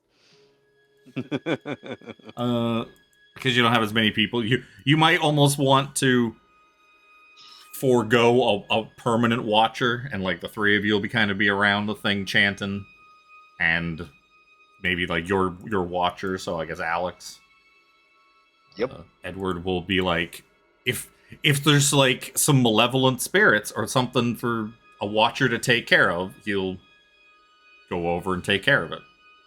He's the assigned one to go and take care of the problems. But looks like we'll all Agreed. be doing the chant then. It looks like the chanting's going to take you like an hour or 2. It's going to be going on for a bit. Yes, we must recite it for quite some time. Let us, what time is it? We got like 4 hours to sit here and wait. At this point, it's probably like 7 or 8 o'clock. It's not quite, because it's summer, it's not quite dark yet, but it's kind of getting there. You're kind of pushing sunset at this point. You kind of like look back through the window at like the firewood that you didn't bring back, and like, oh, gotta go out and get that firewood after all. Let's all go together. Yeah, let's all go together. Let's head back to the car. We'll get the firewood. We'll get all the other supplies that we have, and the food and the water and everything, and bunker down until we gotta do this. Fuck me. When I decided to do the old man one last favor, this is not what I was fucking expecting. Hey, you guys spend some time setting up. Anybody else gonna wear some fancy cultist robes, or just Helen? Oh, if there are more of them, then yes, that looks rather. There are 6. I guess James kind of has to stretch his kind of around. Put them on. Just give me 2. I can put them together. Put one over my head like a hoodie. I'll tie one around my waist like a tennis sweater. Put your arm through one side on like one set of robes. Put your other arm through the other side, and then just tie the 2 inner arms together around your back. So then you have 2 hoods. You'll make a Zoltron out of fucking cultist robes. We don't have time to sew them together.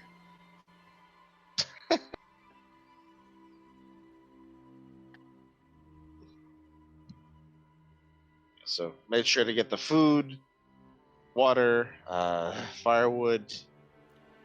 Yep. You spend the next couple hours preparing. You get a nice, good roaring fire. Collect some firewood.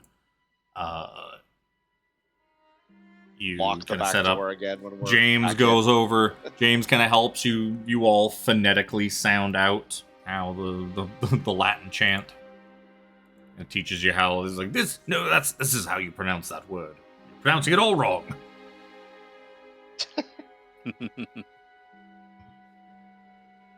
No, it's not. It's not quacumque. It's quacumque. Quacumque. Quacumque. Omninoque. Latin likes their eyes and entiums and.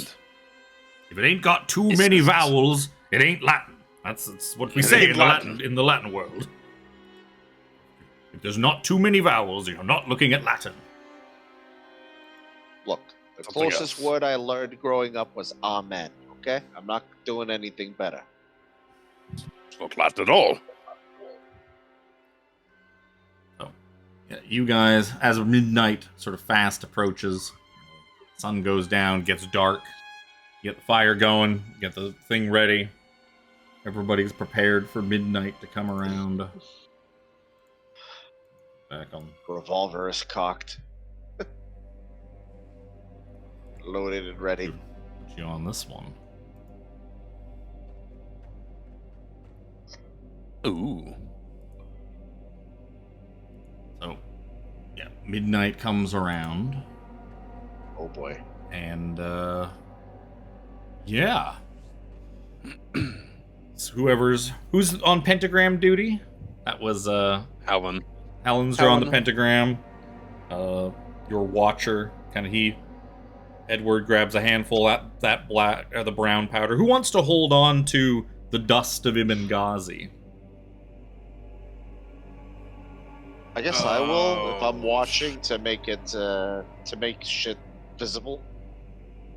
Sure. From what you've heard and from what you've kind of inferred from the stuff you've read in the journal and stuff like that, apparently this thing is invisible or very hard to see. In the journal, when they did the ritual, the only way they were able to actually see it at all was after, I think, Marion Allen threw the dust on it. Once they had it inside the ritual circle, or inside the pentagram, he threw the dust on it, and that's the only way they could actually even see anything. Otherwise, it was nearly invisible. Yes, that works. Yep, so midnight comes. And you begin. start chanting as the pentagram is being drawn.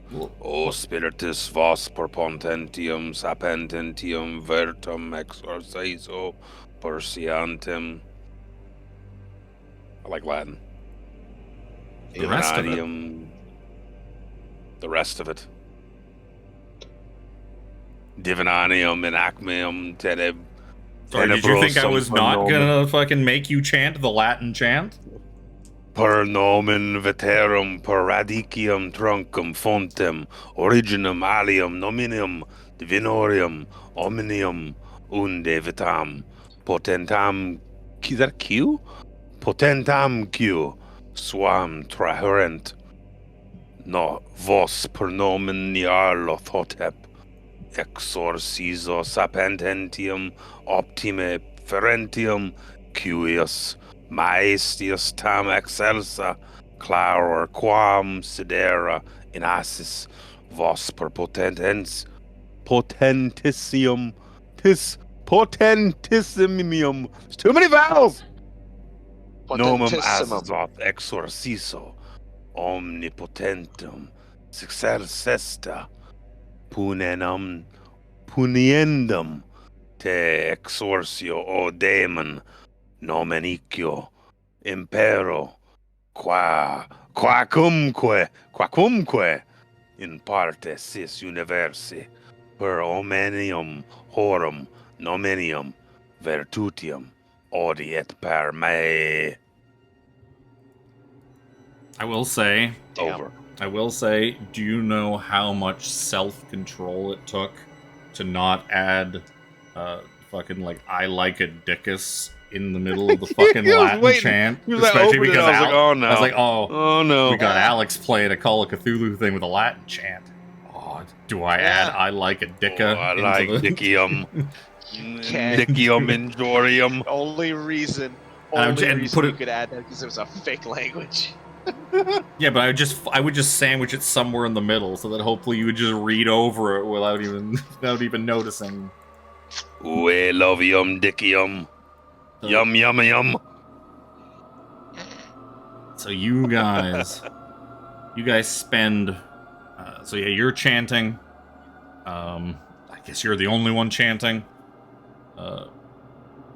Helen. Well, I mean, intricately draws the pentagram in chalk on the floor as you're chanting, and the others are trying to kind of.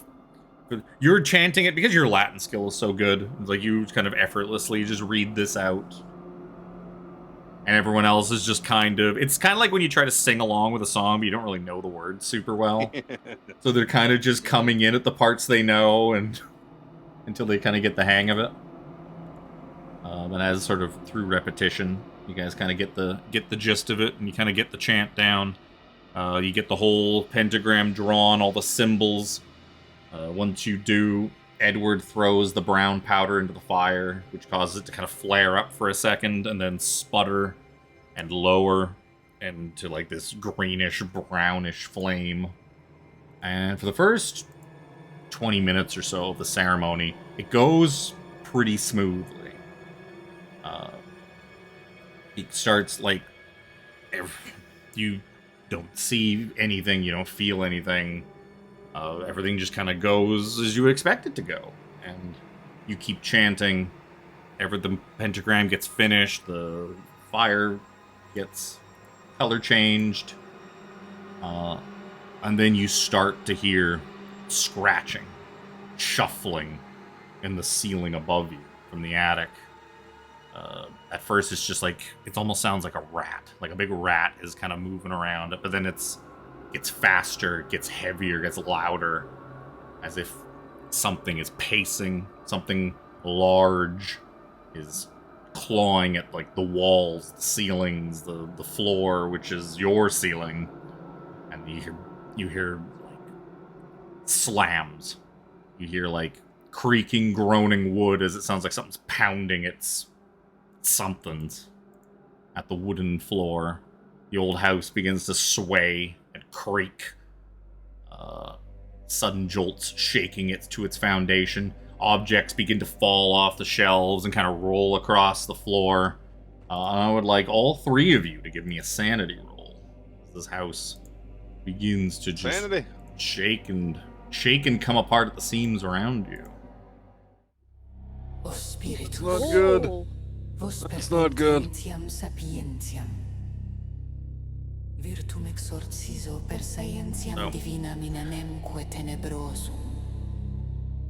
James is going to take 2 points of sanity loss and kind of just choke up a bit and stop chanting for a moment. Luckily, the other two keep going in his stead. And this violence and noise continues for a while. Suddenly, all you hear, you just hear like,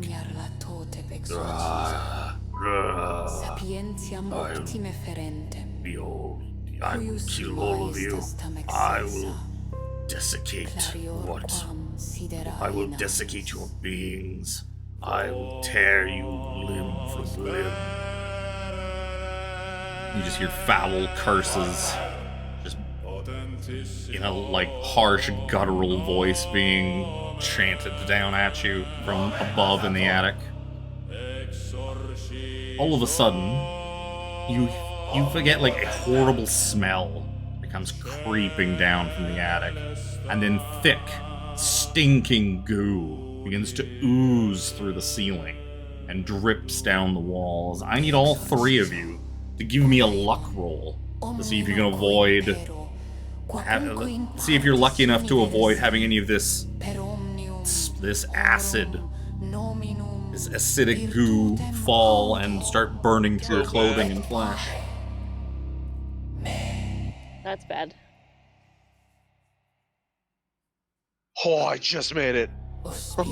Yep. A big glob drips down, like, just almost grazes Edward's nose as he's just, like, sitting on the outside of the circle chanting. The other two of you feel like this goo drip onto you. And you're gonna each... James, you're gonna suffer 1 point of damage.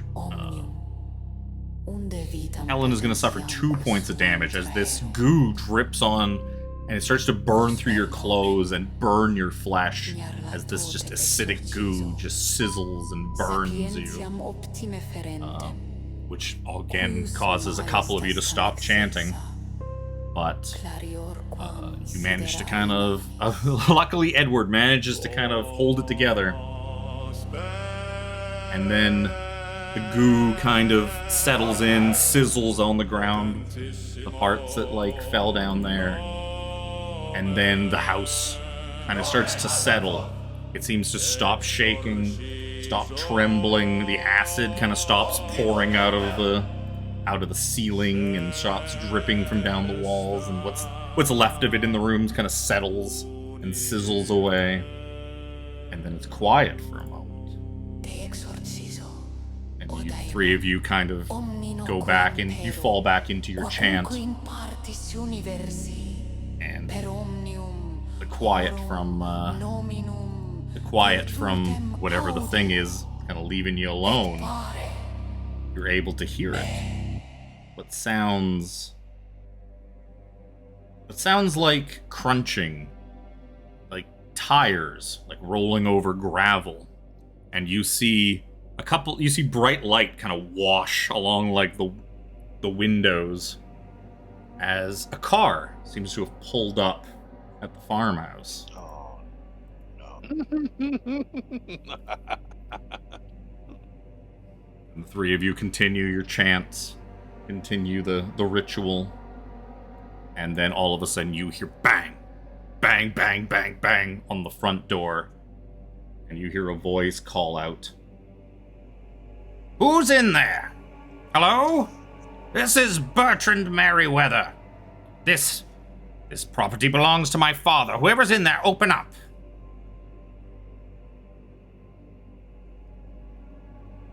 Hello? Bang, bang, bang, bang. I know there's someone in there. I can see candlelight or something. I see light coming in through the windows. I warn you, I am armed. Like waving my arms like, no, keep going, keep going. Keep Yeah, we'll chanting. just continue.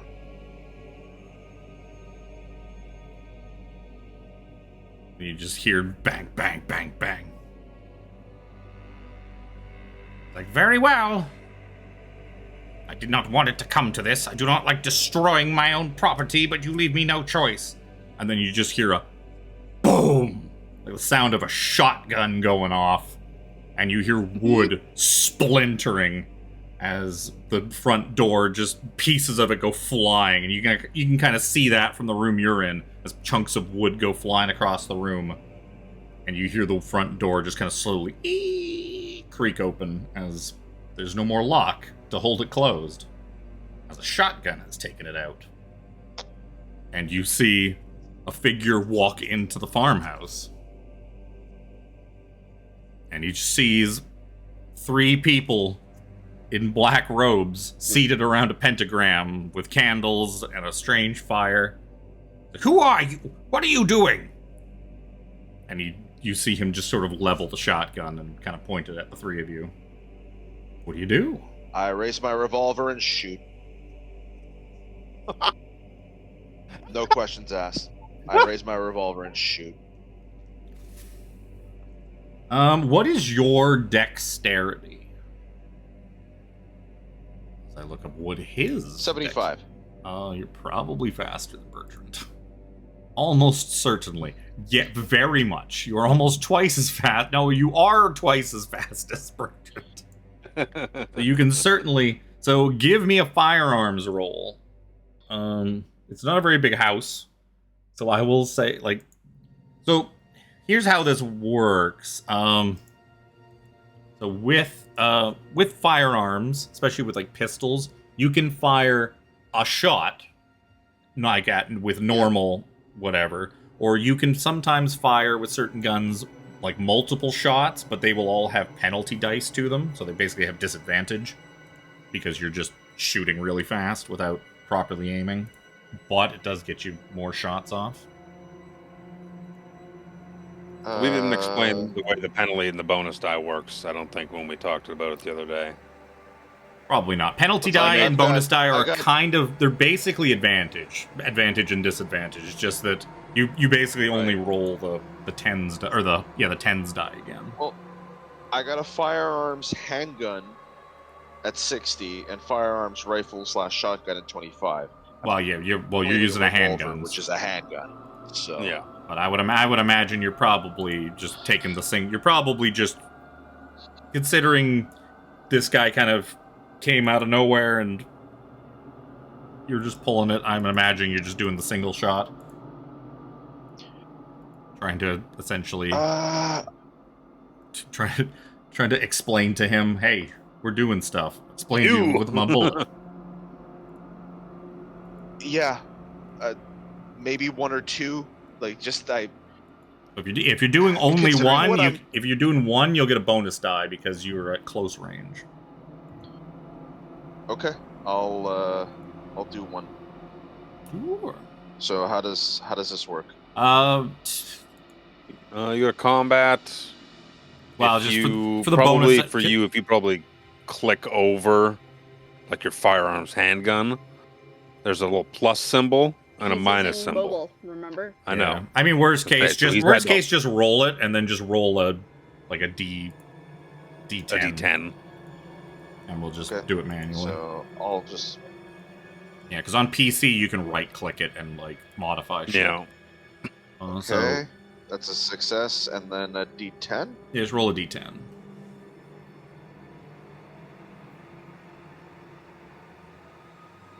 So your 40 is going to be the best you can do. Okay, so you succeed in shooting your gun at him. Give me a D10 roll. Give me your damage roll. It should be a D10.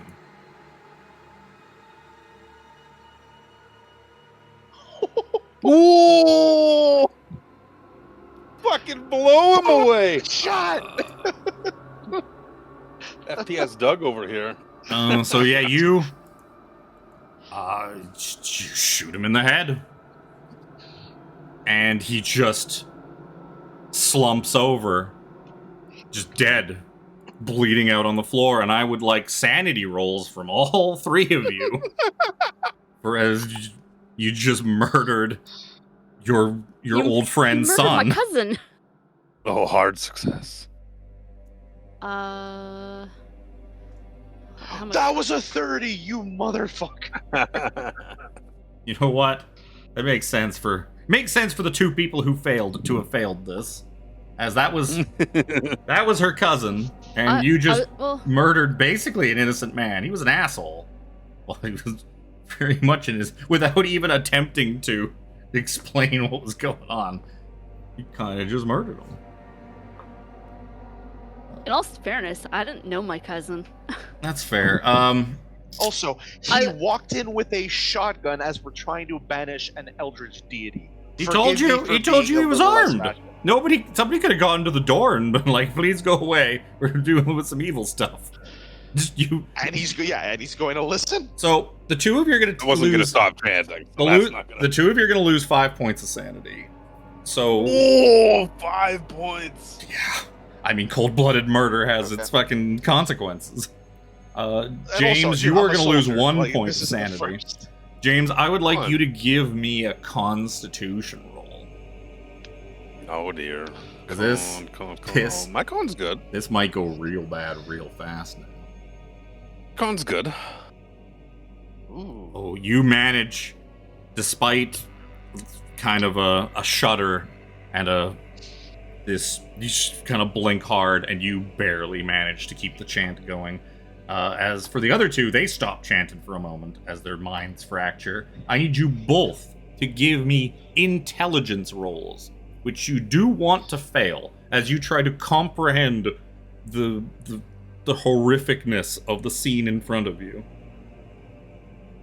You would very much like to fail this roll, or else you're going to go insane. Hey! Oh, extreme success! Okay, so Helen is going to have a bout of madness. Your turn to go cuckoo. You of madness. My int 75. It's like guaranteed success. My int is 70. That's pretty, yeah. I probably would just given the judge because of what happened and how this bout came along. If I probably would have had Alex just go bloodthirsty and just start shooting the place up. Is probably what I would have done for his bout. Cuckoo. Let's see what we got. Oh. Speak of the devil, and he appears. 4 on the chart is a blood-red mist begins to fill the eyes of Helen Alson as, estranged or not, that was family. That was blood. The son of your possibly recently deceased uncle, who you were the only reason you were in this house doing this horrible, horrible thing, was just murdered by this guy you just met today, just shot in cold blood. And yeah, your bout of madness is violence. Oh boy. Yeah, so what would be nearby? So Helen just dives at Edward, and as she does, she pulls the big hairpin out of the back of her do and just goes for his throat. Can you roll me a fighting brawl roll, Helen?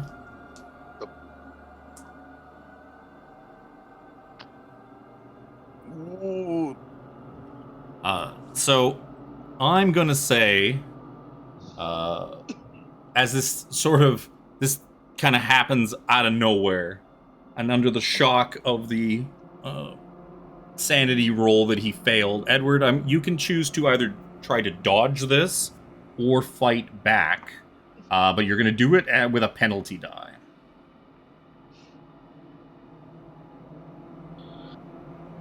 If you try to dodge it, you're gonna roll your dodge skill.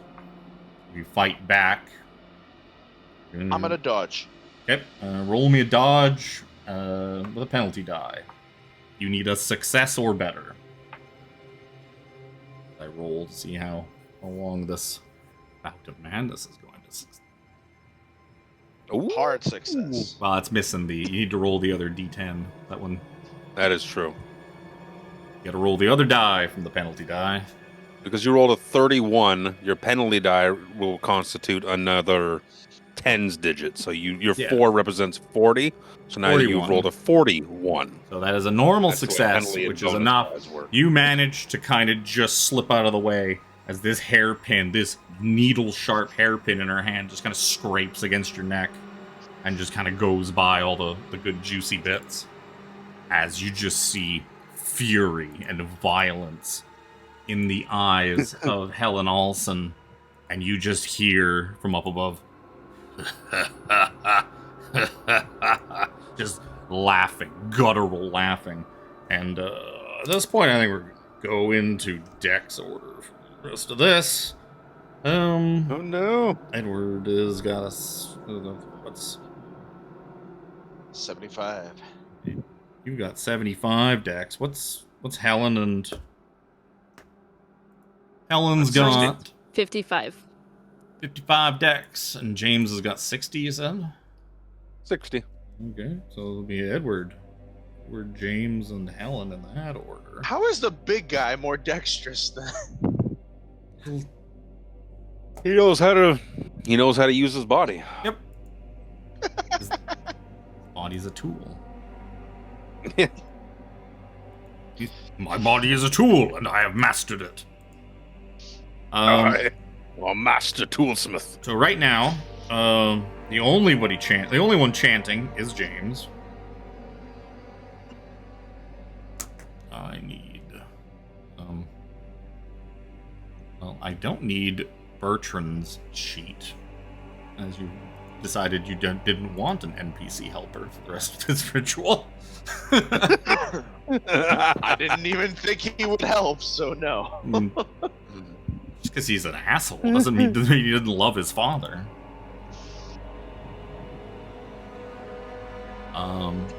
That's going to be a fun one to explain to the cops if you live through the night. I already got a story.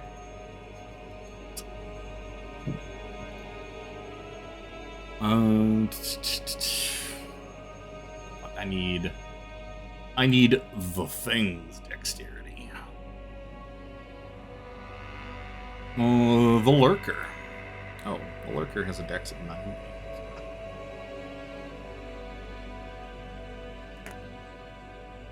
So, you keep chanting. So James is chanting. Helen,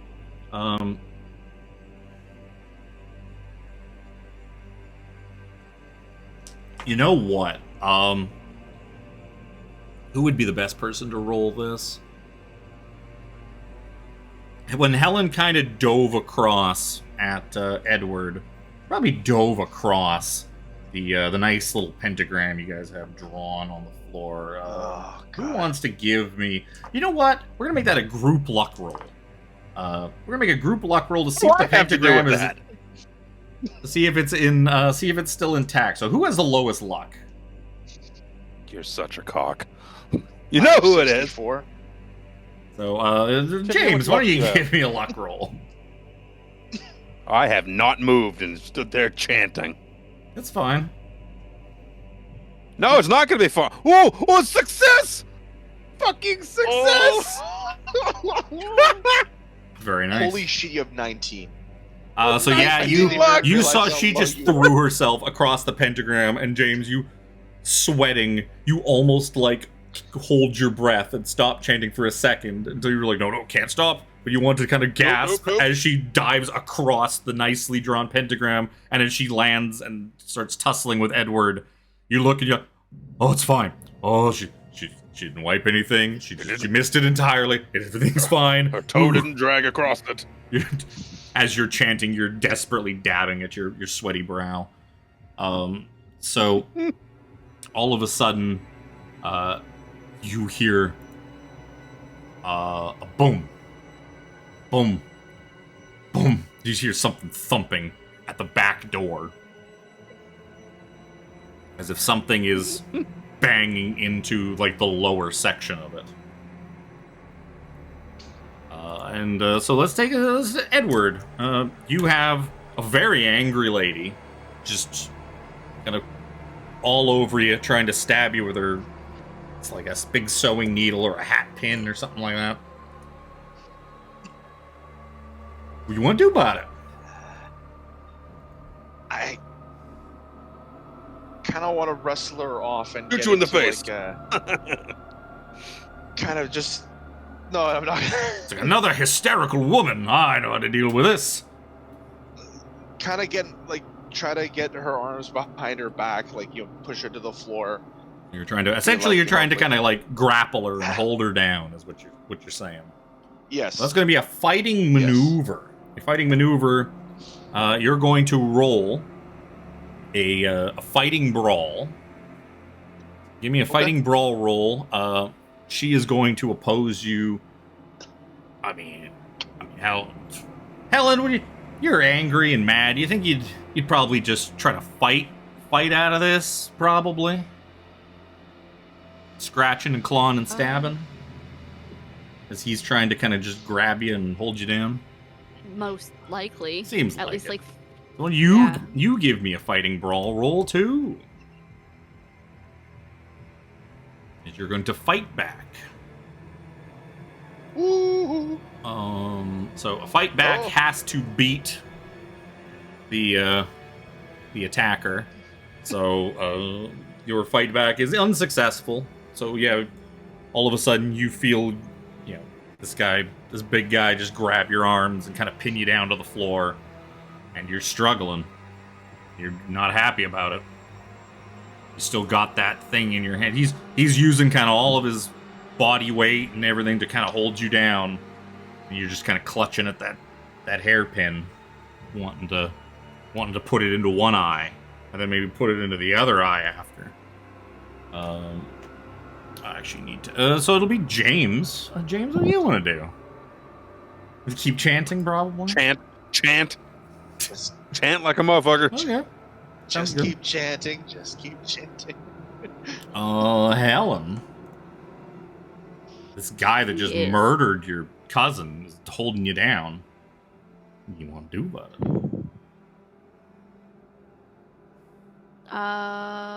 Where's the thing I'm looking for? There it is. Oh, dex of 40.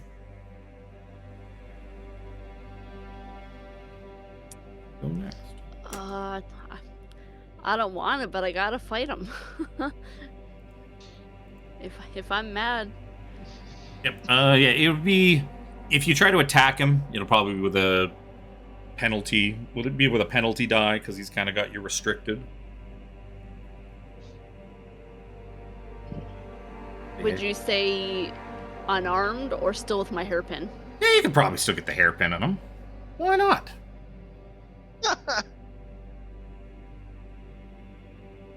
Poor Helen with her 25 fighting brawl.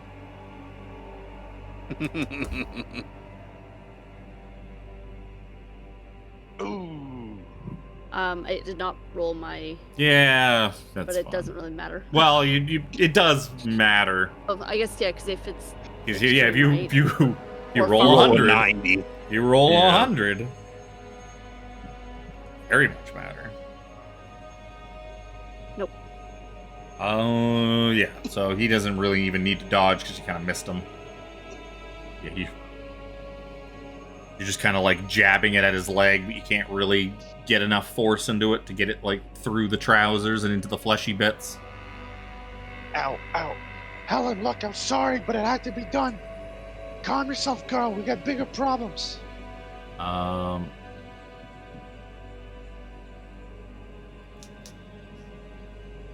So I'm gonna ask, where would you be? You know what?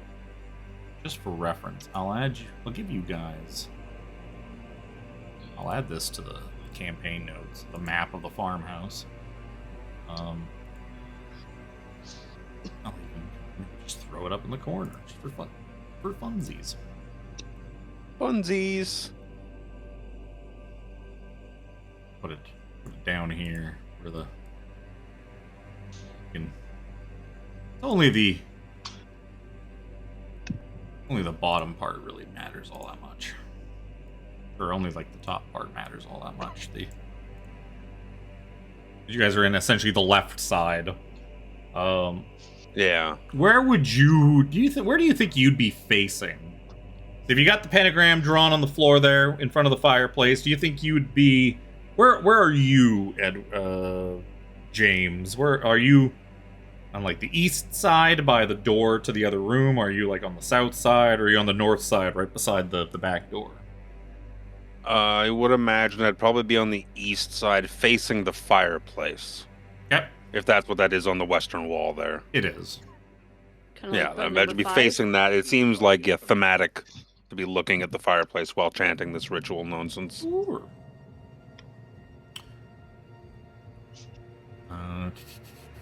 So you would probably be able to see this. Oh boy.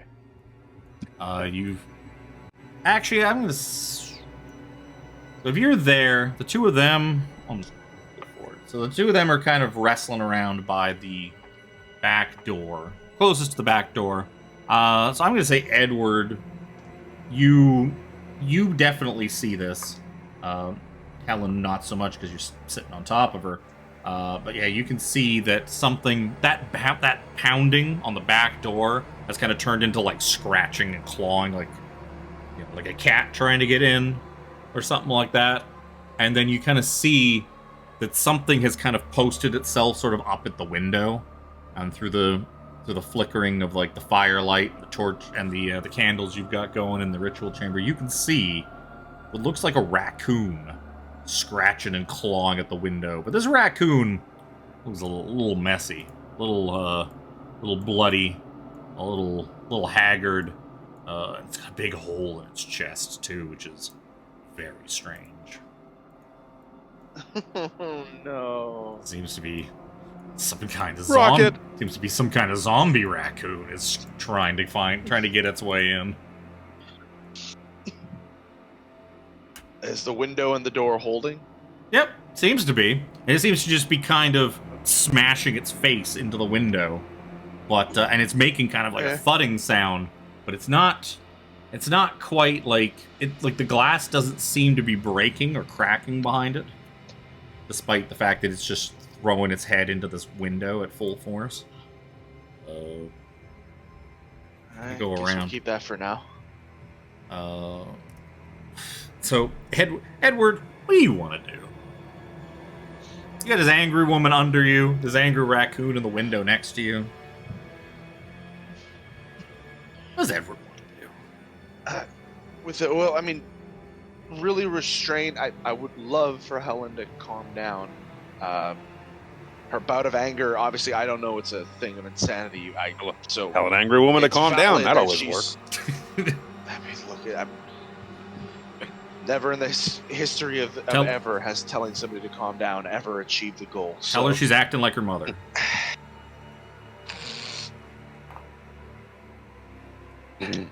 Can I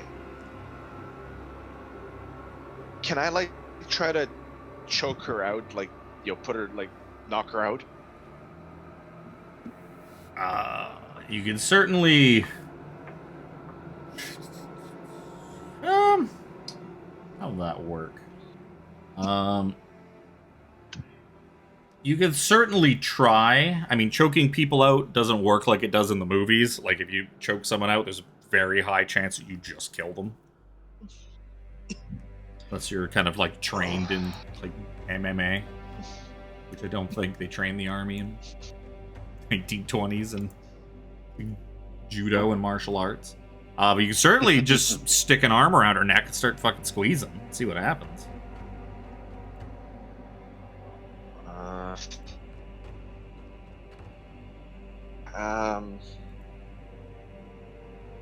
Is there a way to at least I've got her pinned. Can I at least wrestle the needle out of her hand?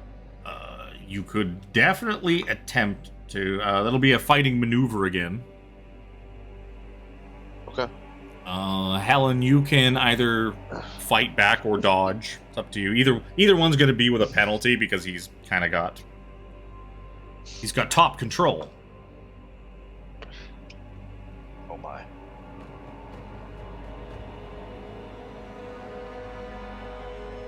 Yeah, okay, I'm gonna roll. Oh. Well, let's see. Oh!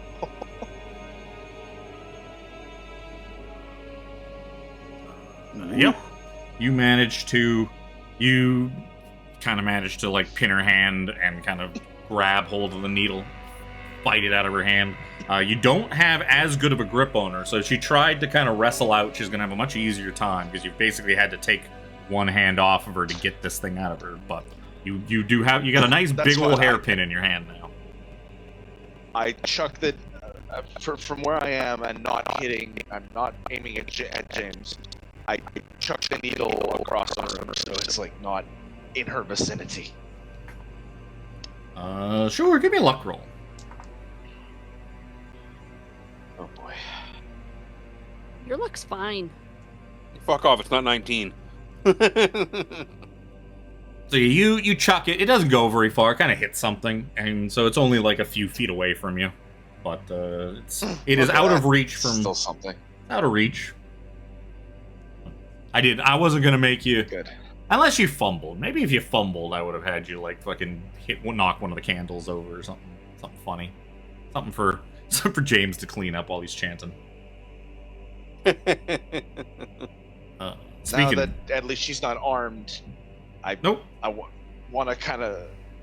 Oh, Except for the. Well, no, you only get like one action. You don't get to keep doing stuff, Chris.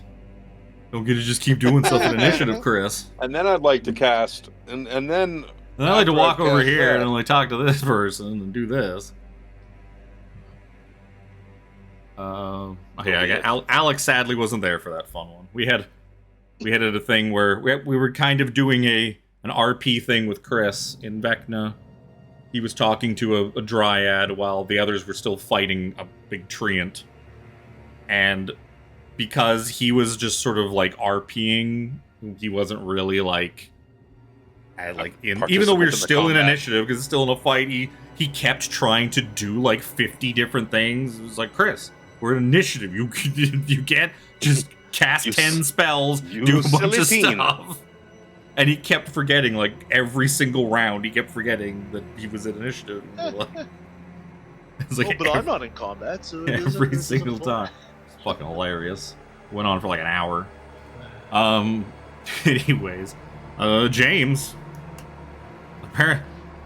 You kind of glimpse up, and you can see there's like a shape in the window at the back door. I mean, if you want to focus on what that is or what's going on out there, you're more than welcome. Does it take away from chanting? It depends on what you see.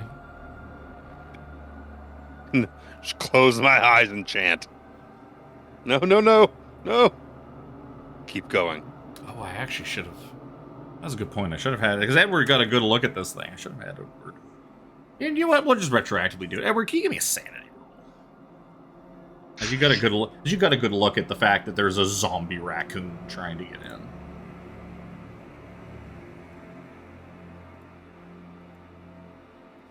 No. I know that raccoon.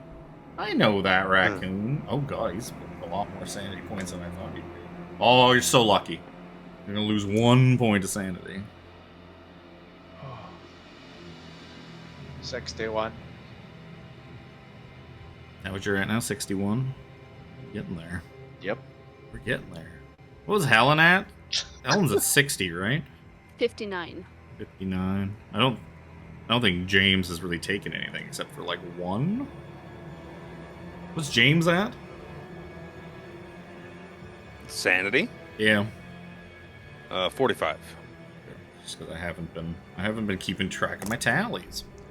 This for when one of you fall out of 50. This is once you fall to a fifth. Once you lose a fifth of sanity or more, yeah, then you become indefinitely insane. So right now, Helen's only temporarily. Yep.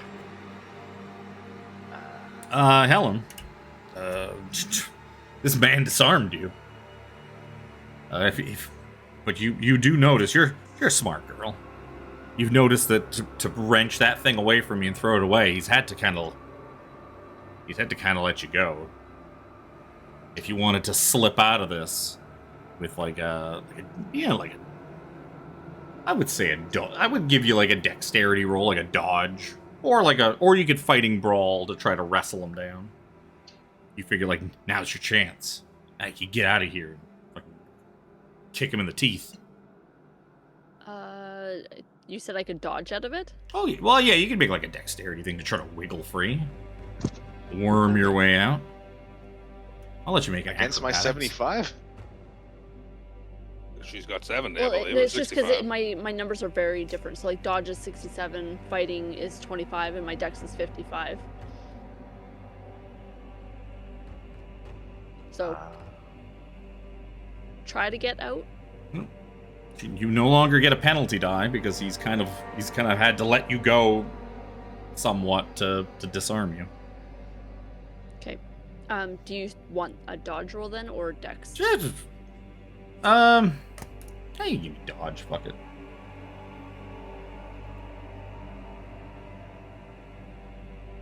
She's out. Oh my god.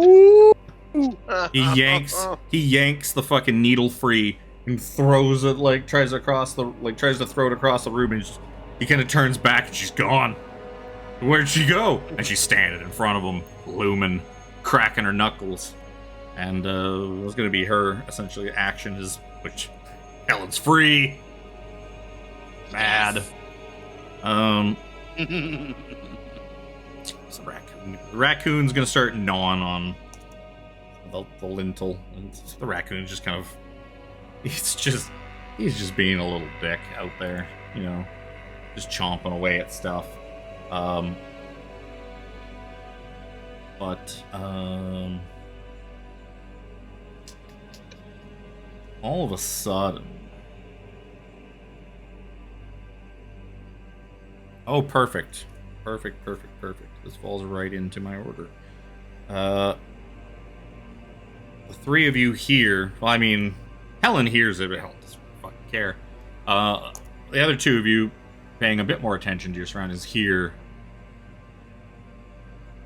pounding, just boom, boom on the southern window, the one, like the southwest window, kind of closest to the corner of the room. Just boom, boom, fists. What sounds like fists pounding on a window, like slamming against it, but still, the broken window still seems to be holding. And you guys kind of notice.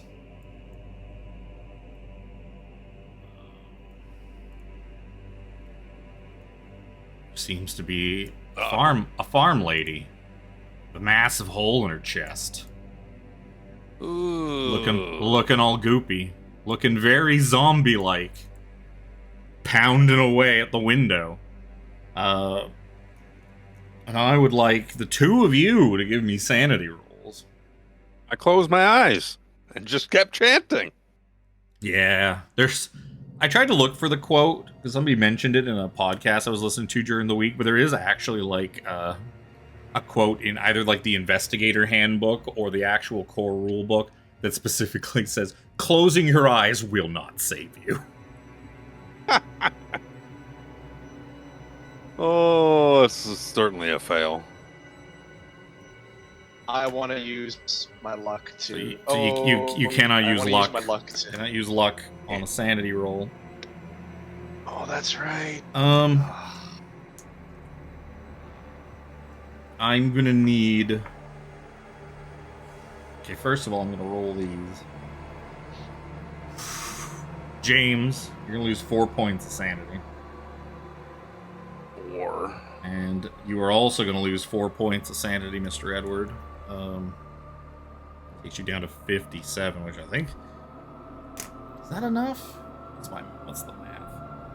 Telephone. I need a calculator. 70 divided by 5. Or even half. 14. You are 1 point from essentially permanent insanity. I am also 1 point away from a fifth. Ooh. I started with 50. I'm at 41. James, I'd like to give me a Constitution check. Yeah. The Constitution skill check. Yes. Despite the horror of the woman you very much know is dead, because you found her. You're like, this is Maggie McFurter. This is Maggie McFurter. You saw her like 200 feet away, dead, very dead, no heart, chest ripped open. But now she's here. She's trying to get in. And, you see her kind of pulling at, like, you see she's kind of clawing and pulling at some of, like, the wood around the window frame. You know, the parts that got all those nice, juicy runes carved on it. Oh, yeah. All the protection runes. Edward. An angry lady in front of you. Standing, an angry lady in front of you. You got a zombie raccoon at the back door. You got a zombie lady at the window. Poor James is just chanting by himself. Shaking.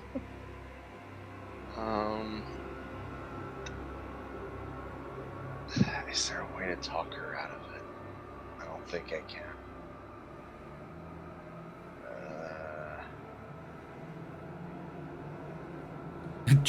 James, you kind of feel your knees kind of begin to feel a bit moist as the blood pool from the giant hole in the head of Bertrand Merriweather has now kind of like made its way towards you. It's kind of seeped across the floor. Yeah, and it's kind of just like soaking into like the knees of your pants through your fancy cultist robe. I'm gonna try to wrestle her. I'm gonna try to wrestle her back into a position that I can like.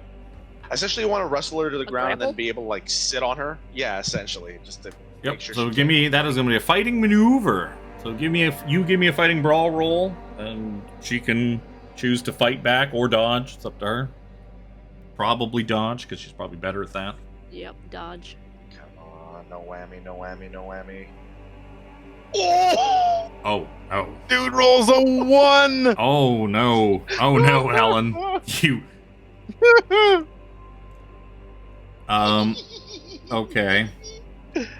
You try to slip out of his, and he just kind of just spears you and just kind of scoops you up and just spine busters you into the floor. The crack of your spine just like slamming into the floorboards is going to do 3 points of damage to you.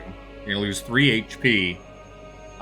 And as like you just completely knocks the wind out of you. And as you're kind of just like hacking and coughing and trying to get your air back, this red mist that's filled your eyes, this bloodlust kind of fades away. And you kind of regain your senses. What the fuck are you doing to me? Why, get off of me! So that'll take us to James. What's up, James? Chant. Chant. He's the little... That is the coolest thing I've ever done. So, that's going to take us to Helen. What's up, Helen? Your blood rage has subsided. So what do you want to do?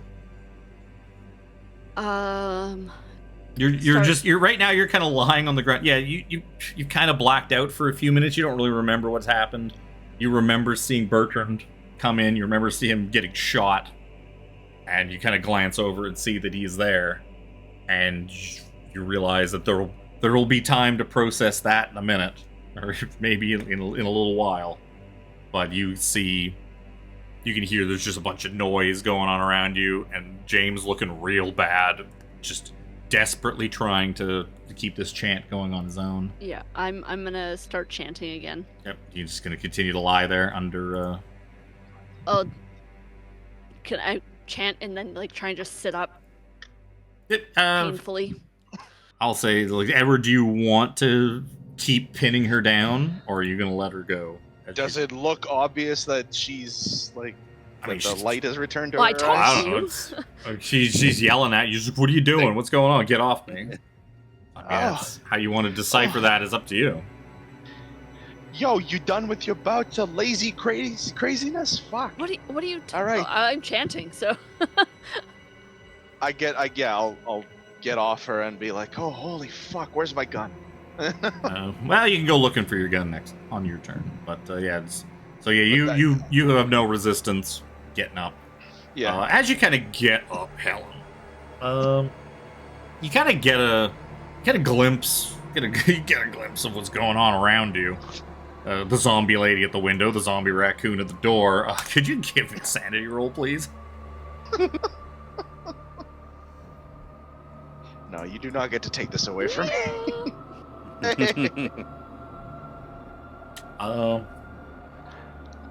I will be nice. You're supposed to lose one. And So wait, you no. just No. bad. She had a bout. She was not indefinitely insane. So yeah, you can take the one. You're gonna take 1 point of sanity loss. I was just gonna be nice to not just instantly throw you back into a bout of madness. But it's not gonna throw you into a bout of madness anyways, because you're having a temporary one. So yeah, you lose 1 point of sanity as you see a dead woman at the window and a dead raccoon at the door. That'll take us. Yeah, so Helen kind of gets up, starts chanting. Oh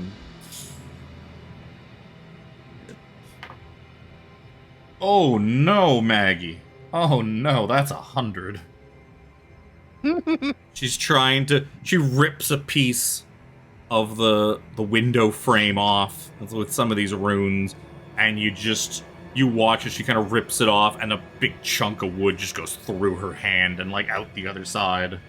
Blood kind of spurts out of it, and she's gonna take some damage from that. As she has hurt herself very badly trying to rip the runes off this window and create a point of egress. Edward, what do you want to do? I want to go back and get my gun. Well, yeah, your gun is probably just on, like, the floor, like, behind you or something like that. Like, Yeah. it's I'll like pick it up, and I want to go back to my position of where I was originally and resume helping a chant, keeping watch. This is my goddamn job. Yep. Oh, I mean, I guess you just don't want to do anything about the things outside. That's fine. They maybe, so far, maybe they it's can't get in. holding. James. There's now 3 of you at the moment chanting, which is good. Oh, nice. What do you want to do, James? If they're chanting, I will stop for a second and scream. There's the dead woman. She's at the back, and a raccoon. Neither of them have hearts, but they're trying to get in. And then I'll go back to chanting. Okay. Yeah, you can take a little respite if you want. And, yeah, just Shoot them! catch your breath. Shoot them! Catch your breath. Maybe take a little sip of water. Bite of a sandwich. Well, yeah, chanting for Not a bran 2 muffin. hours. It would be too dry. Yeah, chanting for like 2 hours straight, it get really, really rough on the vocal cords. Yeah. You'd be raw by then. Well, raccoons, not a lot of raccoon can do. Maggie, roll better than 100 this time, please. And you trying to break the one. That's not a successful roll. She's still pulling. She's got this big chunk of window frame in her hand, so that one hand's not working super well anymore, but she's pulling. She's trying to tear the what you would imagine to be the runes apart to kind of get in. Because you do.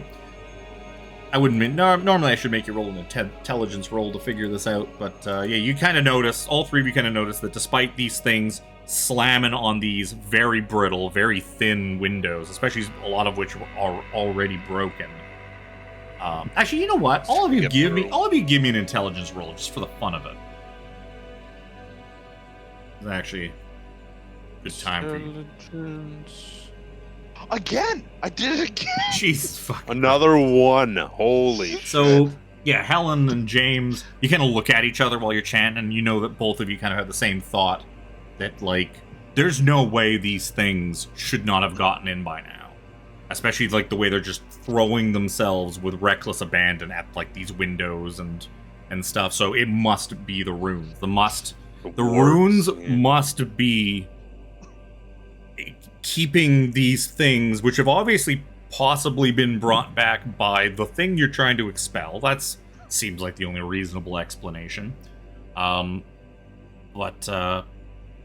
you realize, like, they can't get in at the moment because the runes are holding.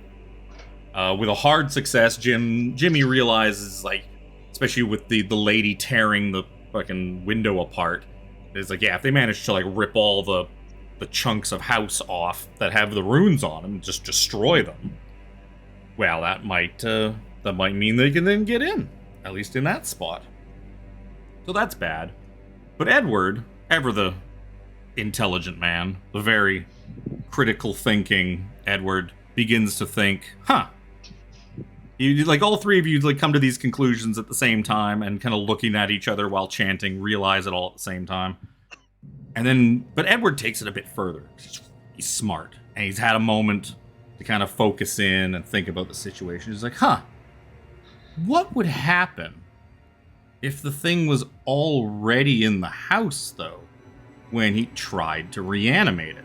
And just as he's thinking that, the trap door flips open in the attic, and a large corpse comes falling out of the attic door directly on to James. James, can you give me a dodge roll?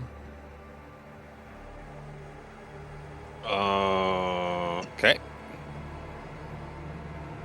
That's I'm gonna spend 13 luck. Yeah. So you manage to kind of flatten yourself out. Oh, it's so bad. You manage to flatten flatten himself out. Yeah, I know. It's he just kind of rolls a little bit in place. But you manage to kind of flatten yourself up. You're not going to take any damage, but this thing still lands on you, and it's big, and it's heavy, and it's kind of dirty, kind of gross.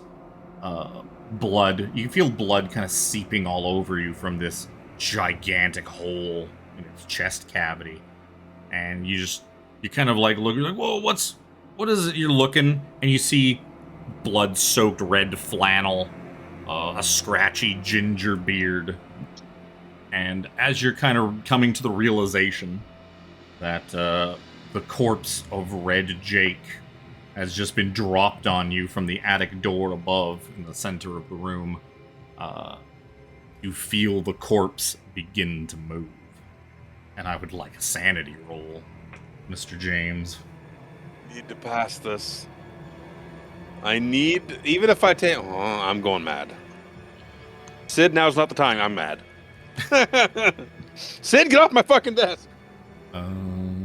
Silly kitty. You're going to lose 3 points of sanity, but it's kind of... That drops me below the 5th. It sure does. It sure does. You go crazy. All right. Cuckoo, cuckoo. Time for a bout of madness. And as the critically thinking Edward gets the answer to his question. That's what happens. If, or at least he will soon. They have not quite noticed that Jake has like, you can feel him starting to move, so you're getting it before they've seen it yet.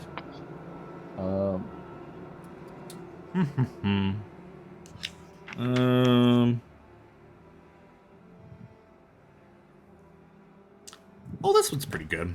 Amnesia. You kind of all of a sudden you kind of come to your senses, and you seem to be in an unfamiliar place. You don't remember what's going on, who these people are, why you're here.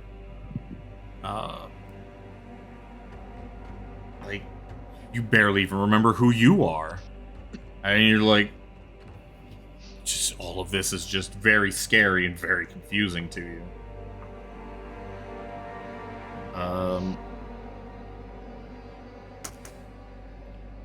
Where's Zombie Jake fall in the dex order? He falls here. Boop. Suffice it to say, you're no longer chanting. FYI. Oh, sure. Oh, that's right. We have to add, we've got to add Zombie Jake to the pile of things on the screen. There's a Zombie Jake.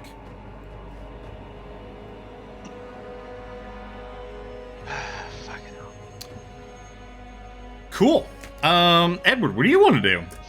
This fucking, the corpse of, just this corpse is just falling out of the ceiling. And after the thing starts to move and the corpse like drops down, the attic door just slams shut again. I'm going, while still chanting, going to raise my revolver and do what I do best. Shoot at a corpse? Shoot James in the head? What? Because you don't even know. I mean, you don't even know that this corpse is moving yet. This corpse that is draped all over Edward. Well, I mean, you killed that other man for basically no reason. So I should not be saying that your character wouldn't shoot at your friend. Basically no reason. He came through the door with a shotgun. Because he told you he was gonna. No reason. Yeah, he's.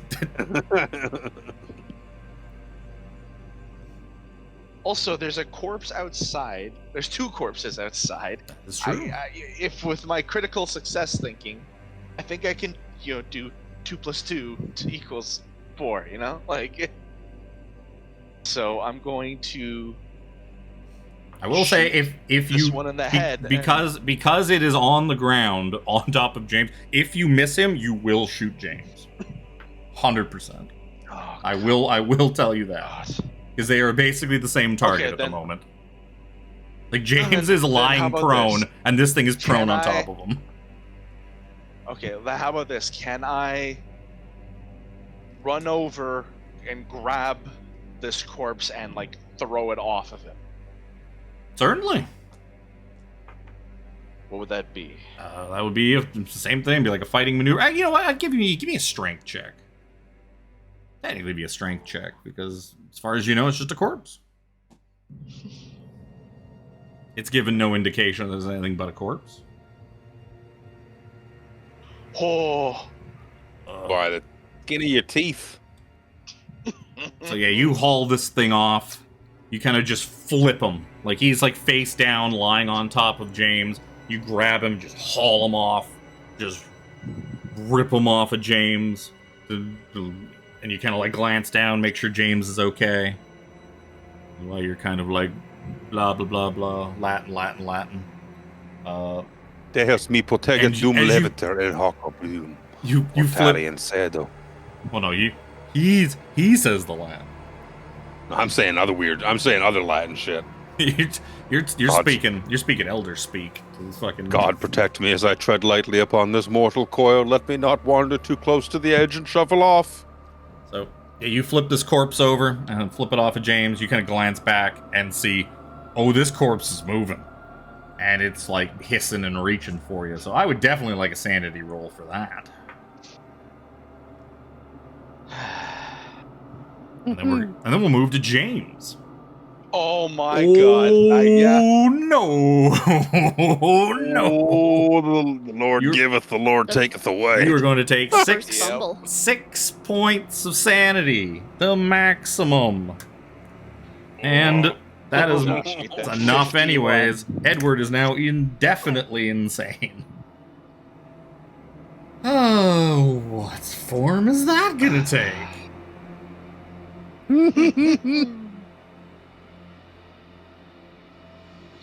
Oh, that's fun. Sure. You just the last thing that you see is this ginger-bearded corpse snarling and reaching out to you before everything goes black. And you've sort of psychosomatically gone blind.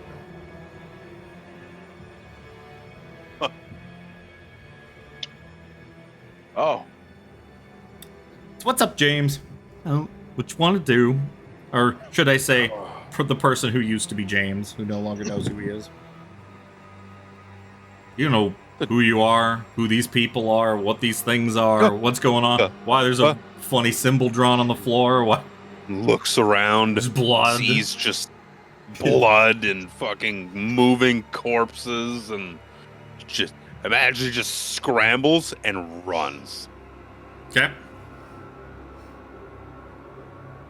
Yeah. Just screaming at the top of his lungs. So you probably would run away from these things, so towards the front room. I wouldn't run into their fucking arms.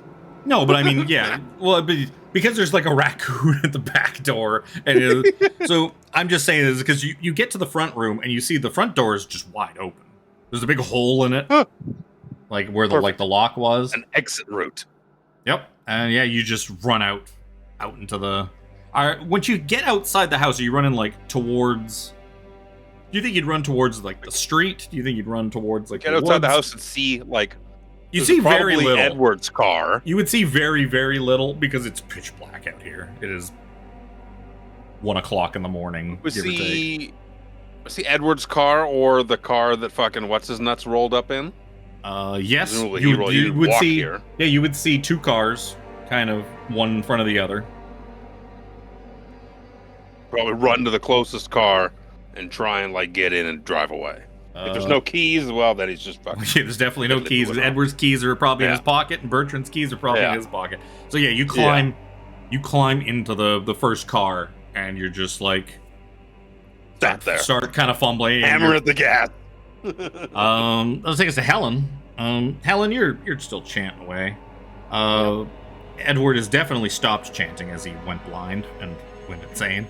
You're the only one chanting still. So what's up? What's up, Ellen? What do you want to do? I'm gonna continue chanting and pick up my hairpin. Yep. And just kind of kneel down beside the thing and prepared. Don't come at me, Disney.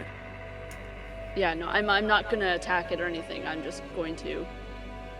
gonna continue chanting and just, if need be, try and continue dodging it out of the way. You just keep chanting.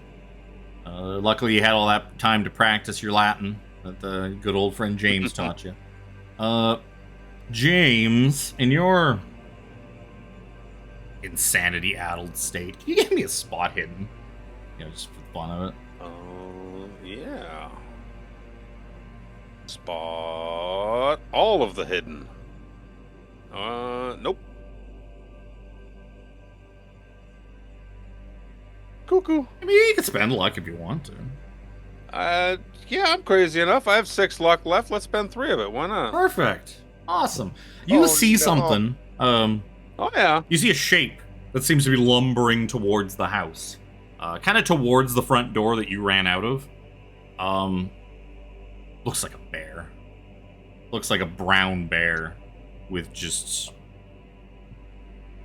kind of some stuff kind of falling off. During some of its lumbering, you can see that it's got a big hole in its chest. Kind of like the other things in there. So just, I'm just gonna drag the zombie brown bear over onto the thing of. Oh. We didn't even find that corpse. Fucking shit. Cocaine bear. It's like, oh yeah, by the way, there's a bear. FYI. There's just a fucking bear. There's a zombie bear. You know. As this tradition, there's just a bear. But yet this thing seems to be lumbering towards the house, and you see it kind of like sniffing about the front door that you came around running out of. There's no sanity roll for you because you're already insane. But you see this as you're like fiddling around, pumping on the gas pedal, and it's not doing anything.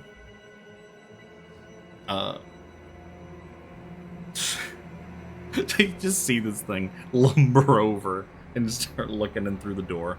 You want some of my muffins? Wait, why do I have muffins? Wait, do I like muffins? You'd want to find out. All of a sudden, you feel just, you feel like force on, like, it feels like something heavy landed on the hood of the car. And you can see, like, the roof is kind of starting to dent in. Like, the metal's starting to creak and groan and sink down. Like, you know, maybe something, like, heavy. Like that bear, perhaps. It's like almost like that thing is sitting on the roof of the car. And it's going to plunge a something into the roof. Okay. You hear the sound of metal rending above you as just what looks like a half dozen just slits, big like almost like big claw marks, just get dragged through this roof and dragged through again in a different direction, and the roof just kind of, a big chunk of it over the driver's area where you are just splits apart, and you look up and see nothing. Absolutely nothing. You see up, and you just look straight up and you see the stars above in the clear night sky.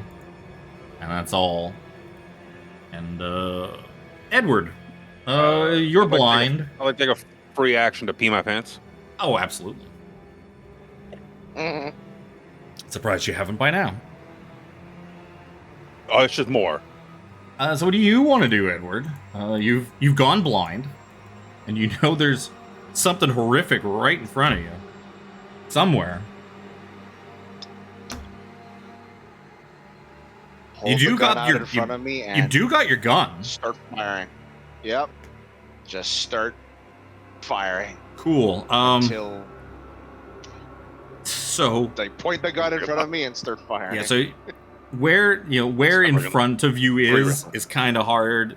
In your sort of insanity and the whole panic of going blind, you've kind of lost track of sort of where you are in the room and what you're kind of pointing at. You're pretty sure that in front of you is in front of you. Could you give me a luck roll? Kind of see where perhaps these bullets are going. That's probably a real good time to make a successful luck roll with that one lady over there chanting away. Still doing the chanting. Yep. Would have been real funny if 3 bullets started firing her way. So you can give me 3 firearms rolls. These would have a bonus die because of close range, but you were blind, so they'll also have a penalty die. So it's just going to be a wash. So you can give me 3 straight rolls of firearms as you just unload 3 bullets into the space in front of you.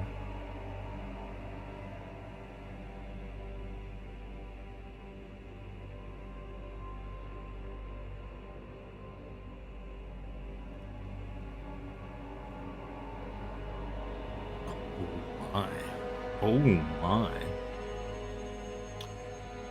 So yeah, you fire. You don't really know what happens, but Helen sees this. You kind of you fire once. So go ahead and roll me. Go ahead and roll me a d10.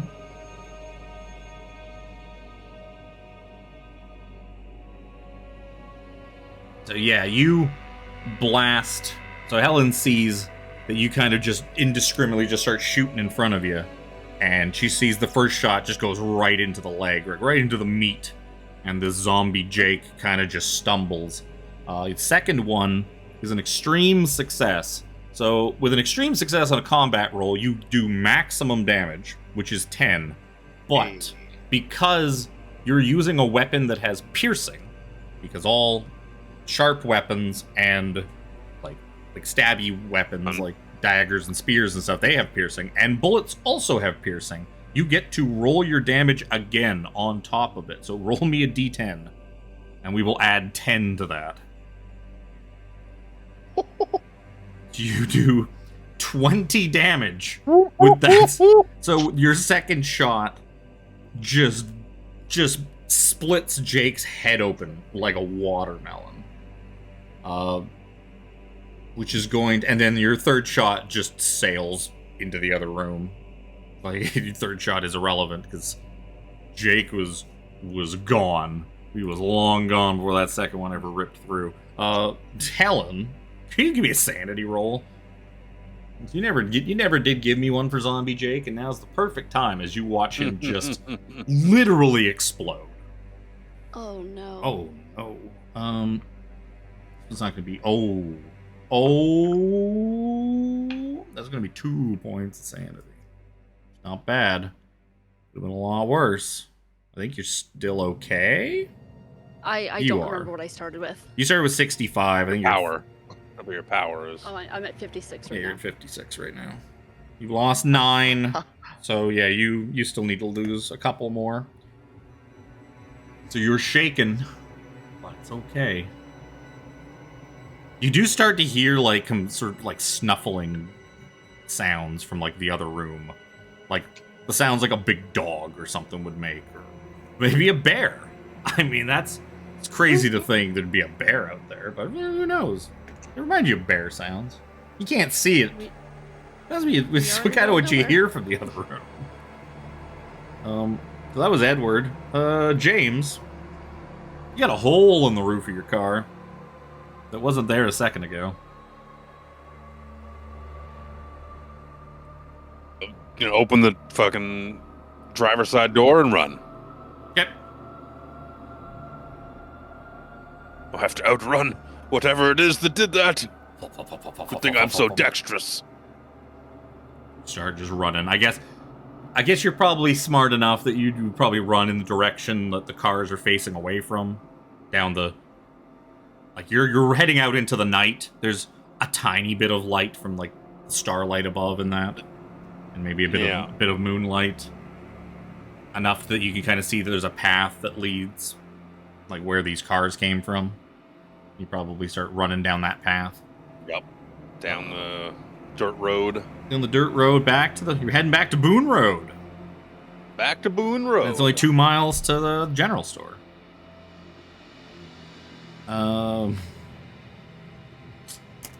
Helen, what do you want to do? I guess keep chanting? Keep chanting. Keep chanting? Cool. The bear just starts mauling the area around the front door. Helen, you and Edward inside can just hear wood splintering and cracking, as if like, some large beast is tearing at the wood around the front door. Zombie Jake doesn't exist anymore. He's been misted. It's headless Jake now. Maggie McFurter, who is absolutely useless. She does manage to do a little bit of damage to that thing. Holy shit, Maggie, you did something. You can hear more wood splintering out the window where the corpse lady is as she tears another chunk of the window frame off. She's almost gotten through. The raccoon's just kind of there. It's just funny that he exists. He was a sample platter for what was to come. Now for the lurker. Oh, now we know what it's called. Well, that's what the Dark Brotherhood kind of deemed it, because it lurked around in the attic. So they just kind of referred to it as the lurker in the attic. So you're running away in the dark. I need you, Mr. James, to give me a dodge, or you can give me you feel something like a presence just coming at you, like just come upon you so fast. So fast. Throw a towel at it. You can either give me a dodge or a fight back if you want, but you're going to do it with a penalty die. Besides the fact that it's pitch black out here, this thing also seems to be just nearly invisible. You just kind of feel almost wind at your back as it approaches. We're going to dodge. We're going to doge. And succeed! Unfortunately, you need actually, I can tell you this. You need a hard success. You spend enough luck to get yourself up to a hard success. Can't do it. I can do it. I have 3 luck left. Oh, this is gonna hurt. This is gonna hurt real bad. This is a D8 and a D6. What? Let's roll them in the chat. This is fun. You're gonna Is take. this the end of Jimmy Fitzgerald? I can. You're going to take 10 points of damage. And I am dead. I had 8 hit points left. So sadly, no one's there to see it. No one's there to see it happen. But this thing digs its many claws in to Jimmy's back, lifts him up into the air, and then with his other hand, with another appendage, plunges what could be called a hand into his chest and tears out his heart. That is the end of Jimmy Fitzgerald. Because if it kills you with its claw, with its like fighting attack, its claw, it does the heart thing to you. It does the heart thing. Does the heart thing. Well, on the plus side, my survivability is very low. On the plus in these games. On the plus side, your friends did not see you go down, so they don't have to roll sanity checks. That's silver lining. I can't see anything at all. Silver lining. Yep. How much longer do we need to chat? Oh, it's been a while. It's been a while. Actually, in fact.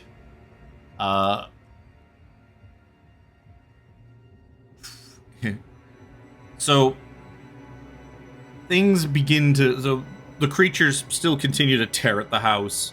Are you? I'm guessing you went back to chanting, Edward, once you kind of. Yeah. You. Can't see anything, That's so all you I may as can well do chant. right now. I guess, yeah, you probably would have paused for a second. You probably, I could picture you instinctively asking Helen, like, Helen, did I get him? And then Helen didn't answer you because she's chanting. She probably nodded her head, but you can't see that, and she doesn't know you can't see that. All I know is I'm not dead. She's not dead. But yeah, so you probably waited a moment. Yeah, you probably waited a moment, didn't hear or feel anything coming right at you, so you probably also heard some pretty goopy sounds from those shots. Like they, being an ex-soldier from the Great War, you know what it sounds like when your bullets go where they're supposed to be going, especially at this range. Like it hit wood or glass. No, it does definitely sound like it hit some gooey flesh. So yeah, you, after a moment, start chanting. Then, oh no, I scrolled too far. We're not doing Dead Man Stomp. Scrolled into the next adventure.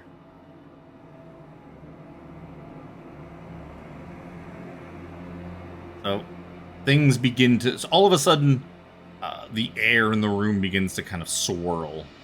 And you can kind of see shimmering in the center of the pentagram just the briefest glimpses of almost like an invisible form in the center of this pentagram.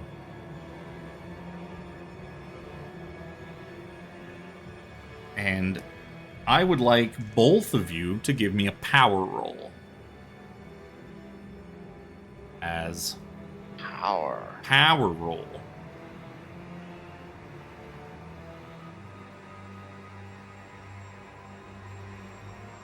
Edward, you can't see, but all of a sudden you hear kind of from the side of you, like off to your left, you hear, Edward? Edward, is that you? It's me. It's Henry. What has happened? Your vision. Are you okay? Come here. I can help you, Edward. And you feel compelled to go see your old friend Henry. that you served in the war with. You thought he was dead, but that's Henry's voice. You're sure of it. Unmistakably, you would recognize his voice anywhere.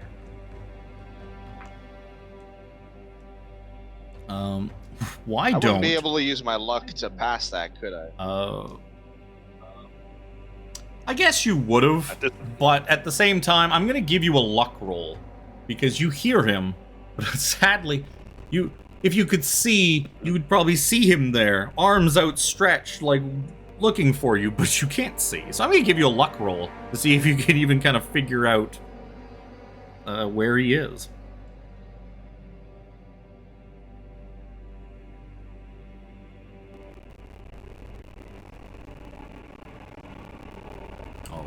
Poor Edward.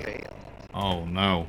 Yeah, you just turn, and Helen, you can see Edward just start walking like right towards the center of the circle. But for you hear the voice of your Uncle Rupert. It's like, Helen,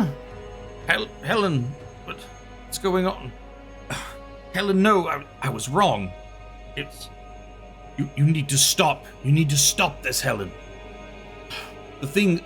Marion was wrong. He made a mistake in the journal. This is... If you continue it the way you've been doing it, you're going to release it. Or worse, you might even summon another one. You have to stop.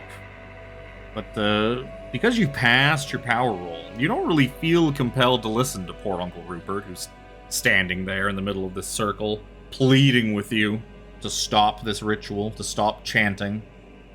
In fact, you don't really believe him at all. After a moment or so, it kind of goes back to a shape that you cannot see. You can tell just by the way that the wind and the air around the center of the pentagram wobbles and shifts, that there's something there. Some form exists there, but is pretty much invisible to your naked eye.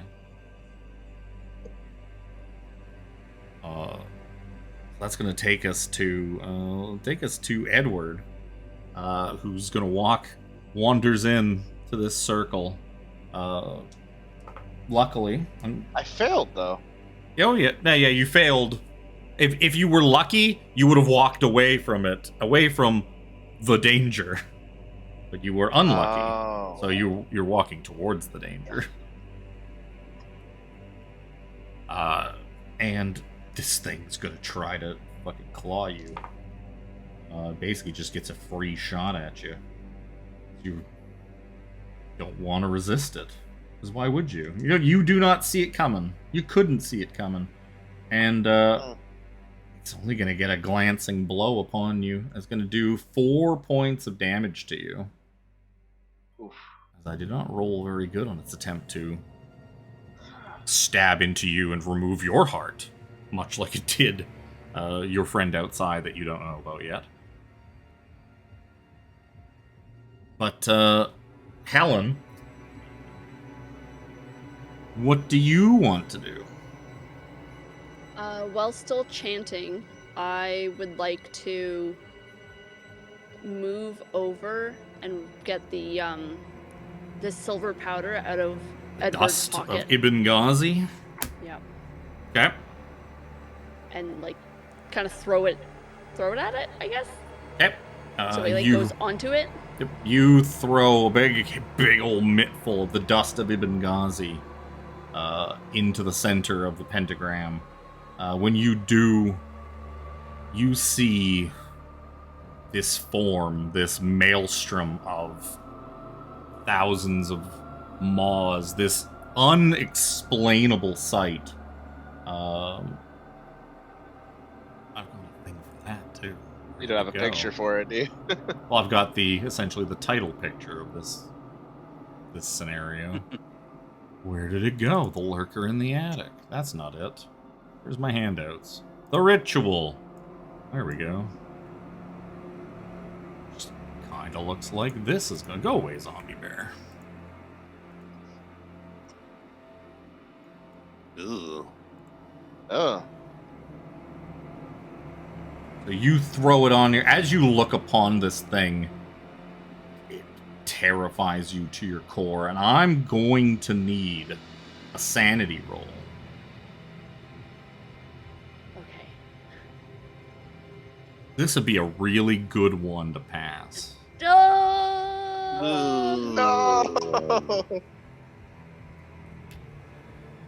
That was not good. How much for the lurker?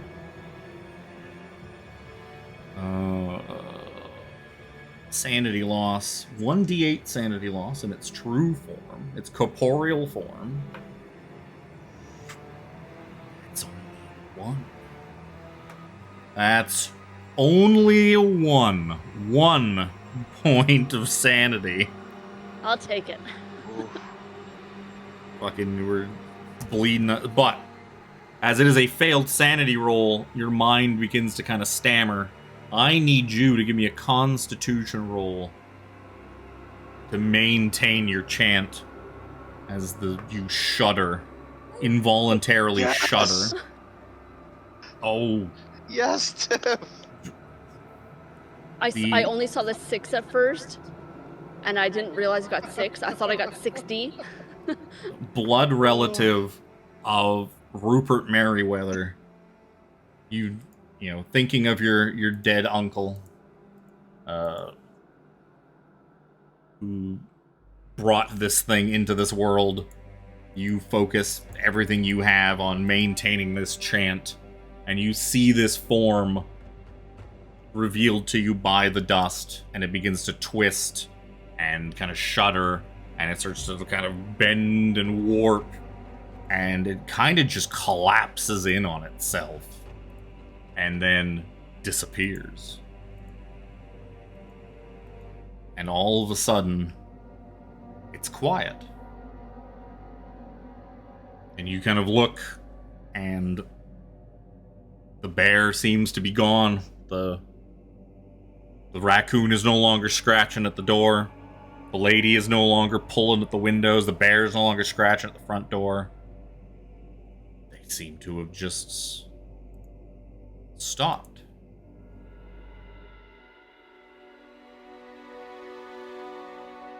I still continued chanting, just verifying that it is done.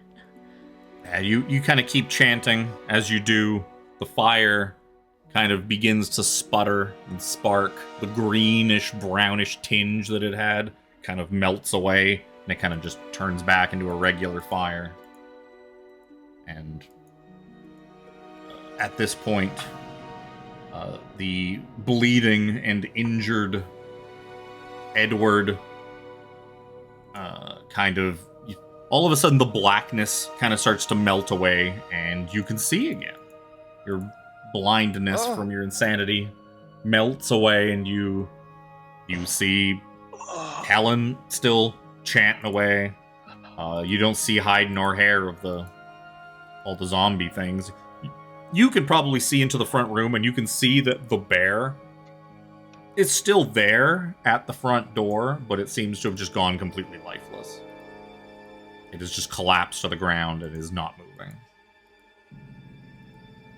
If you were to go check outside, you would find the raccoon and the woman are both also where they were, but they have collapsed and are no longer alive.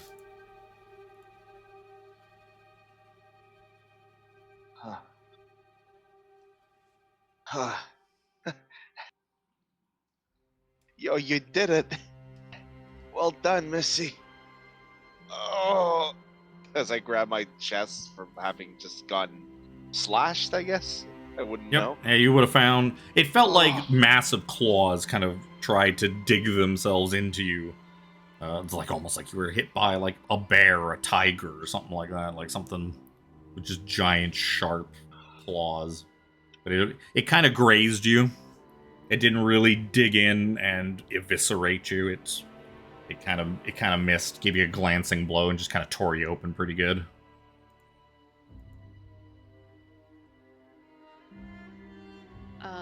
Seeing that everything is basically over with, I want to try and give Edward a little bit of first aid. Sure. Why don't you give me a first aid roll? Wait, before she does. Oh, not with that. I mean, you can push it. You can push it if you want to. I mean, he was pretty rough with you earlier. I mean, it would be fitting. Before she does, considering everything that's just happened and considering the body of her cousin, I guess, uncle. I don't remember what the relation was. The guy you shot was her my cousin. Cousin, right? So I'm injured. I don't see James. Yeah, you're bleeding pretty. You're bleeding begin. pretty heavily. Yeah.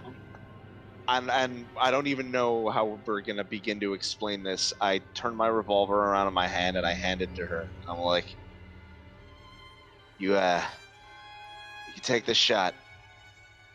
You can blame it all on me. Say I did it. Get you a free ride out of here. Are you crazy? No. Yeah. Not anymore. I mean, kind of. Look around you. Who the hell's gonna believe this shit? Don't worry about that. We will deal with that when it comes. I am not being left alone in this place and having to explain everything myself. Because then I'm gonna look crazy. All right. I am not giving you gun your back, by the way. That's So fair enough. that first aid didn't go so well. You can either spend like 34 luck if you want to, or push that roll. Or you push that roll. Maybe he's struggling a bit. Maybe you really got to hold him down and start just kind of getting your hands into those big old wounds and dig out the bad bits. And What? I don't remember like what happens when you push a roll and you fit. Stuff. you fail, Yeah. then something bad happens. Yeah. Then something bad happens.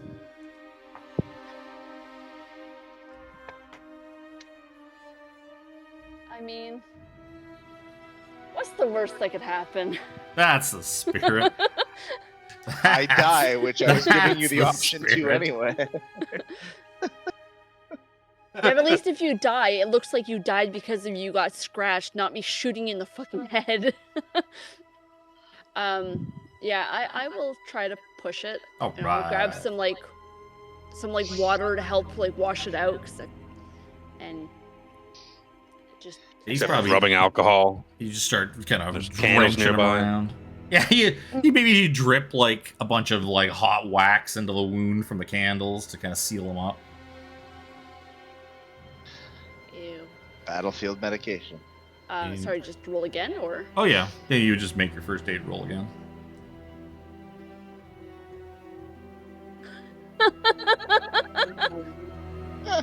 Sadly, it's not a fumble. You maybe go grab a couple of those candles, those black tapers that have been wearing down from the center of the pentagram, and you basically like force him to kind of bend forward, and you're like, yeah, this might hurt a bit, and you start dripping like candle wax into the wounds to seal them up, doing another 3 points of damage to his health. But eventually you do get it all sealed up, and he's no longer bleeding. well, that's good. But yeah, this takes you a while. I mean, you start to see little cracks of light, kind of from atop the tree line. So morning comes at last. Pale light filters through the trees, washing the old farmhouse in gold. The night's terror feels distant now, as though the darkness itself has slunk back into the cracks of the earth. The first birds dare to return, their songs tentative, like they're not quite sure it's safe. The house stands empty, still sagging with age and memory, but whatever haunted it has fallen silent at last. Yet the silence is heavier now. The cost of victory lingers in the air, unspoken as you step away from the place where one of your own fell. There is no triumph here, only the hollow truth that some evils do not end without taking something with them. The world holds more corners like this, more places where the night runs deep, and the veil grows thin. You've walked to that line and looked over it. You've stood on the edge of darkness, and even now, in the clear light of day, a trace of that darkness seems to walk away with you, and a space walks beside you where a friend once stood. That is Edge of Darkness. I survived! Hey, I survived. Luke, God damn it. I usually don't survive these. In the aftermath, there's probably an investigation. Edward probably has they probably figure out pretty quick that he murdered Rupert Merriweather. Due to his indefinite insanity, he's locked up for his own good. I mean, he doesn't institutionalized. He's institutionalized. Helen probably helps him catch a break by saying that he kind of lost his mind when they were attacked by things. I mean, they got the bodies there too. It's hard right? to explain. There's Red Jake, Maggie McFurter, this bear, this raccoon. Things are a little difficult to explain, so... We also have the journals that we can show as proof.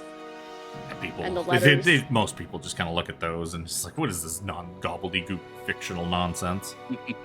Poor Edward is institutionalized in Arkham Asylum. Oh, great. And Helen gets the pleasure of going back and telling poor Agnes what happened to her son. And she is now the sole heir. Not really. Agnes is the sole heir now. Bertrand was the heir. But I guess now Agnes gets all of Rupert's stuff. Perhaps Agnes looks to mend fences with Helen's side of the family so that what Rupert has left does not just go to waste. Who knows? We got a survivor and a half out of that one out of 3. It's not too bad. It's pretty Not good too for Call of bad at all. Cthulhu. A survivor and a half. Oh yeah, even more proof. The fact that the top of my car was shredded. That could have been the bear. And James's heart was also ripped out. It's halfway down the road. Could have been the bear. Bear. Most of it probably gets explained away as his heart ripped out. Yeah, there's probably the sheriff. What did I fucking name him? Sheriff Harland Pike. Yeah, Sheriff Harlan. He probably comes to the conclusion that the bear did a lot of this stuff. And that, tore the hole in the thing, tore the holes in most of the people, killed most of the people. The bear must have gone rabid. There must have been something wrong with it. And the big hole in it was probably from Bertrand and his shotgun.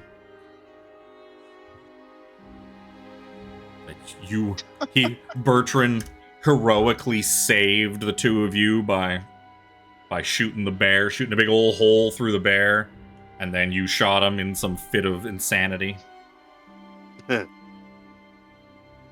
Wow.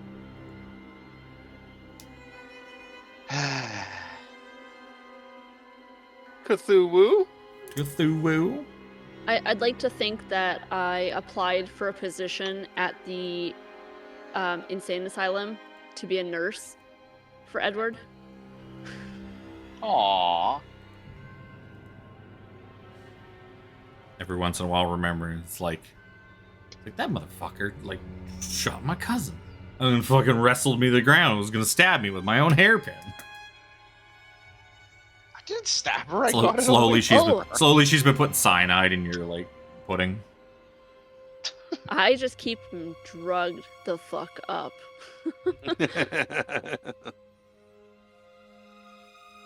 I am permanently on ketamine.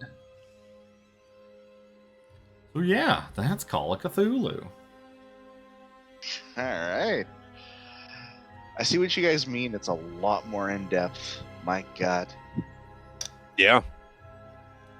Also can be a heck of a lot more visceral when it comes down to it. Oh god, yeah. Yeah, when shit starts going wrong, it starts going wrong. Why guns are so deadly and dangerous. There's a big part in there's a whole section of like tips for people, like tips for players in the investigator's handbook. Like there's a whole chunk of like do not rely on guns. And that is one of the reasons, because guns, as powerful as they are, there's a lot of things that guns will... Like if you'd shot at the lurker, the guns would have done like almost nothing. Like shooting it with the guns wouldn't have mattered. And if you've got a gun and you go crazy and turn on your friends, well, now they're getting shot at by that gun, and that can go bad real quick. That's Chris. Somebody critical. I shot him in the head with a crit. Oh yeah, if you get like if you get an extreme success with a fucking gun, and you're shooting at a human, they're basically dead.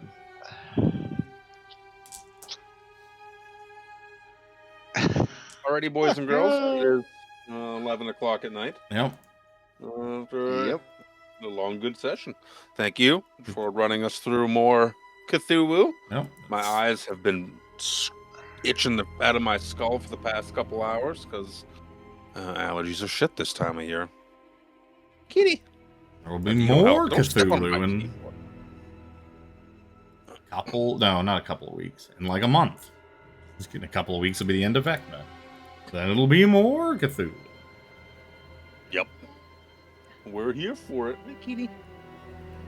We will be back next Saturday for Robertus. For hell. 6:30 p.m. Pacific next Saturday for the Hell Thing, where you're in hell, where you may or may not shoot your allies in the face. Oh, thank you everyone for tuning in to our spoopy adventures, and we will see you in the next adventure. Bye-bye. That's not the stream end. That's my BRB. Stream end.